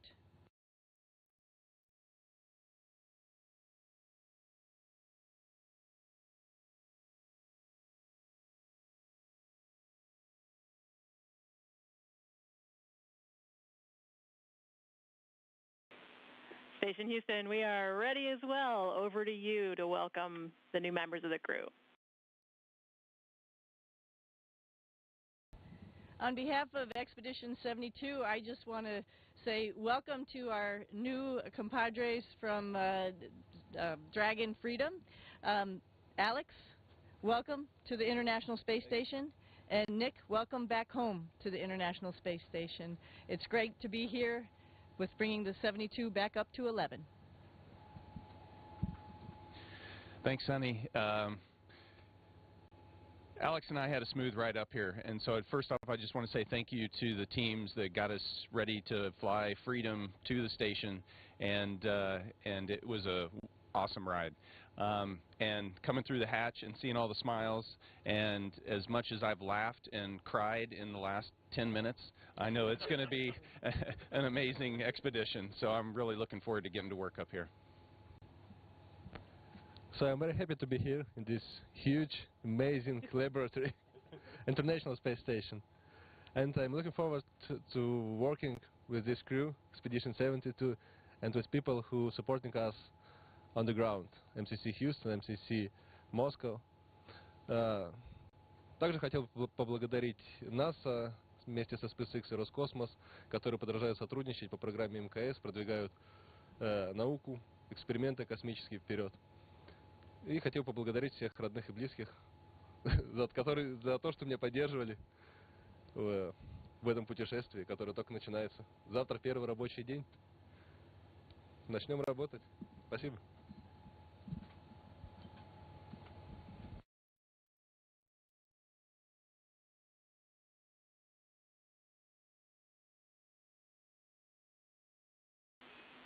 Thank you for the words. At this time, Glavany has an additional message for Nick and Alex.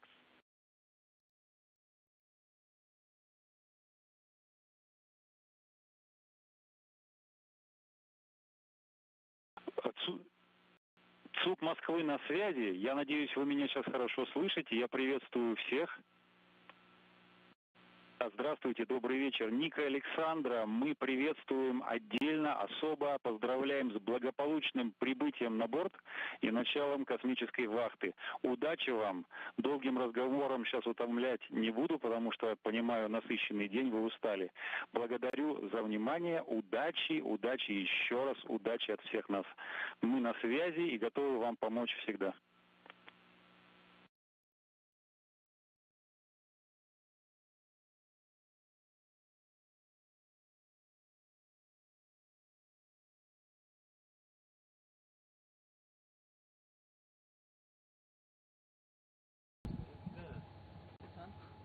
Спасибо за теплые слова. Будем работать с завтрашнего дня, да. Начнем космическую вахту, посмотрим, сколько продлится.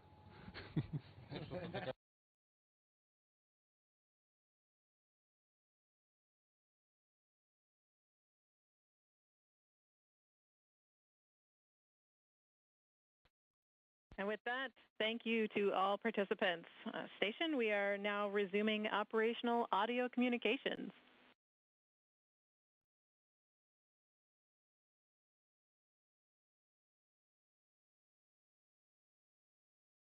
Just waiting for the video feed to stop, then we will be wrapping up the coverage also.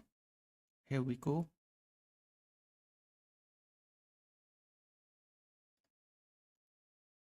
So we are wrapping the coverage for now.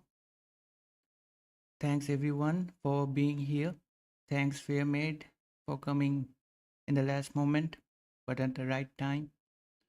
Thanks Bob Topeka for visiting us in spite having such work. Thanks Confession at 3 a.m. and thanks Simon Haga for staying late at night watching the stream. Now be sure to check out our social media handle on X for latest happening in the space industry and updates on any upcoming launches. Hope you enjoyed the stream, and we truly apologize for any interruptions that happened in between the stream. We appreciate everyone joining us for today's Crew 9 docking. We will be streaming the OneWeb Launch 20 mission from Vandenberg. So be sure to tune in. Wishing everyone a great week ahead. Thanks for watching once again. This is AstroYonder Live and me, Dipto, signing off for now. And we will see you next time.